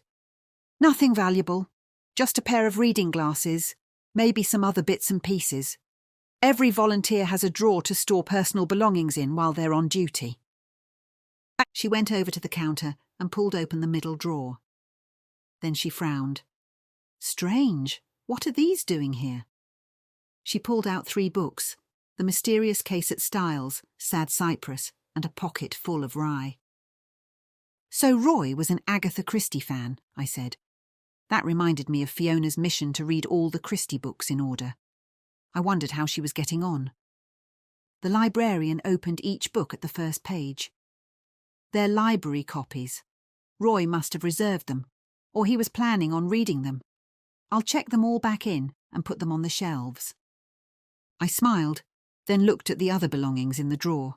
A pair of glasses, a packet of tissues, and some hand gel. "I know the police officer in charge of the investigation," I said. "I can ask the police to collect his belongings if you like." "Oh yes, thanks." The librarian checked the books in, then took them to the mysteries and thrillers section.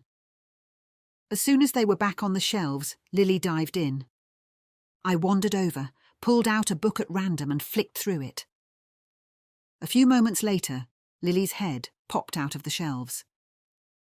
"Trinity, you need to borrow this book," she said. "Which one?" I whispered. "The Mysterious Case at Styles, the one Roy had in his drawer."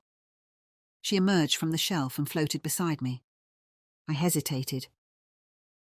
"Trust me." Lily put her hands on her hips. I took the book, then made my way to a quiet corner with a chair and a small table. There's a printed piece of paper folded inside. Find it and read it. I leafed through the book and sure enough, at the back was a piece of paper folded into 4. I unfolded it and scanned it. It was a printout of a newspaper article from 15 years ago. The Norfolk Herald. Coroner rules schoolgirl's death a tragic suicide. By Sarah Hinton. An inquest at Norwich Coroner's Court yesterday returned a verdict of suicide following the death of 15-year-old Beatrice Harwood, a pupil at St Martha's Comprehensive School in Wroxham. The court heard that Beatrice was found late on the evening of 27th January by a neighbour walking his dog near a disused footpath behind the old railway cottages on Mill Lane. Paramedics were called to the scene, but Beatrice was pronounced dead shortly after 10 p.m. Pathologist Dr. Robert Pritchard of the Norfolk and Norwich Hospital confirmed that the cause of death was asphyxiation. He told the coroner that there were no signs of a struggle or third-party involvement. Detective Sergeant Michael Crane of Norfolk Constabulary said that a note recovered at the scene was addressed to Beatrice's parents and made reference to bullying at school. There is nothing to suggest that anyone else was present, he said. Beatrice's mother, Mrs. Fiona Harwood of Beech Close, told the court that her daughter had been a gentle, thoughtful girl who never fought back. She was being bullied at school, Mrs. Harwood said quietly. We reported it more than once, but nothing was ever done. They said they'd keep an eye out. She was terrified of going in each morning. If someone at her school had just listened properly, maybe she'd still be here.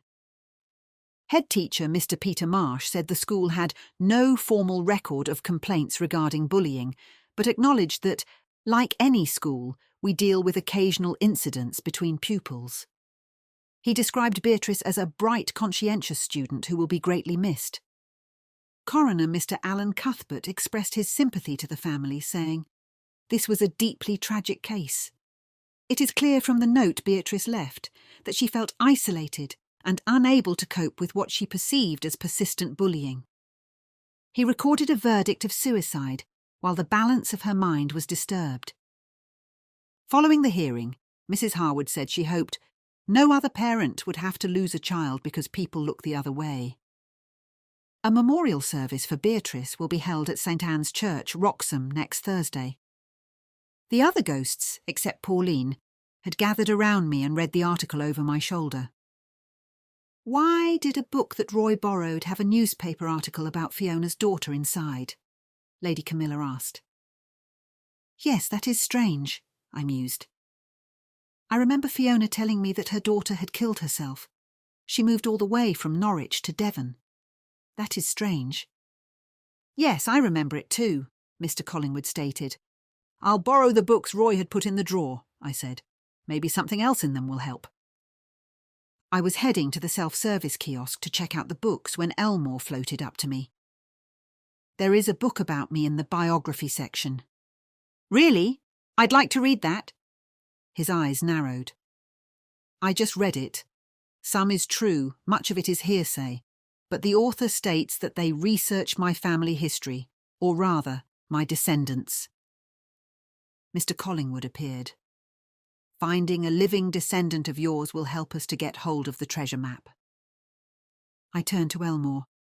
Show me the book, I murmured. Elmore led me to the biography section and pointed to a book on the bottom shelf. I pulled it out. Black Eye Elmore, a portrait of a pirate by Claire Armitage. The cover was black, with a pirate's skull in white. Chapter 32. I knew I should speak to Fiona about the newspaper article, but I didn't want to. Asking about a daughter who'd killed herself because of bullying wasn't something I relished doing.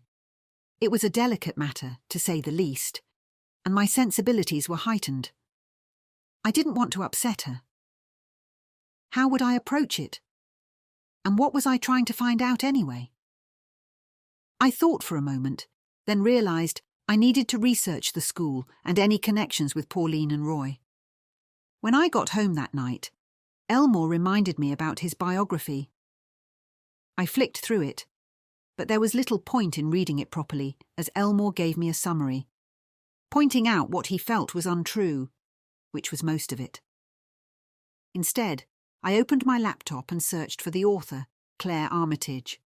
She was a local historian working for a university and lived near Exeter. I found her university email address and sent her an email asking about her research into Elmore's descendants. I made sure I included plenty of praise for her book. Once the email was sent, I opened up my old laptop and searched the internet for any further information about Fiona's daughter. However, I didn't find anything other than what the article in the library book had already said. There must have been a reason for Roy to print it, Mr. Wickers said. It must be something to do with Fiona, I agreed. Why would he have that? Then I looked round at the ghosts. Where is Pauline? I asked. Lady Camilla sniffed. She went off sulking again. It's very inconvenient that she just disappears when she might be needed. I wondered if Lady Camilla was jealous that Pauline could travel farther than her. It was inconvenient, however.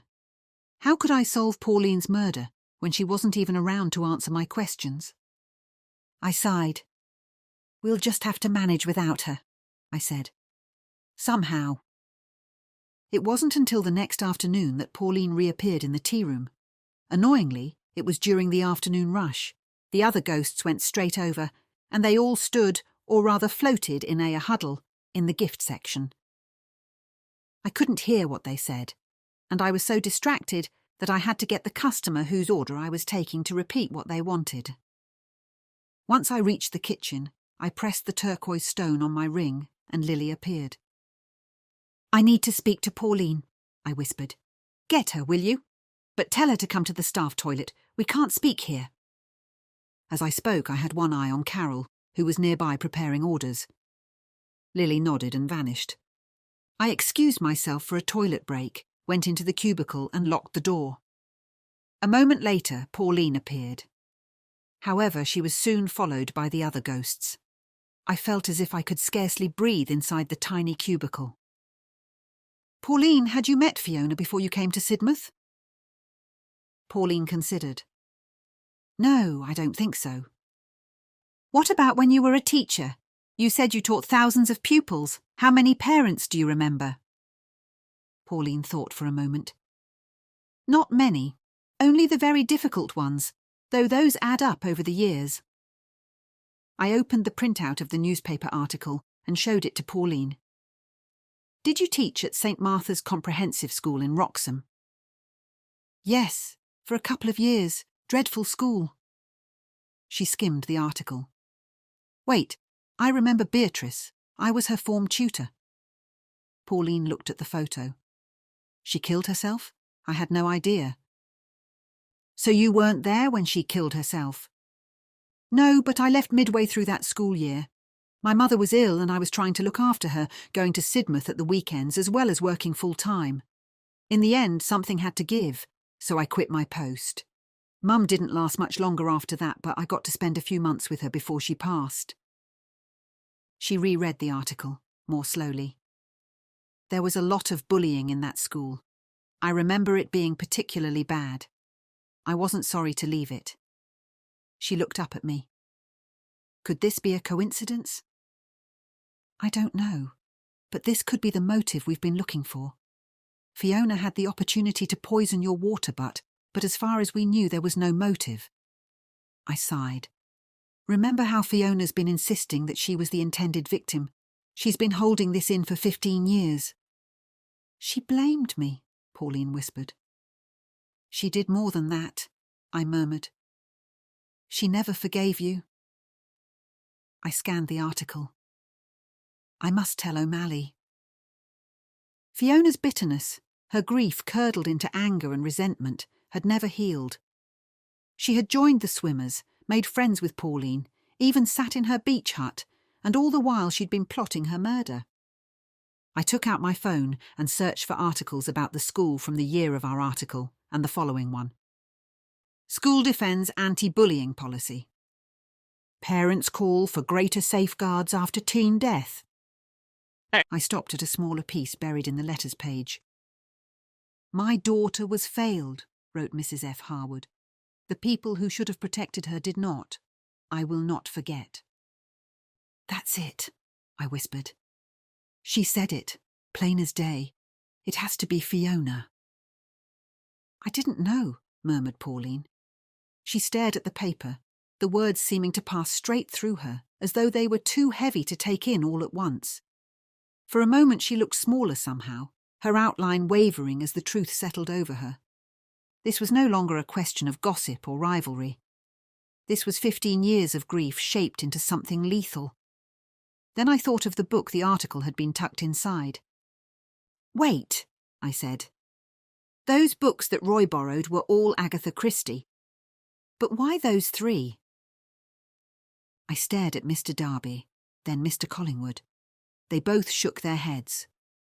I picked up my phone again and searched for plot summaries. It was just as I had suspected, and feared. That's it. All 3 books have the victim killed by slow poisoning. So that was how it had been done. Fiona had sat outside Pauline's hut with her, drunk tea with her, and added just enough poison bit by bit.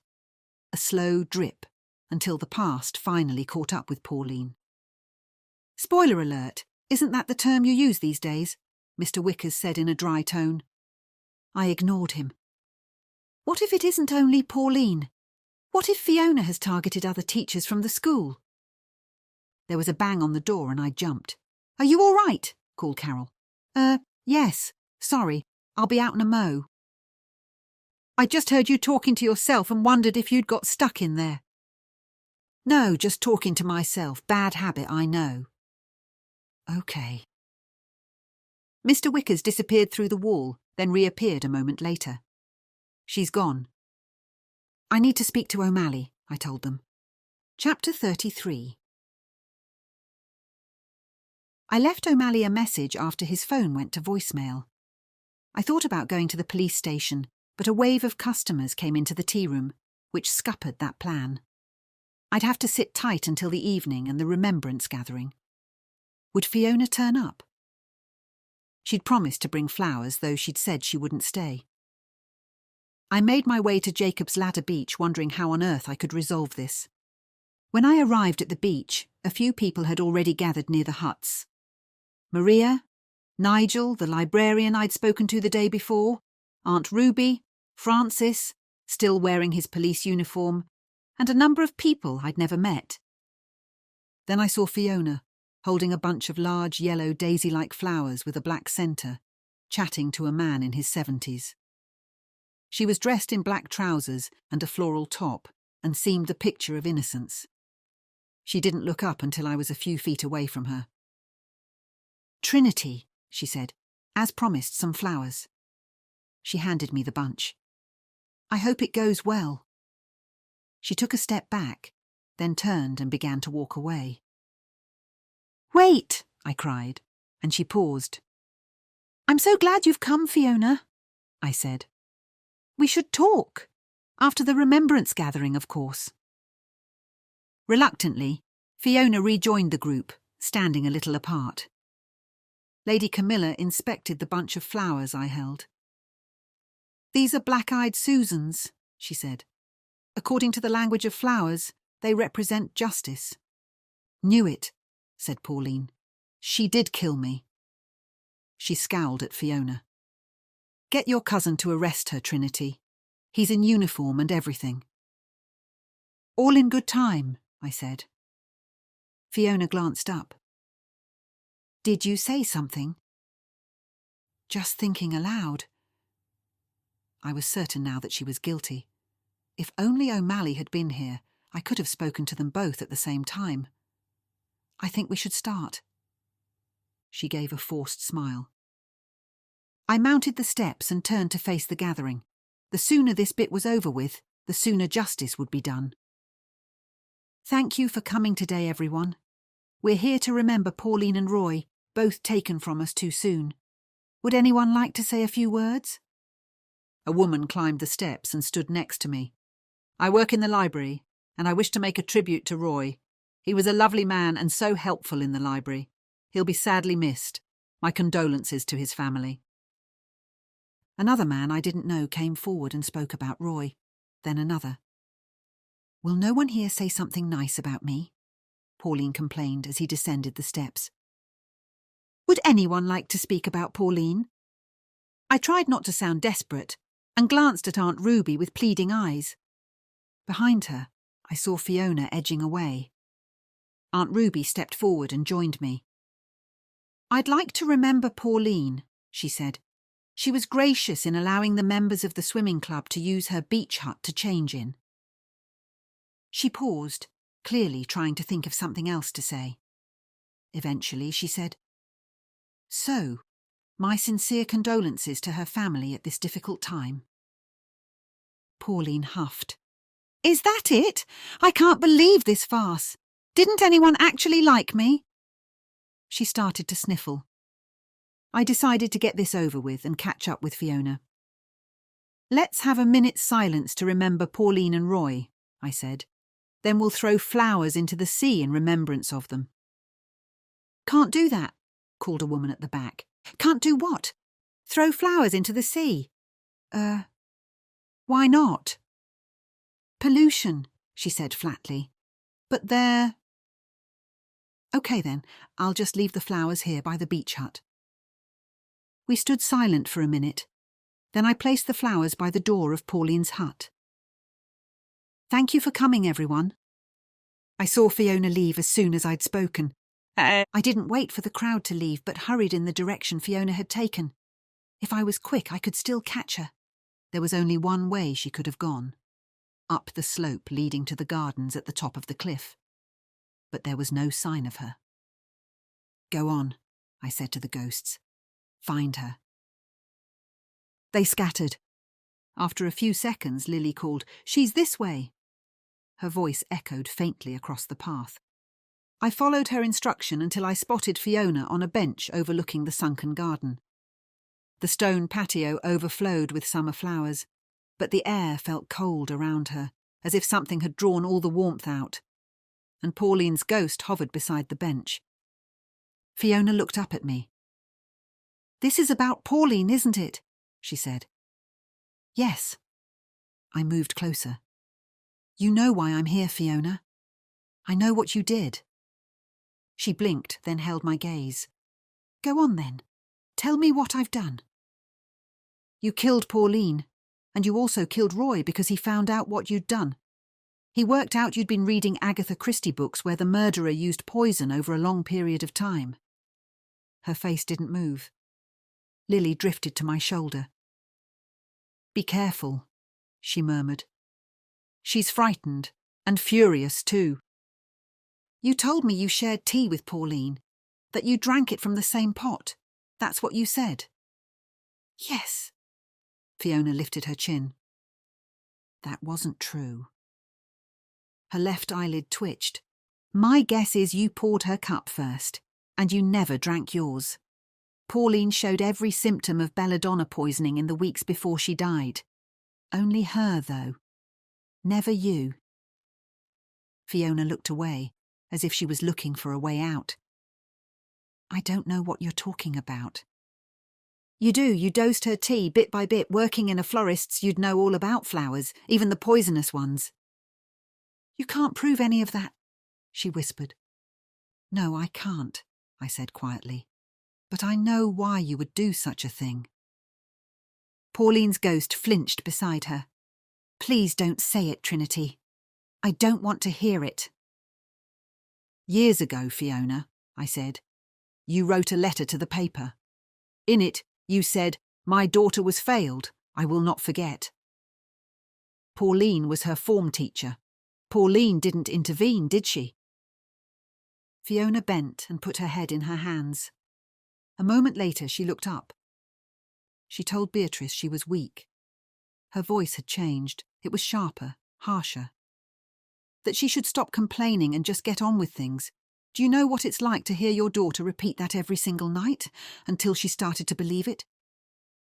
Lily bowed her head. The other ghosts were still, and the air around us cooled. Goosebumps began to rise on my arms. "She was 15, Fiona whispered. 15. She begged me not to make a fuss. I went to the school anyway, and Pauline, she brushed me off when I met with her. She said Beatrice was oversensitive. Her tears spilled freely now.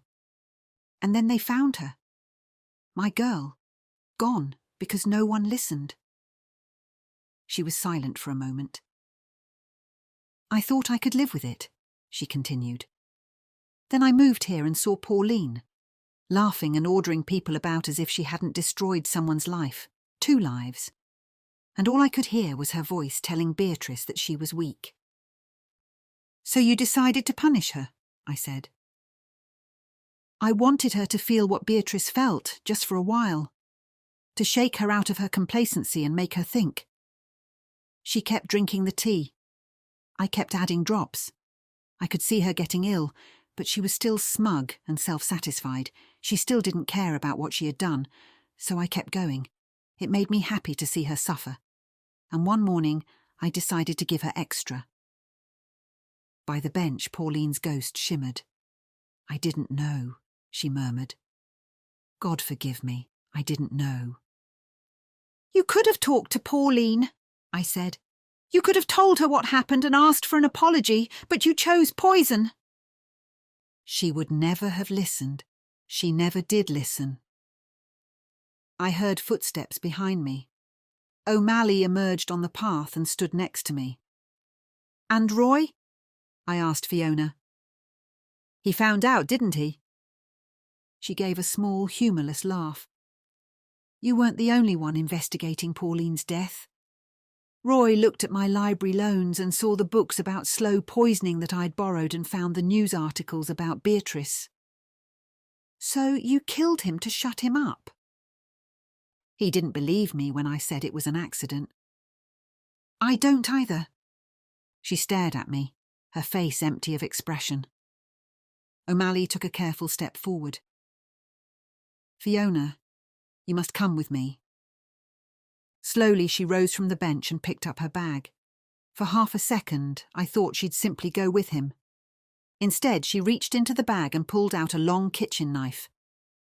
Lily screamed. Lady Camilla put a hand to her heart. Pauline clapped both hands to her mouth. Fiona, O'Malley warned, his voice low. Don't do anything rash. The knife trembled in Fiona's grip, glinting menacingly in the evening sunlight. Stay back, just stay back. She seemed to be looking for an escape route. The ghosts hovered between us, unsure of what to do. O'Malley inched closer, palms spread, showing he was unarmed. Put the knife down, Fiona. No one wants this to end badly. Fiona stared at O'Malley.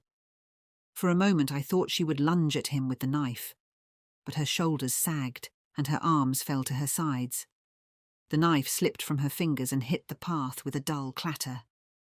Slowly, O'Malley collected the knife and took her gently by the arm. Come on, he said softly. Fiona let him lead her away, moving as if she were sleepwalking. It was as though he'd hypnotised her. Pauline materialised beside me, pale and shaking. She hated me, she whispered. She hated what you did, I said. Not who you were. Pauline gave a thin smile. Not enough of a difference, is there? I should have helped Beatrice more. I was too wrapped up in caring for my mother. I didn't pay enough attention. You did what you could, said Lady Camilla. You can't be held responsible for what that child did. Is that what justice looks like? Pauline replied. She gazed at the sea. I'm sorry, Beatrice, she said softly. I'm sorry, Fiona. She sighed. If I could go back. Suddenly I felt a strange warmth. It wasn't from the sun or the sea. It was a feeling, more than actual heat. I looked at the other ghosts. They were exchanging glances. They clearly felt it too. Mr. Collingwood floated forward. I believe it is Pauline's time. We stared at Pauline, who had begun to shimmer. I feel so warm and happy. She faded, and a moment later she was gone. I looked at the empty space where she had been seconds before. Mr. Collingwood made the sign of the cross, then bowed his head. I wondered if he was jealous. I opened my mouth to ask, then decided against it, but it gave me more determination to help them get to the other side. Lady Camilla sniffed. I'll miss her. Chapter 34. Back at home, I put the kettle on, then switched it off. I didn't want tea, so instead I opened a bottle of wine and watched a soap opera. A few hours later, the doorbell rang. It was O'Malley. The tightness in my chest had finally eased. Seeing him there grounded me in a way nothing else had. Solid, familiar, and suddenly very welcome. Without quite deciding to, I stepped forward and hugged him. He hesitated for a fraction of a second, then wrapped his arms around me, pressing a brief kiss to my hair before pulling back. We went inside, and I offered him a glass of wine, which he took readily. The ghosts scattered, even Lily leaving us alone. O'Malley didn't look so tired as he had done recently. "How did you know to turn up at the gardens?" I asked as he sipped from his glass. "I arrived just as the remembrance gathering finished and followed you from the beach. I thought the murderer would probably turn up to the remembrance gathering, and I was right." I narrowed my eyes. "You knew it was Fiona?" He smiled. "I did. When I questioned her, I could tell she was lying to me, but I didn't have evidence, not at first." "Has she admitted it now?" He took another sip of wine. "She did, but we'll get a full statement from her tomorrow." "I keep thinking about Beatrice," I said. "All the little things people say that stick to you for years. A teacher once told me I was bright but easily distracted. It's made me second-guess myself ever since, especially when I struggle to focus." On the way here, I was thinking about a woman who carried grief like a stone and convinced herself that slow poisoning was justice. He sighed and set the glass down. "Nice wine. If I have any more, I won't be able to drive home." I picked up the glass and gave it back to him. "Then stay the night." Asterisk, asterisk, asterisk. The next day, I was out back at the tea room, emptying the bins, when I glimpsed a movement from the corner of my eye. I did a double take and saw Noodle, the ghost dog, sniffing in the bins. I bent down and held my hand out. "Hey, Noodle, come here." Noodle ignored me. I pressed the turquoise stone on my ring. A moment later, Lily appeared. "How can I help?" she said breathlessly, as if she'd just run in instead of having materialised. I pointed to Noodle, who was still sniffing the bins. "I'll go and get Mr. Wickers." She disappeared and returned with him a moment later. "Can you do your magic?" I asked. They nodded and started an incantation. It sounded like it was in Latin.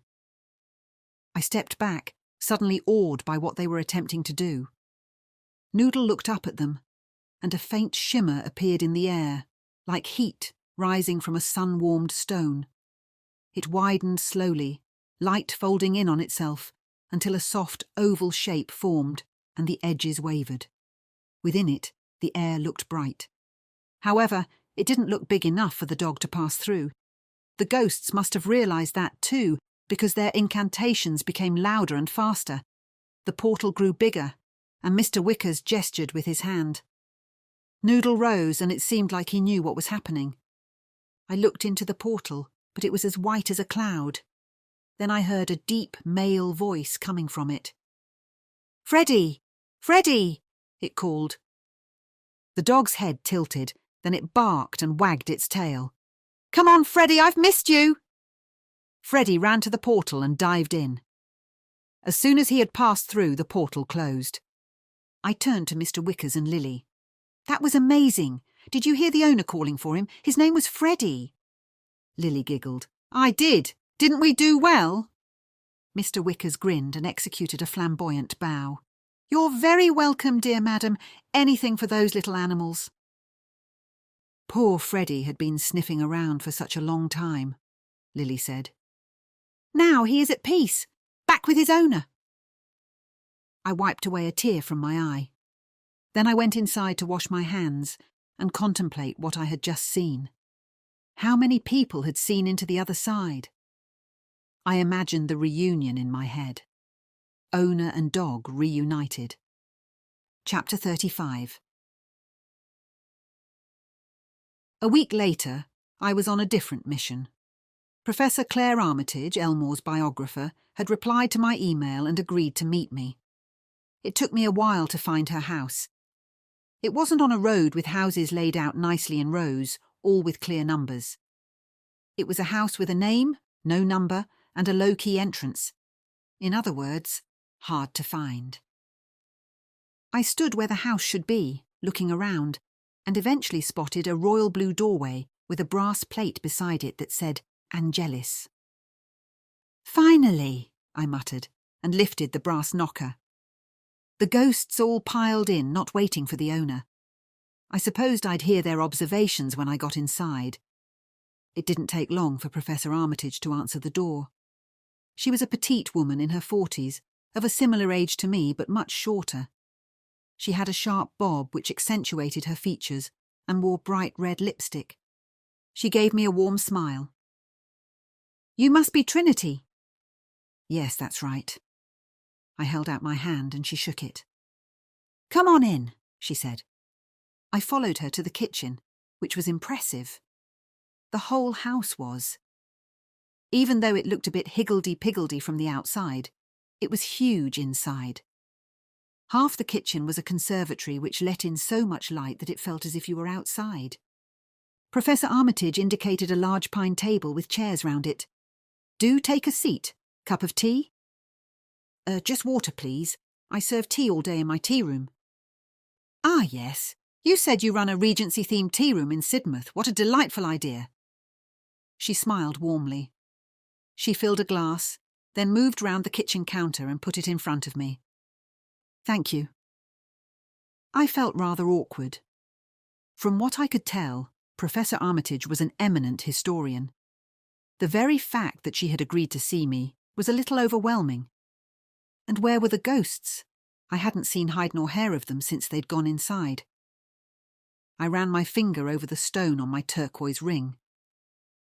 Should I press it? I decided not to. I couldn't exactly talk to them with Professor Armitage in the room. "Thank you so much for agreeing to talk to me, Professor Armitage. I know you are very busy, and I really appreciate you giving me some of your time." She sat down opposite me. No, it's my pleasure. Do call me Claire, by the way. Now, I believe you want to know all about Captain Thomas Blackeye Elmore." "Yes, that's right. I'm fascinated by him, and I'm trying to find out whether anyone local to me is related to him." Her eyes sparkled. "Well, I might be able to help you there. I've been compiling another book about him. I've been researching him for years. Fascinating man. You've read my other book, of course." I took the library book from my bag and showed it to her. "Ah, a library copy. I only get a few pence for every borrow, but it warms my heart to know that people want to read it." At that moment, Elmore himself floated into the kitchen. He must have heard his name. He paused at the table and inspected Claire. "It must have taken you a long time to do so much research into Elmore," I said. Claire was perched on her chair, her hands on her lap. "Yes, he's intrigued me from the moment I first heard of him. And that was so long ago that I can't even remember when it was." "When will your new book be published?" She leaned back a little. "That is a good question. I still have so much I want to put in, enough for a book 3 times the size. I found him to be a fascinating character. What do you know about him?" I glanced at Elmore, who had also taken a seat at the table. If only she knew that he was actually here. "Well, other than being a pirate, not much else. But I'm hoping to add some Elmore themes into my Regency tea room. He was around just before the Regency period after all. As much as I love Jane Austen, I would like to vary the themes now and again. This seems like the perfect way." Claire had been listening intently and nodded as I spoke. Yes, that sounds like a wonderful idea. Well, there are pirates, and there are fearsome pirates. She paused. Black-Eye Elmore was ultra-fearsome. She made a gentle arcing gesture, as if following the line of a rainbow. I raised my eyebrows. Ultra-fearsome? Yes, he was simply brutal. Lies! Elmore shouted. I jumped a little. Luckily, Claire didn't notice. She had got up and was delving into a drawer next to the table. Here, she said, turning back to me. I found a copy of his pirate rules. Pirate rules? Oh yes, every pirate ship had rules. That's true, Elmore agreed. Have you watched Pirates of the Caribbean? She asked. A long time ago, I said. I can't recall much of it. Well, you may remember that Captain Jack Sparrow had rules on his pirate ship. I nodded, though I couldn't remember any from the film. So here are Elmore's rules. She handed me a printed photo of a piece of parchment. It looked old, and the black ink was smudged in places, with lots of cramped, flourishing writing. I examined it, as did Elmore. It's very difficult to read. She took it from me.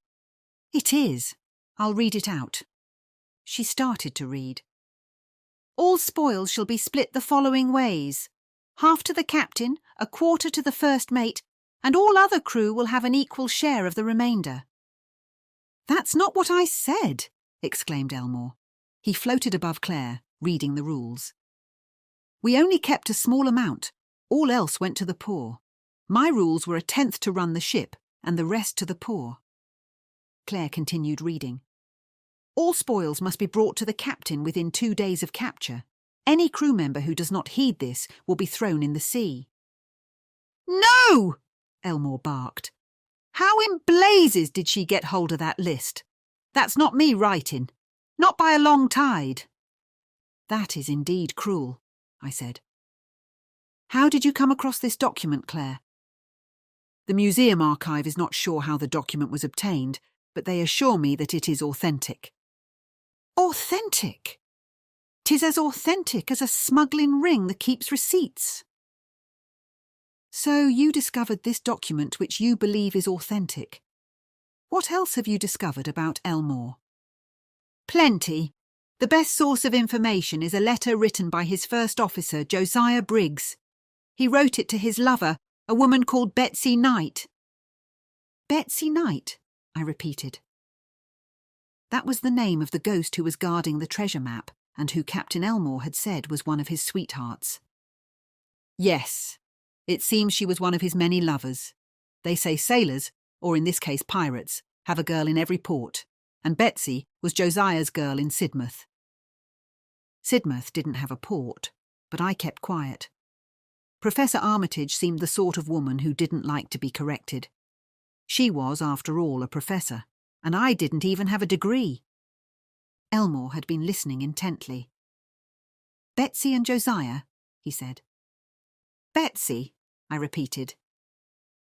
Claire raised an eyebrow. You keep repeating her name. Is there a reason? Her stare was very intense. I shook my head. So she was one of his sweethearts. He wrote to her about Elmore. Yes, he wrote letters telling her how awful he was. Lies, Elmore shouted again. What is the evidence for their relationship?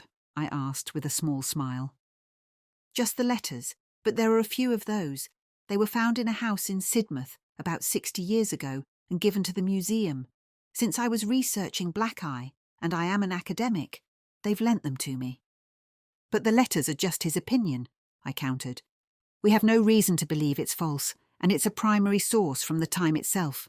You don't get many of those. Many men were press-ganged into piracy and kept captive. It seems Josiah was one of them. Elmore kept the poor man captive for years. Lies again! Elmore banged his fist on the table, and it went right through, which made him angrier. He was as willing as me to loot and pillage. He were free to come and go as he pleased. So Josiah wrote to Betsy saying all this? Yes, I have the file here if you'd like to take a look. I believe you. but I'd like to see them all the same. Not planning to write your own book on him? Claire laughed, but I could tell she was being serious. No, not at all, I said. I'm just looking for living relatives of Elmore to help with my tea room theme. I grinned. I thought maybe they could help me promote it. She stood up. In that case, I'll get them. She disappeared, presumably to her study, and returned with a folder, which she opened. Inside was a small bundle of ancient-looking letters. I've had them dated, and they are authentic, she said, handing them to me. Be careful, they're delicate. Elmore stood over me as I read one. Some of the handwriting was difficult to read, but I managed most of it. I record these observations not out of malice, but from a sense of duty. Captain Elmore is much spoken of as a benefactor to the poor, yet I have witnessed him take coin and goods from men whose only crime was commerce.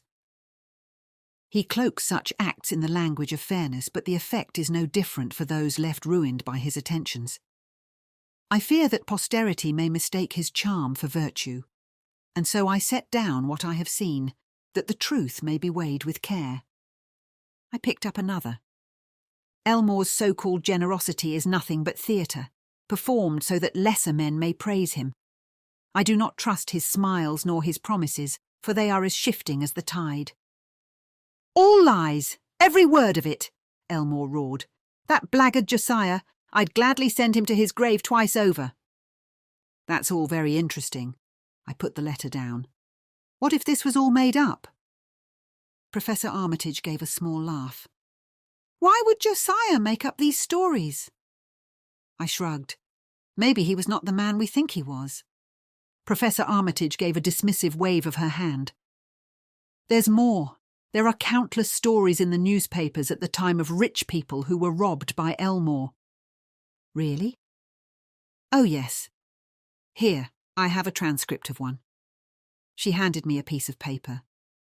I thought you might need more evidence. Elmore and I read it together.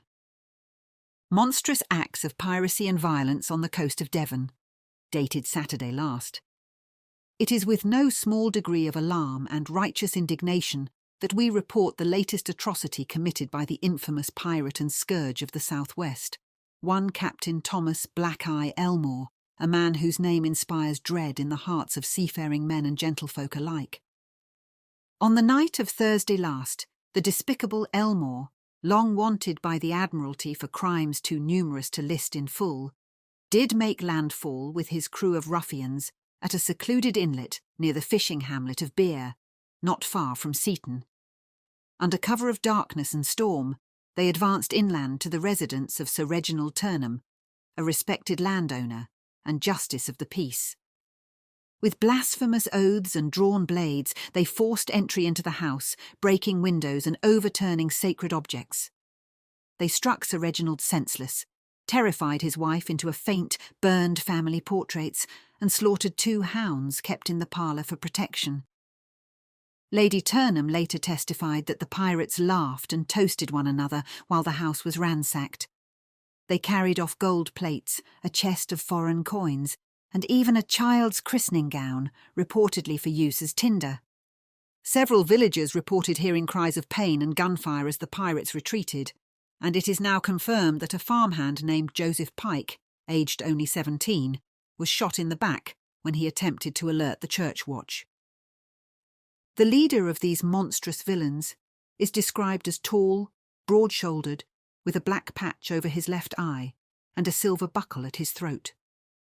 Witnesses attest to his unnatural cruelty, claiming he spoke with unnatural calm while ordering a maid to be locked in the coal cellar for cheek.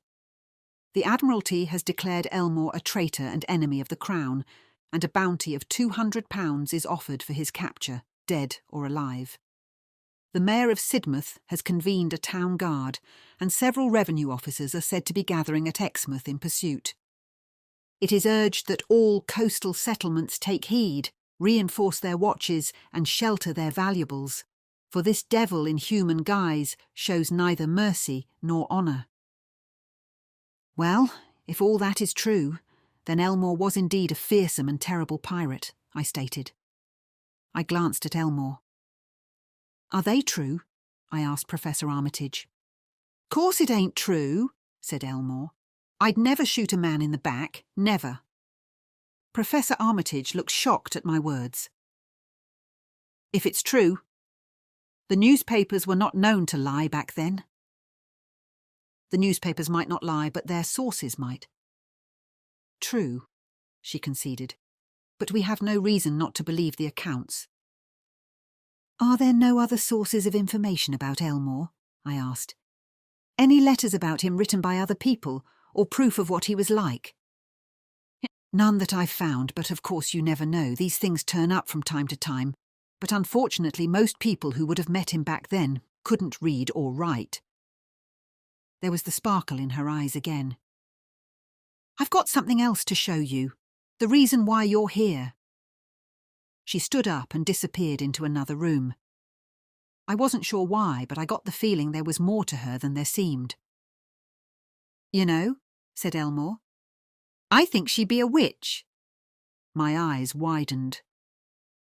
Don't be mean. Just because she believes the account of you, don't call her that. It's such a rude way of speaking about women you don't like. No, I mean an actual witch. What? I looked towards the doorway. How can you tell? Elmore shrugged. There's a feel to her. You've picked up on it too. Don't deny it. All right. So there is something strange about her. It's not bad, just strange. Here we are. Professor Armitage came back, holding a huge sheet of paper that was actually several sheets stuck together. She placed it on the table. Thomas Elmore's family tree. Oh, wow, this is amazing, thank you. It seemed that I didn't need to research whether Elmore had a living relative. If only I could explain to Claire why I was so grateful. Then I remembered Elmore thought she was a witch and decided to study her closely. This is Elmore, she said and pointed. His name was near the top, and his family tree covered the whole sheet. His parents were Mary and Charles. He had 3 sisters and 4 brothers.